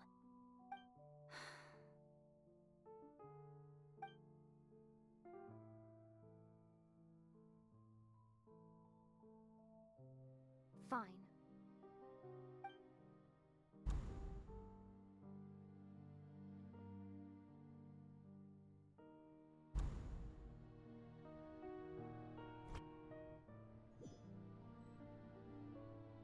So even Farina doesn't know the truth? You've never once let her in on the full plan? Yes, it had to be done. To deceive the heavenly principles, you must first deceive yourself. She did very well. If she had let her resolve falter even once in these 5 centuries, Fontaine would have been doomed to the most tragic fate. It seems that trusting humanity was the right decision after all. I believe that I understand how your deception works, but that is only half the truth, is it not? How would you build on this foundation to save the people of Fontaine? That is the most important thing. Ah, good, good. Of course, the Eudex of Fontaine has pinpointed the crux of the issue. I'm sure you've long sensed that the Oratrice is no simple machine, yes? I've always suspected that it had its own consciousness. And Lenny did mention that he heard a human voice within the core chamber. It now seems that that person was you, hidden within the machine all Bro. along. Am I right? And then I became one with the Oratrice, taking Fontaine's gnosis with me. Yes, it would seem so, wouldn't it? Alas, your understanding of this device still lacks sufficient depth. In truth, it is no enactor of justice. It is, in fact, a device created to kill the god of justice. I beg your pardon? Oh, you have it. And to be more precise, not only will the Oratrice take down the god of justice, it will also take down the divine throne upon which she has been placed. I mean, did you think I would be the sort to enjoy peaceful repose while Farina suffered? My work over these last 500 years has been to constantly accumulate indemnitium within the Oratrice. But really, some have already discovered that only a small fraction of the energy generated by the device was ever used to provide power to Fontaine. The vast majority had to be, accumulated to enact this death sentence. It was all a part of your plan, then? Both the trial and the sentence? Indeed. This power, accrued over 5 centuries, could have sustained Fontainians for millennia had it only been used for that purpose. Almost all of it has now been stored within the Oratrice. But only power of this magnitude could hope to destroy the Hydro Archon's divine throne, shaking the rules established by Celestia and breaking through the institution that is the Seven. So the Oratrice's call for death was for neither Farina nor Focalor, but for the Hydro Archon. The destruction of that divine throne. If I do not misunderstand your intent, you must be... Returning what's rightfully yours to you, of course. In other words, this was all done to return the authority of the Hydro Archon to the Hydro Dragon of this planet. But...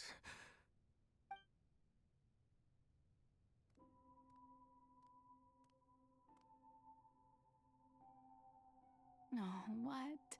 Getting sad again, are we? The authority of the ancient dragons shall soon be yours once more, O Hydro Dragon Sovereign. And this is the face you make. all you've done throughout the years is just so you can sacrifice yourself at the very end. I've never quite seen it that way, you know. Even now, I'm quite pleased at how well my deception worked.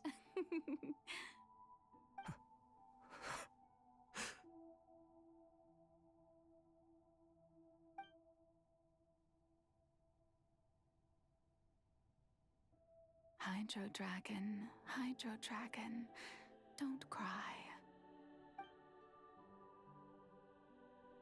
I must say, had it been within my rights, I would have loved to judge the heavenly principles themselves.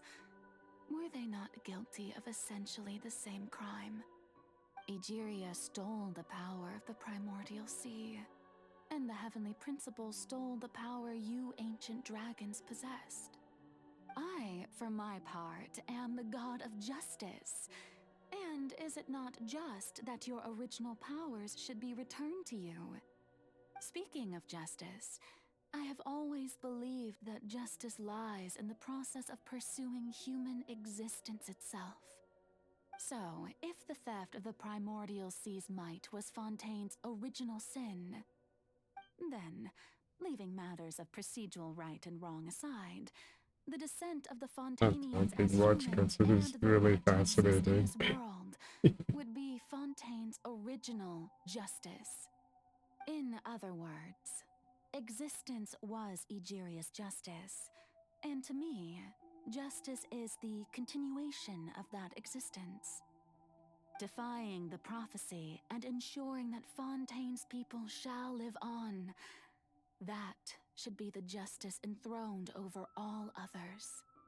At this point, we, whether it be myself or all other Fontainians, have shouldered the burden of this sin for far too long.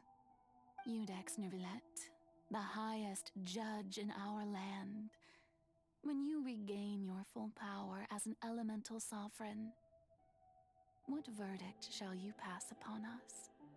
So when I was invited to the court of Fontaine to serve as Eudex, I see now that that was your idea too. At last, I now understand the true purpose behind this position. In the beginning, I was uninterested in human existence. But these 5 centuries of living alongside them have gradually brought about mutual understanding between us. And I have even attempted to feel as they feel. You are a devious one, Focalor. Things being as they are, surely you know that I could never declare them to be guilty.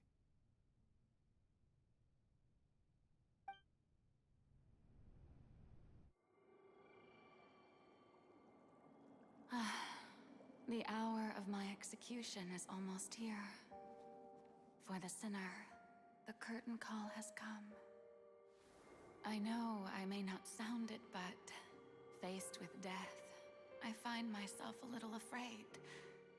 Perhaps this is one thing both gods and humans have in common.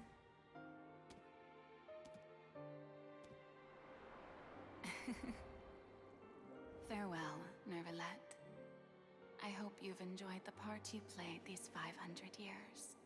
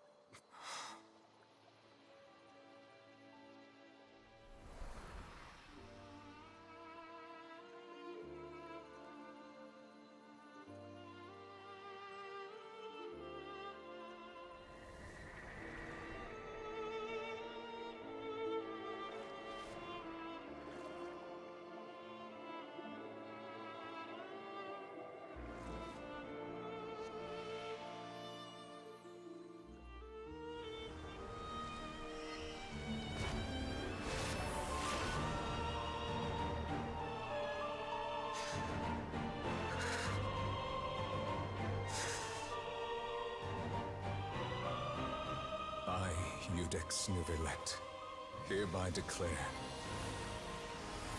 people of Fontaine, your sins are forgiven.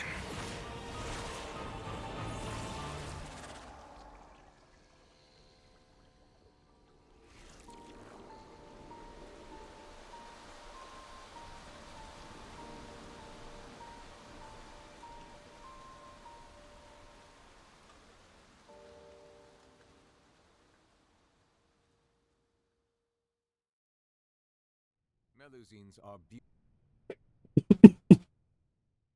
Melusines are beautiful creatures.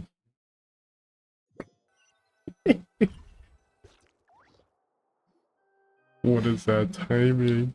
That's so good. What just happened? Has the death sentence been carried out? Was that bright light some sort of misdirection? I have a feeling that something huge just happened. But since we're all still alive and haven't been dissolved, I assume whatever happened was good for us. It's time to end this. We must mete out punishment to that beast. Didn't you say just a moment ago that it can't be defeated? I have gained the strength sufficient to deal with it. Through certain means, I now have the ability to separate the power of the Primordial Sea from that creature. We should seize the opportunity to pursue our quarry. Bro, we were there. Traveler, now that the oratories can no longer function, I require an executor to help me mete out justice. The root of the calamities befalling Fontaine. The beast that enacts the prophecy.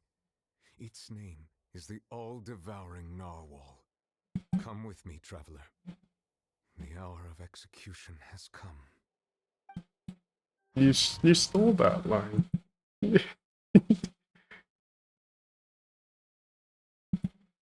Bro.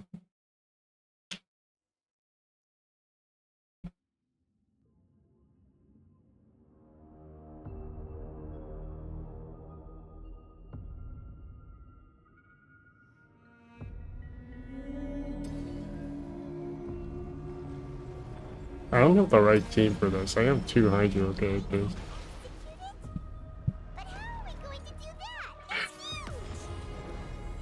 I've already done my best to separate power from my beliefs from away. Considering the size of the beast, I cannot reach the power source.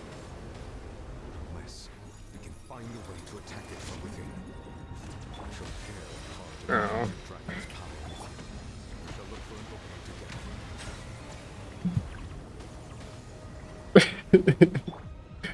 We're using Hydro to fight the Hydro boss.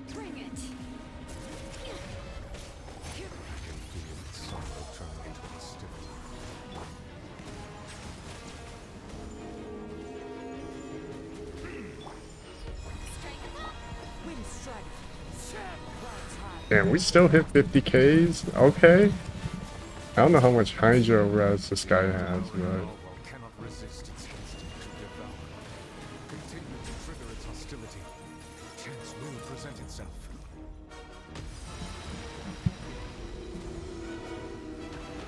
Oh.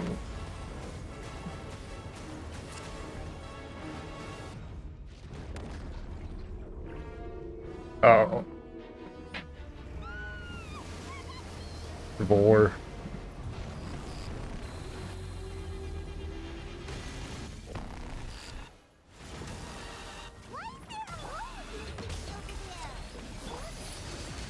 Okay, we're switching elements now. Alright. It's better for us. We can do damage now. Oh. Game just froze. Sick. Yeah, you ain't winning this fight, buddy. I have granted you my protection. Do not.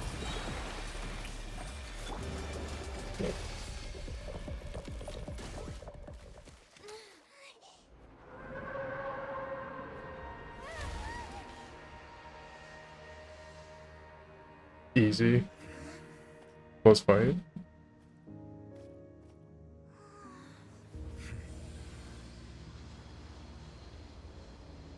Oh, he's doing a charge attack.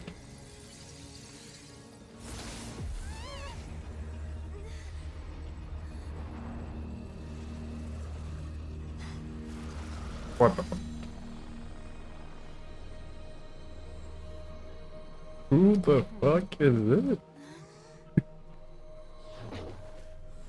Oh, why Charles? Damn! Thanks for helping with the cleanup. It should have been my job, but oh well. Jingli It was just supposed to be a short private training session for me. I didn't think that my disciple and my master's pet would start brawling in the meantime. Well, actually, I had a feeling that it would happen at some point, but they bumped into one another earlier than I thought. What a blunder. I suppose I'll have to swing my sword 3 million times as penance. Cade. That power. Who are you exactly? Paimon has an idea. From what she said earlier, she must be Child's master. Skirk, right? It's just that he gave us the impression that she was the less talkative person. I simply did not have anything to say to the weak. Okay, bro. You, on the other hand, managed to defeat the all-devouring Narwhal without using power from beyond this world. So you may speak to me as equals. I have to agree.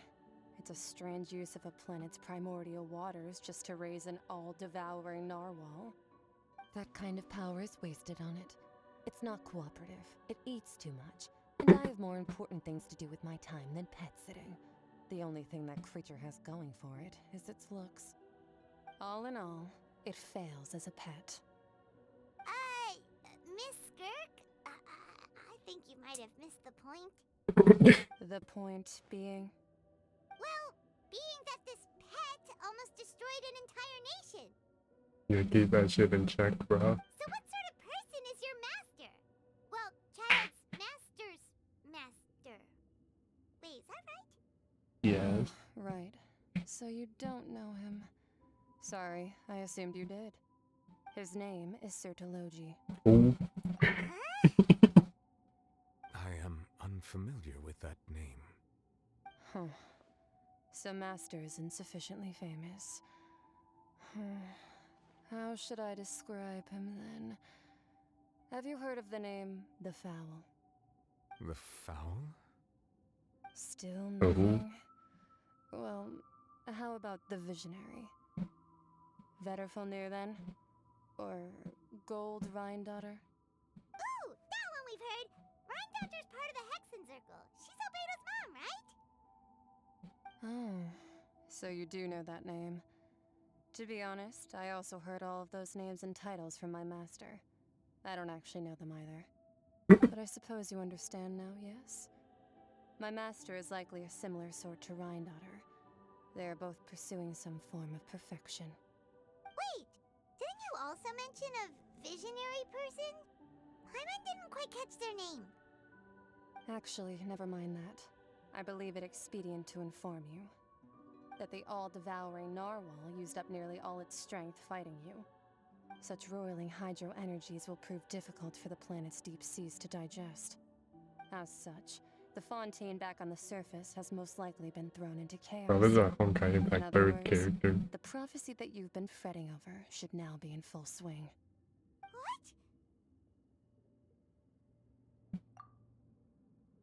What? Not to worry. Focalor has already managed to deceive the heavenly principles.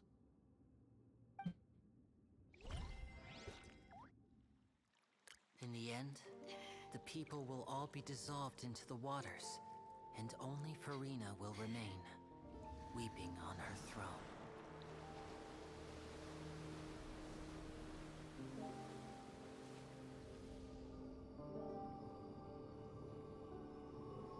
Only then will the sins of the people of Fontaine be washed away.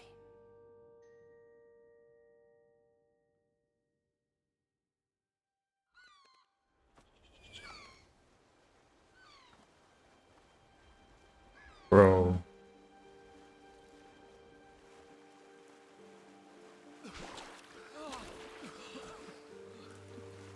Y'all better know how to swim. Help! Over here!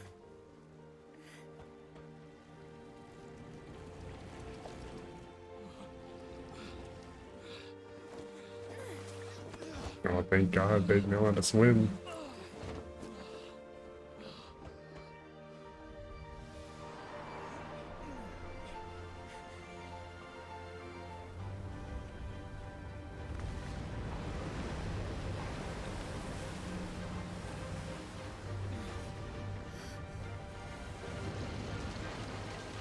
Oh yeah, we're so back, baby. All hands initiate emergency rescue. Oh, we just have claw machines. Bro.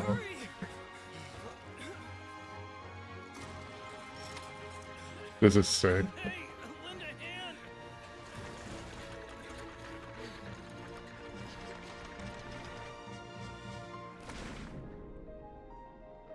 Sir.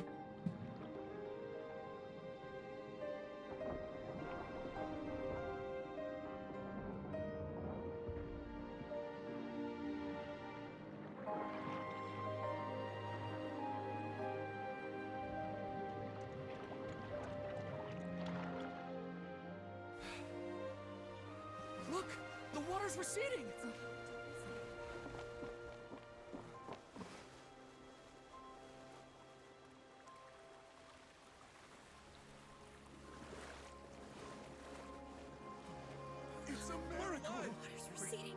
didn't dissolve. The prophecy was wrong. The prophecy was wrong.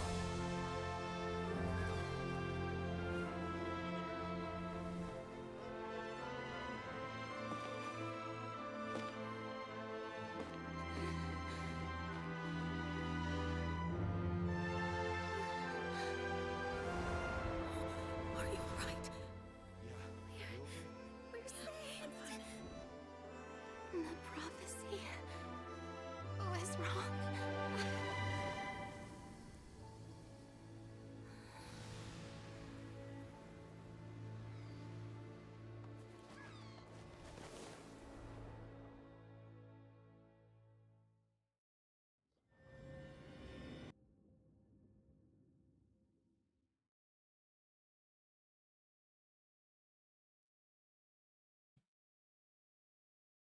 I was gonna say that shit would have been really stupid.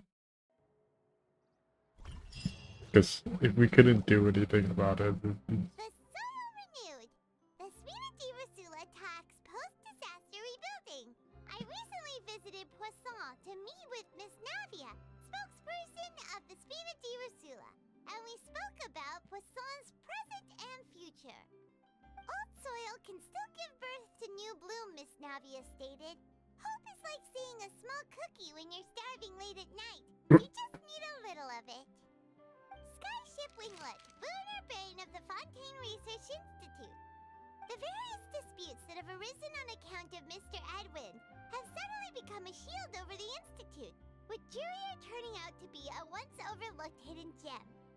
People always call the first researcher mad, but few know what to call the second. And should that latter person achieve a miracle, they would find it all the harder to find a word with which to classify him and his team. Wow! Paimon barely recognizes the people in the reports. Are those really Jurier and Navia? They sound like real big shots. What do you think? Pretty enthralling, huh? The Steambird's idea was pretty simple. With the disaster just having passed, we would print a free edition packed to the margins with good news to calm people down. The value for these big scoops lies in their inevitable follow-ups. We'll publish further reports and go into the stories behind those people. Edwin's assistant, Jurier, created a true Marketing flagship, 101. while Navia is leading people in the reconstruction of their home. I'm sure that these stories could draw even your well-traveled eye. Paimon's curious too! Wait a minute. Didn't we watch everything happen from start to finish? What's there to be curious about? Yeah, we were That's exactly present. why I'd like you to come conduct interviews with me. You're the best incubators of news, if you haven't noticed. And also, with you around, I'm sure I'll get to see that Duke. Are you sure? Hasn't he turned you down several times already? Oh, this time will be different. Come on! Let's head to Poisson first, and then make a trip to the fortress. There are some things you'll only know when you get there.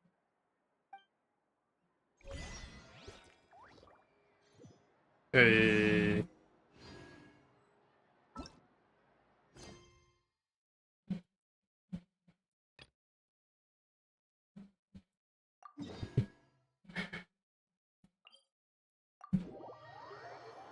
God, this quest is long.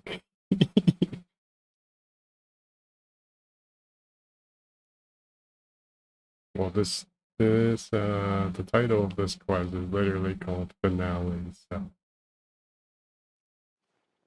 we don't got that much left, right? Let me see here. Whoops, wrong thing. I see the value in. Yeah, we get free pulls too. Look at that. Hell yeah. I own them, but I also see the meaning.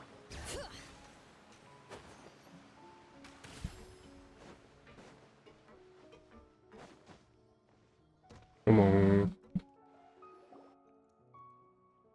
Navia! Oh, it's you. What brings you all here? Hey, we're just having a look around. I'm here to update myself on how things are going here. Oh, the Fatui are here too! Let me introduce you. This is Mr. Garunt Snezhevich. He represented the Knave in sending us a large amount of supplies, and is helping with our work. Our residents are hard at work as well. Thanks to everyone, work is progressing nicely. We've lost a lot of people, but we're moving forward. That will have to be enough. Hello, Miss Charlotte. I'm a big fan of yours. I especially like that article you wrote last year about Fontaine's stray cats. But if you don't mind, could you not emphasize our role too much in your report? It's not charity we're doing here. We just happen to share the same interests as the Spina. I get where you're coming from. I'll keep it as simple as possible. Or would you be willing to feature as friendly neighbors? That would be fine. Thanks. Oh, Yeah, you're stretch back my too. legs, bro. How are things? We finished laying down the I've construction. been in the same position for It'll a be another hot hour minute. before the workers are able to go over there. Huh? You're here too, Clarant? Well, her reputation's greatly risen after that whole duel business with Miss Farina, so she's here in Poisson to wait out the heat. All right. She really came here to help me out. There's too much to consider in the reconstruction of Poisson. The Spina has need of more decision makers. And, well, I do already happen to be connected to Mr. Callis. Oh, wait just a moment. Do you mind me asking a few questions? You know, about how you felt before the duel, about what it was like facing down a god. There's lots of exciting material there, I bet. Forget it. I'm sure you can find a better theme than that, Miss Charlotte. I see you're the same as always. Couldn't you do me a favor, for Navia's sake? Well, if we're talking about doing things for my sake, you might as well just take a few more photos of me. Or of the Traveler. It's Or better than both. wasting time persuading Chlorand at any rate. Of course I will. I'm not gonna let her off that easy. All right, then everyone who wants to be in the photo, gather up. And smile.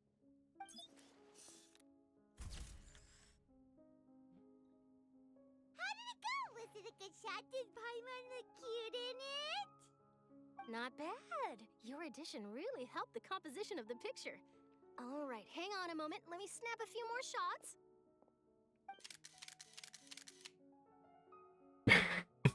All right, that should do it. I'll be back here later anyway, so let's call it a day.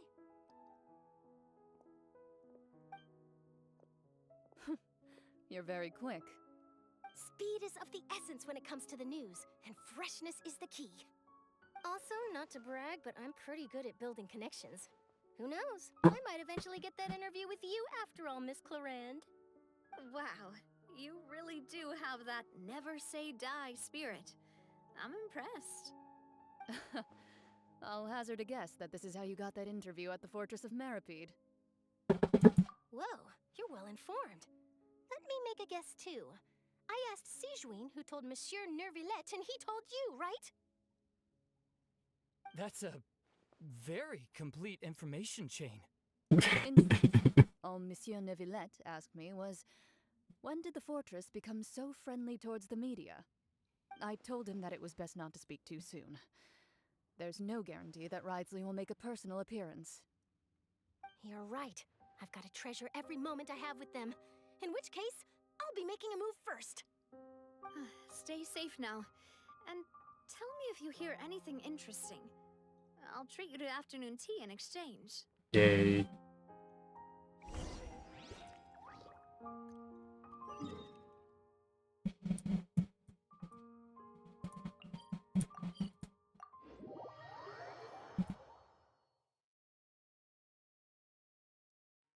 Gotta check up on my boys.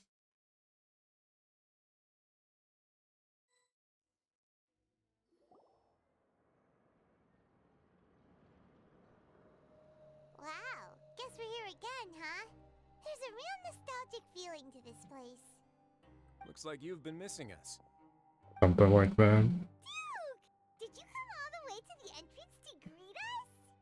How'd you know we were appearing? Of course.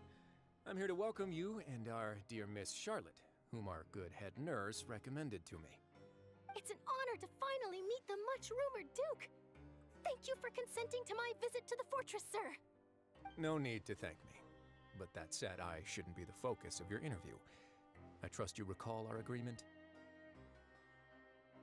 Of course, of course. All right then, this way.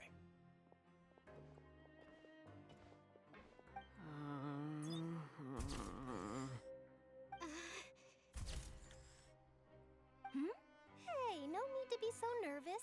I've already taken all the photos we need. Miss Charlotte, do these pictures Yes. really need to be published on the cover of the Steambird? Yes, it'll take up half the Seeing that page. Miss Lorvine doesn't want her face to appear beside that of Mr. Jurier, Sir, please don't say things like that. He ain't Looks wrong. like dear Mr. Jurier denies it. Might this interview be very important to you then? No, I just... This is my first time being interviewed, and I'm very thankful to the Steambird for...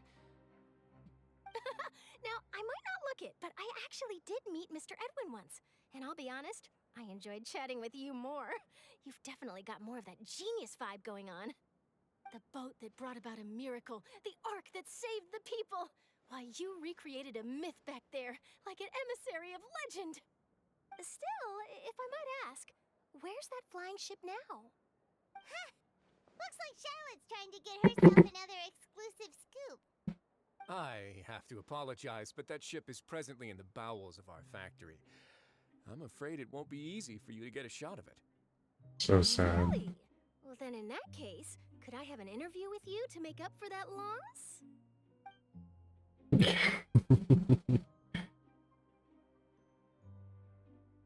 She's a hustler. You already know my answer, I'm afraid. Best you interview our head nurse instead. Or perhaps you'd like to take another photo of this couple of researchers? Did you really have to use the word couple? Yes. Well then, 2 solo photos will do. Is my hair messed up? Please, someone help me have a look. Things sure are getting pretty lively here. We've seen this kind of thing before. Oh, seems like everyone's here. Would any of you like to try this new drink I came up with? Slurp juice. Zijween. Hey, Miss Charlotte. Why don't you, take some pretty photos of our head nurse? Sure. Come on, Miss Zijween. Over this way. Let's find a brighter spot. Huh? Sure. Do I have to smile? So, how have things been at the fortress?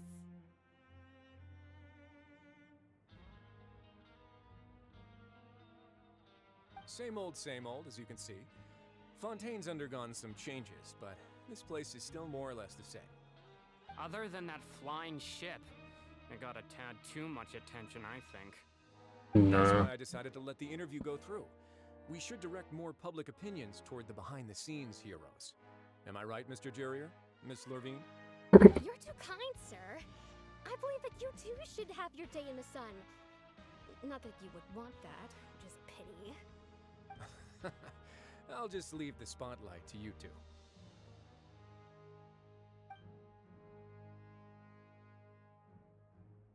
I see. Lots of things happened that day, huh?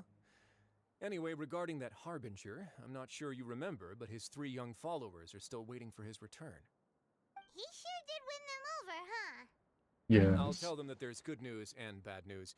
The good being that their boss seems fine, and the bad being that they must face extended sentences for abetting his escape. Oh, actually, what about you? Are things gonna change for you too? What change can there be? The fortress will keep chugging along, and so will my duties. As to what Miss Farina's departure will mean for the nation, and if our laws and governance will be transformed, we'll leave those to the folks in the overworld. Hey everyone, the photo shoot's done. Yeah, baby. Good. In that case, let's call it a day here. Thanks for your cooperation. Come on, traveler, let's go. Till next time, everyone. There'll be a next time? Maybe. Who knows? I might write a story about the underwater factory next time. Until then. All right. Last stop, the docks. It is so far.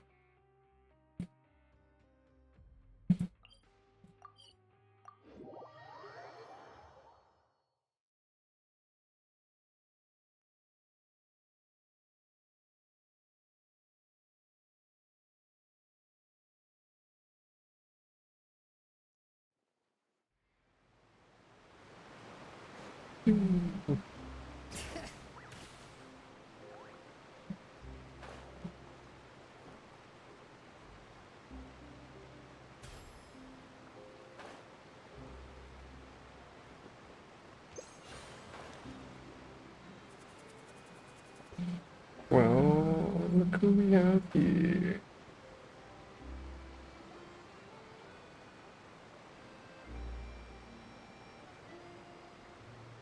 They really are here! How did you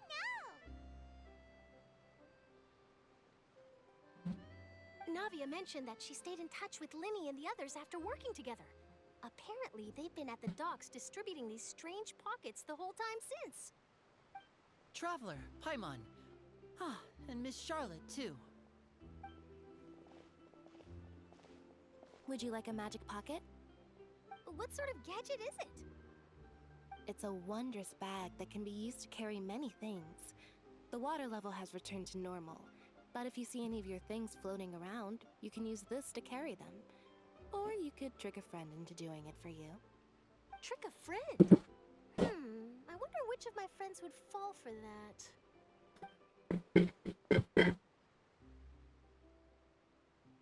You could just make a friend like Fremine here. Isn't that right, Fremine? Is this what you meant by, I'll help you make some more friends? To be honest, that sounds pretty sweet. Could I have your contact, please?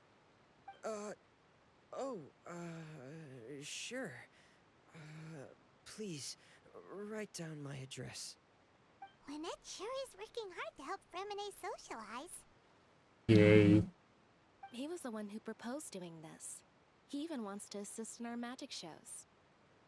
Yes, I was planning to first introduce Pear as an assistant, and later Fremine himself. In the future, I think we can leave underwater escape magic to him too. That said, would anyone want to see a diver escape underwater? Oh, it'll work out. Every journey begins with the first step. He'll become a part of our show eventually. Lynette, could you come over? Miss Charlotte says she wants to take a picture of us. Got it.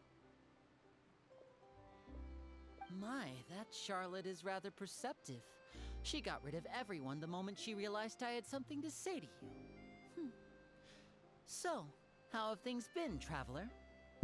Doing good. Father says Doing that you did a good. great deal during the latest events. She's very grateful for your contributions to Fontaine. That's alright. We were more than happy to help. So, what's she doing now? Oh, I guess you haven't heard. Well, after Lady Farina left, Father and Monsieur Neuvillette opened negotiations, during which he gave Fontaine's gnosis to her as a diplomatic gift. A diplomatic gift? A gnosis? Yes, I was quite surprised at first myself. But when I thought it over, there were actually a number of things going for it. It could have been done as an apology for the incident with Lord Child, or as thanks for his help in tying the all-devouring narwhal down. Furthermore, Father did also lend significant aid to Fontaine and Poisson. That's true, but this is a gnosis we're talking about. Doesn't this seem a bit irresponsible? Yes. I would agree, but I've also heard that it seems that Monsieur Neuvillette has had a significant change of heart regarding the matter. So there's some reason for this that only Neuvillette knows about? I suspect you'll have to ask him about that yourself. Ah, yes, speaking of which, I did see him strolling around the entrance to the Fortress of Meripede a while back. Oh boy. Isn't he real busy and stuff? Paimon didn't think he'd have the time for that. But back to Looks like we're gonna have to meet up with him. to the nave, right? What about Child? They say that he's returned to Snezhnaya to recover from his wounds. I hear that the recent disaster really did a number on his health. That's true. When you think about it, we've had loads of run-ins with the Fatui. To think we'd be allied with them this time. So shocked by such a simple switching of sides? Yes.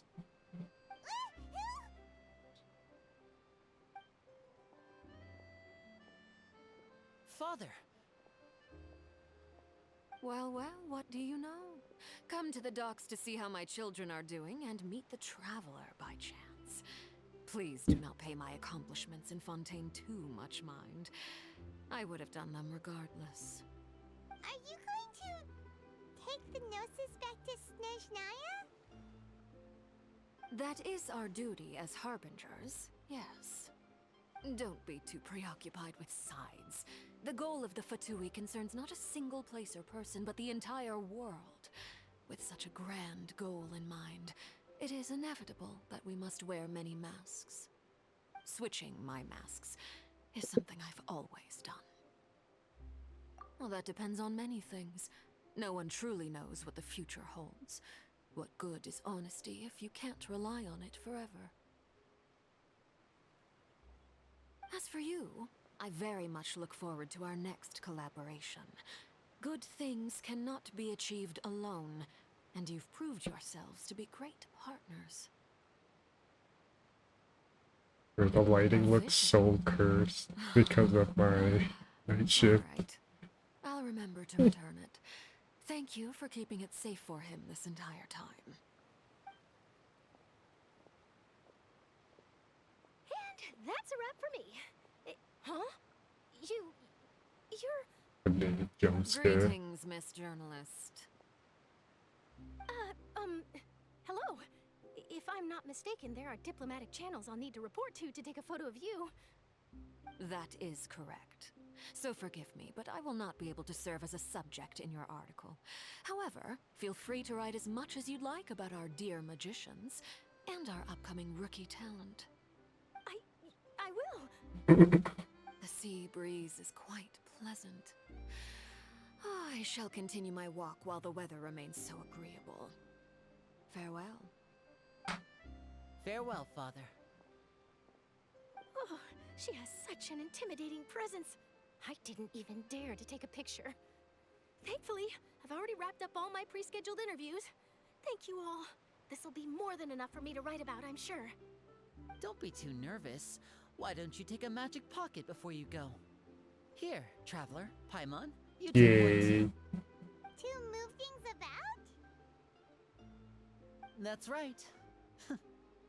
Funny. I was giving out magic pockets when we first met too. And what do you know? I'm doing the exact same thing right now. So many things have happened, but the pockets are still the pockets.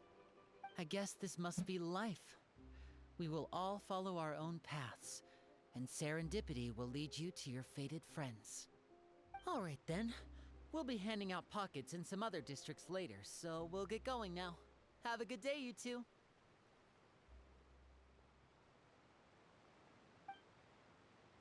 Well, guess we said Charlotte, huh? Shall we go see what Neverlette's doing? As long as he's not so busy that he doesn't have time to chat anyway.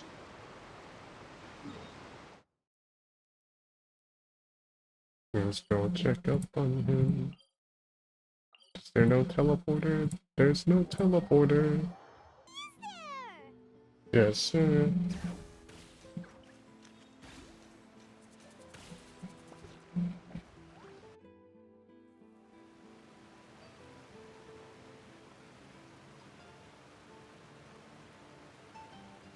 So, you really are here, Neverlette.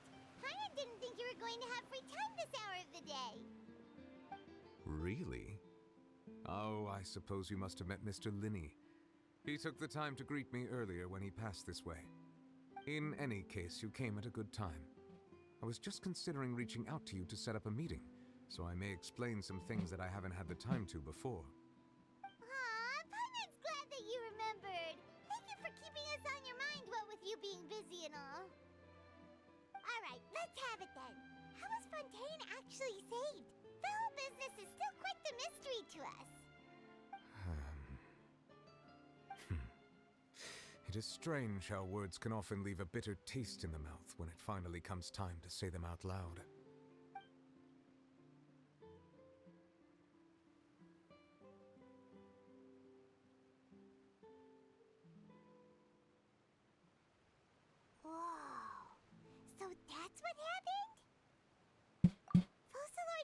destroyed the divine throne of the Hydro Archon and restored your power to you, transforming you into a fully fledged elemental dragon sovereign.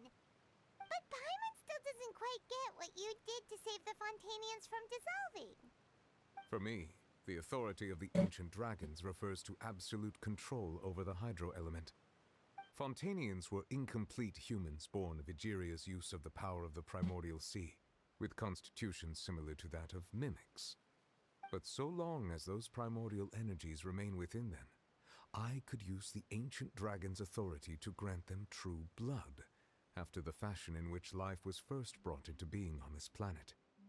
In other words, when I gave my verdict, Fontanians became true humans, and thus would naturally no longer be dissolved by water from the primordial sea. Fossilor must have counted on you to make that decision as well. Your verdict was the key to making the prophecy appear to have come true while saving everyone.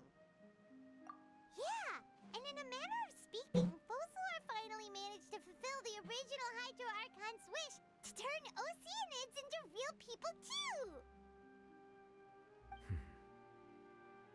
It seems from your expressions that you still have more things you wish to ask. Oh yeah. Ask away. I will tell you the truth as I know it. I have investigated his case along many avenues, and I have learned that he once fell into an unknown chasm when he was young. There, by chance, he awakened the all-devouring narwhal. But whether it be by sentiment or reason, that should not have been enough to consider him the root cause of the disaster. At most, he would have had tangential liability. As for the judgment passed by the Oratrice during the trial, whether it was due to that liability by association, or Fossilor deliberately using him to buy time for us on the assumption that he would be able to hold the creature off, I cannot say. Guess Fossilor had Fontanians in mind the whole time. In the end, it was thanks to her that they finally became real humans. Hang on a second. Paimon suddenly got another question. Back when Fontanians hadn't yet become real humans, were the children they had also transformed Oceanids? Life has always flowed like water. Do you recall how Fontanians would often come to the Fountain of Lucine to pray for children? Yeah, Lynette said the fountain is where all the waters in Fontaine converge. In truth, even those couples did not know that such prayers were no mere custom, but instead a form of ritual. Those Oceanids who were blessed within the spring water would later descend as new humans in the coming months. Paimon sorta gets it now. Either way, it seems like this ritual won't be of any further use, but it'll probably live on as a local custom. Ask away. I will tell you the truth as I know it. Yeah, about that. Risley said Farina has already left. What's that all about? Ah, Lady Farina. The people are only aware that her death sentence has not been carried out. She abdicated the post of Hydro Archon and left affairs related to that title to me, before leaving the Opera House. I related Fossilor's words to her faithfully and completely. After hearing them, she seemed neither saddened nor comforted. She simply said that she was tired and needed to rest. Having said that, she then packed her things and moved out of the Opera House, not unlike how an ordinary person might. But she's still got a place to stay, right? You need not worry. I will make arrangements to ensure that she will not want for food, clothing, board, or travel. In truth, I am somewhat happy for her. The wear and tear on her spirit will, of course, take time to heal. But now that she no longer has to play the role of Fossilor the Hydro Archon, she can finally lay down her Yay. and lead a normal life. What about you then? What are your plans now that you've regained your full powers as the Hydro Dragon? After Fossilor passed on, the Oratrice also ceased to function. This matter will directly affect our trials. After much careful consideration, I've decided to take over its role in our courts. From now on, I shall hear cases and pass verdicts by myself. Looks like you're still considering stuff from the perspective of the Udex, huh? As an elemental dragon, there are indeed many things that I must do. But this power and this duty, in a manner of speaking, you could say that both were granted to me. As such, before I attend to my other responsibilities, I must first and foremost continue to serve Fontaine as its highest judge. The duty of the Hydro Sovereign and the duty of the Eudex shall coexist within my person. Additionally, the Hydro Archon's departure has brought about another problem, which is that the Opera House shall no longer produce indemnitium. That's true. That power was derived from the people's faith in the Hydro Archon, wasn't it? Wait, but the various mechs and machines in the city are all still okay. Where are they getting their energy from? As I am now, I have full command over New Musia, and it can serve as a complete substitute. Another reason why I cannot quite leave Fontaine immediately. Wow. This ancient dragon's authority stuff is really quite useful, huh? Quite convenient. I will tell you the truth as I know it. Oh, that's right! They say you've given it to the knave as a diplomatic gift or something! Leaving aside their intentionality, the two Fatui Harbingers have indeed done much for us during this crisis. Their sole remaining goal in Fontaine, at least at this point, would seem to be the Gnosis. The Oratrice has ceased to function. The Hydro Archon's divine throne is now no more, and I do not need the Gnosis's power. As such, it has lost all meaning for Fontaine. If the Fatui have impure designs, then we might as well accede to their request now, and avoid unnecessary conflict. What complicated considerations? Paimon thought you were just giving it to them out of gratitude to the knave and as an apology to Child. Ask away. I will tell you the truth as I know it. You will soon be heading to Natlan, I presume. Already did. I'm afraid that I have little talent as a travel guide, so all I can do is tell you what I know about that land. As far as I'm aware, Natlan can be said to be a nation of dragons. A nation of dragons? You mean like you?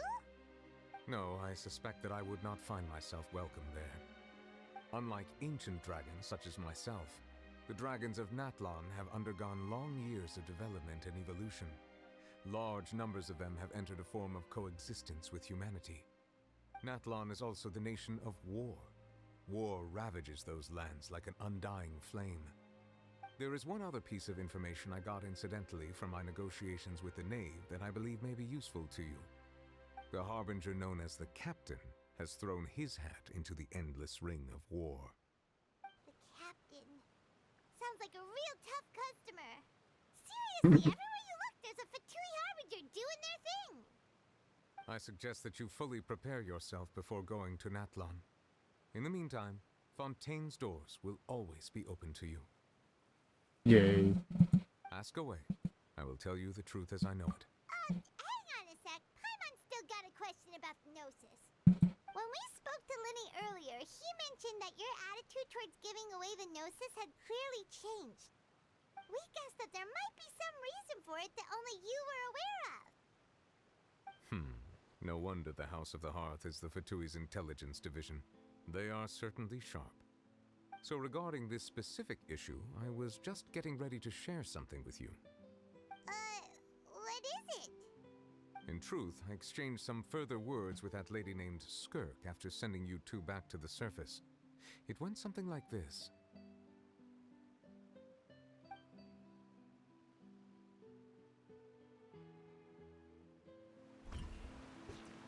New playable character? Question mark?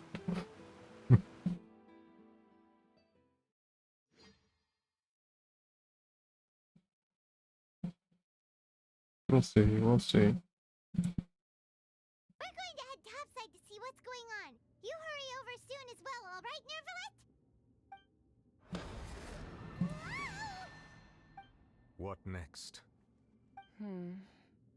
The all-devouring narwhal isn't here, so I'm no longer getting any interference. I can finally catch the scent of your power, what it's made of. It is the authority of the planet's primordial dragons, but with something very similar to a god's curse mixed in. It's quite a novel blend. I'm sure I've encountered something like this before. What was it again? I do not know what you speak of. Of course. How could I forget? You should have the remains of the third descender on your person, yes? Remains? I've never heard of any such thing. According to your parlance, I believe it may be called a gnosis. Well, that much is true. After Focalor's divinity faded, she handed her gnosis to me. But I fear I have never heard of it described in the manner that you just did. I've been training with my master, the Foul, ever since I was young, and I have never returned to the surface since. So most of the information I possess, I got from him. It is only natural for those who are greater than humanity to possess a different sort of common sense, which is why there are so many problems in our attempts to communicate with humans. Regardless, you should probably get rid of objects of misfortune to prevent any disasters from befalling you. To live in itself is a blessing. But once a person dies, the bonds he once had with this world shall all turn to curses. What do you mean by that? No need to fret. These are just my personal thoughts, and my reason for no longer wishing to return to the surface. This third descender you refer to, who are they? And when did they die? Master never mentioned them to me. Perhaps it just wasn't that important for me to know. If you're interested, though, I could ask him. I'll be sure to pass the answer on to you next time. Next time? You believe we will meet again? I do. Wait. I have a disciple of my own, don't I? He can be the messenger then. Bruh.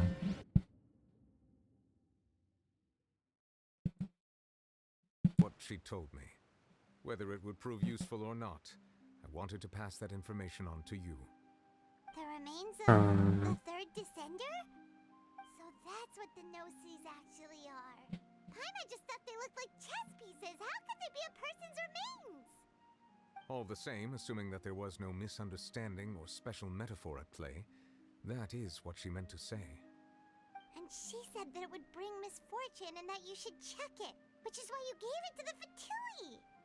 If she speaks the truth, then I would simply be putting Fontaine at unnecessary risk by keeping it here.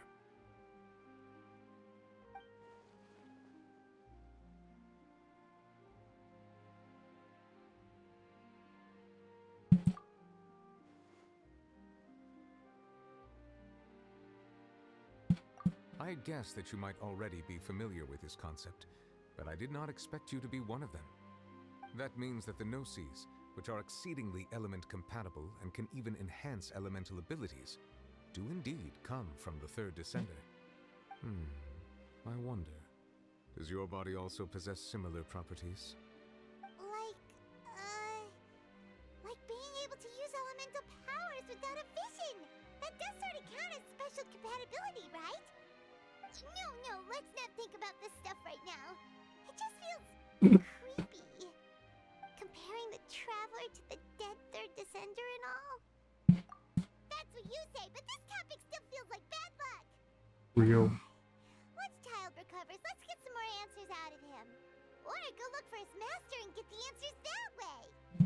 I too believe it unwise to make too many blind guesses when information is lacking. The same is true of being at court. Alright. Whatever the case, it seems like the crisis here in Fontaine's over for now. Yes. All of Focalor's efforts were for this moment as well. But she sacrificed herself in the end as a god, and she suffered through all those years as a human. Was that really what she wanted? I suppose that would be the mystery of a god's will. I suspect not. But once in a while, I too would guess that if wishes were like the clouds in the sky, they will one day return to the earth as raindrops. Life flows like water, and rain is the final answer. The water levels may sometimes tilt one way or another, but the rain falls fairly upon all. And what, ultimately, is the difference between the rains that fall upon all of us? Hey, let's go.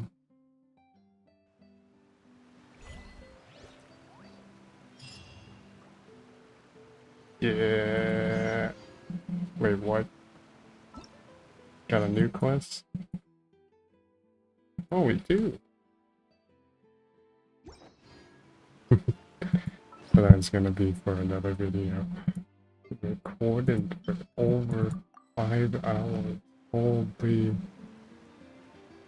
Yeah, hopefully you guys enjoyed. I'll see you in the next one.